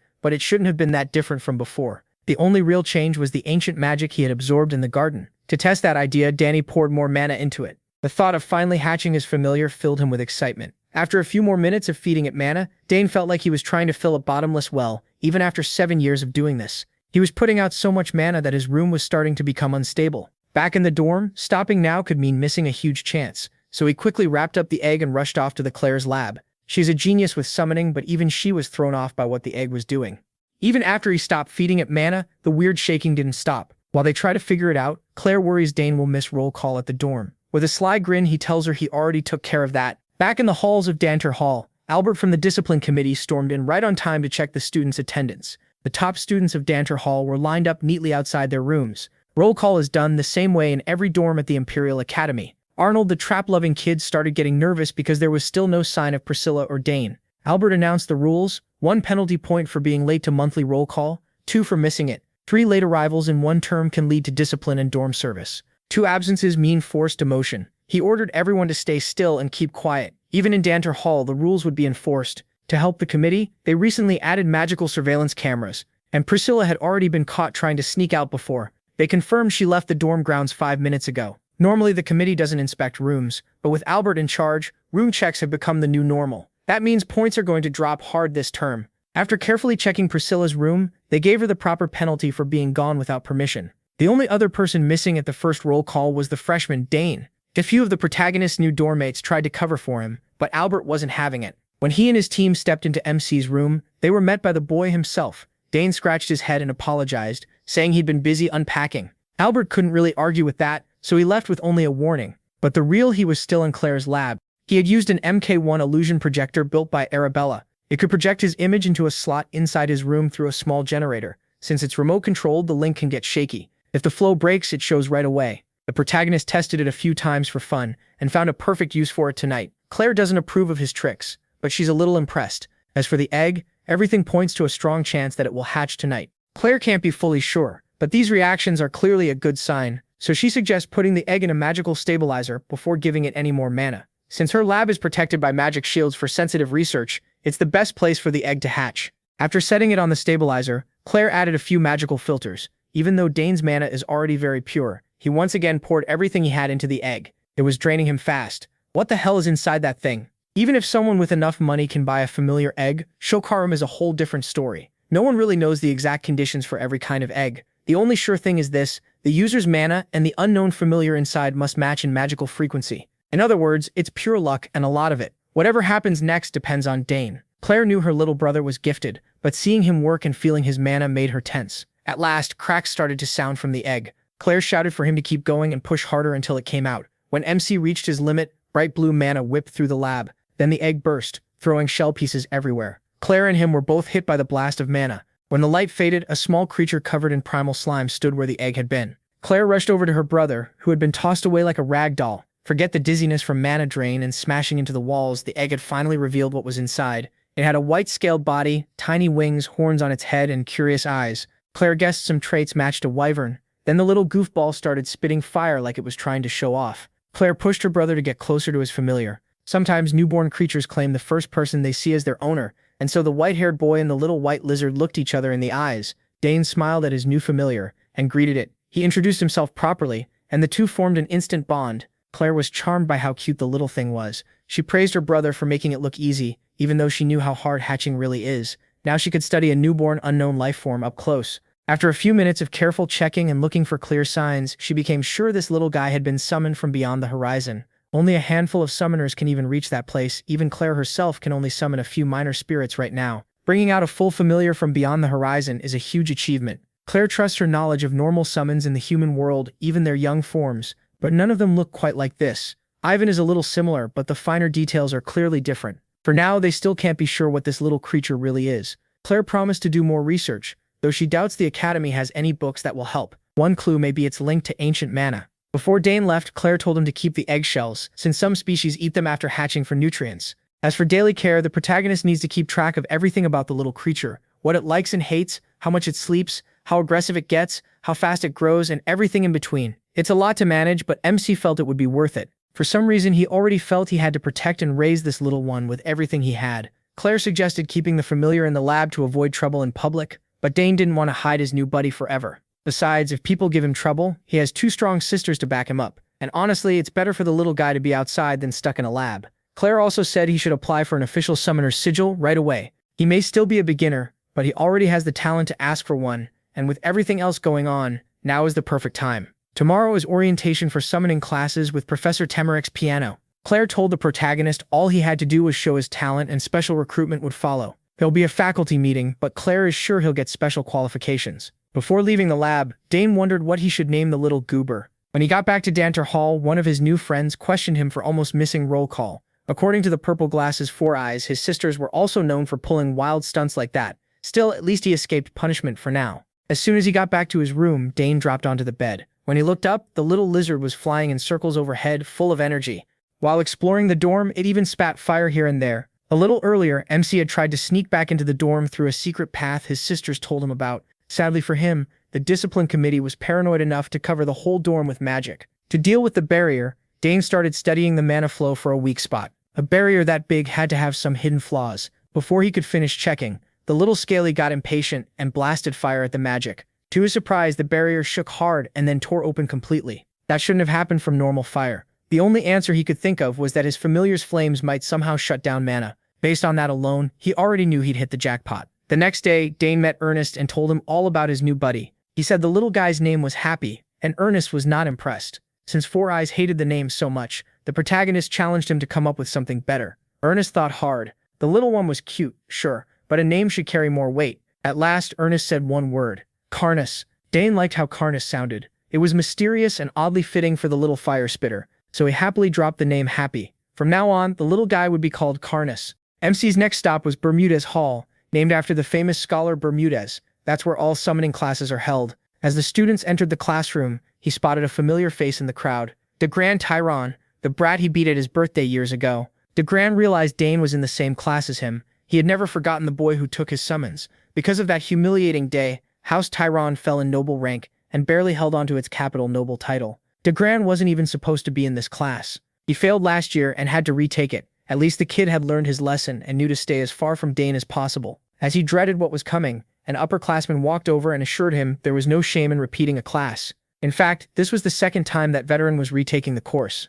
Then the professor entered, and everyone sat down. Professor Temeric's piano introduced the course outline. This class would cover the theory behind summoning, the crucial first step for any summoner. Most students had already heard that Professor Temeric's was strict. He also reminded everyone about a special selection test that anyone could take, as long as they met the requirements. To explain it better, he brought up a magic screen. To qualify for the special selection, you need to summon a level 5 creature or higher with a blank sigil. Then you have to keep it out for over 30 minutes. The whole room started complaining. Holding even a lower level summon is already hard, so this sounded ridiculous. But Temeric wasn't done. He added one more step, a subjective observation test. That means even if someone clears the 3 conditions, they can still be rejected. Special selection is only for truly exceptional students, and honestly, that last part may be the hardest. The first 2 are brutal, but winning over an examiner's personal judgment might be even worse. Danny wasn't thrilled by all the red tape around special selection. In the end, too much power sat with the examiner. Then Temeric made it even worse.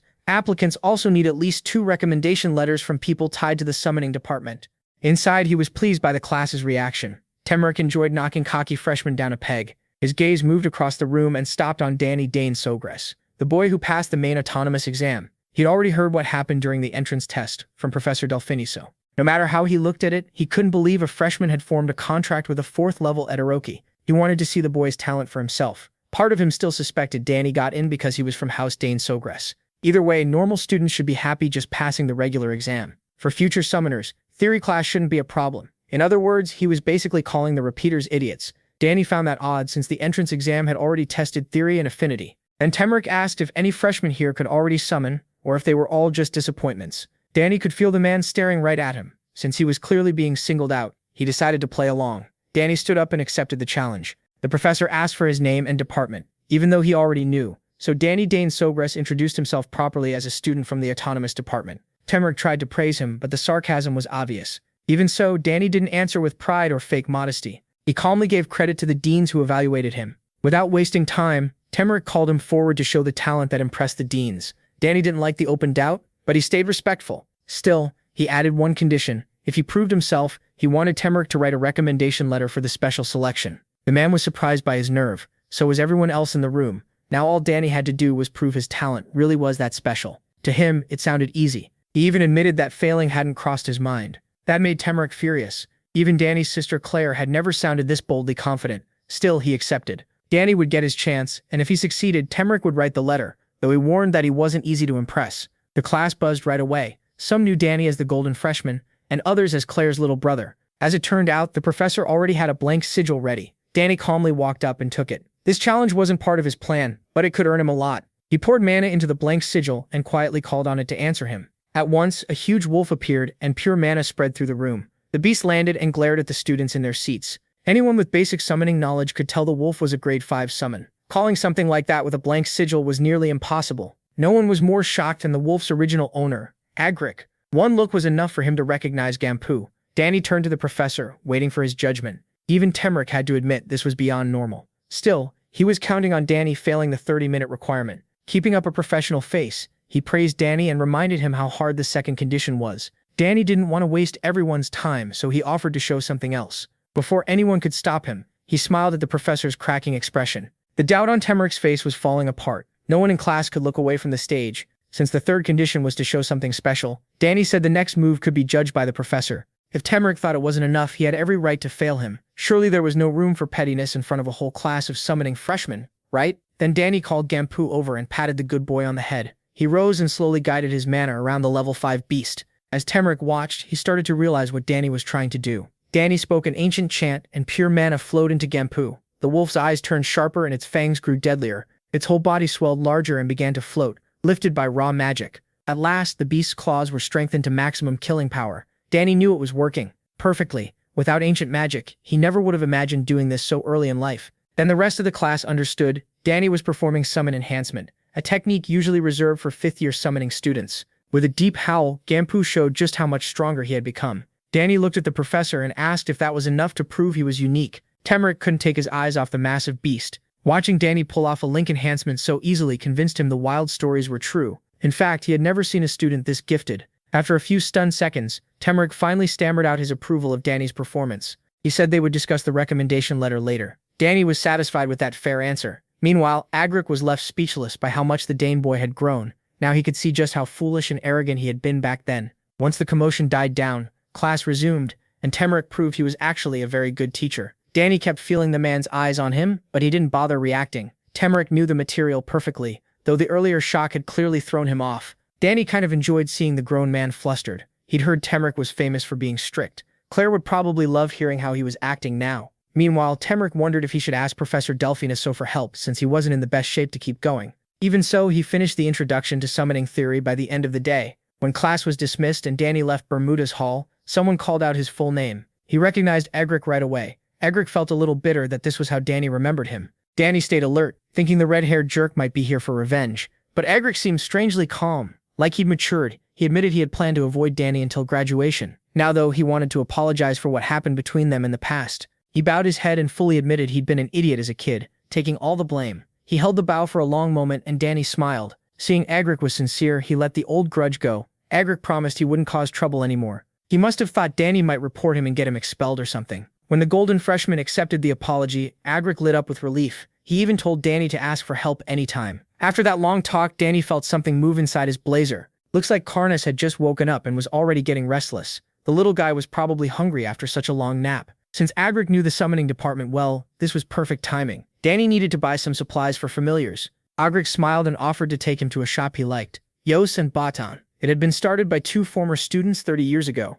He even talked about what kinds of familiar food were popular lately. Danny didn't sense any hostility from him, so he lowered his guard. Meanwhile, Karnas kept squirming harder and harder inside his coat. That's it for this video.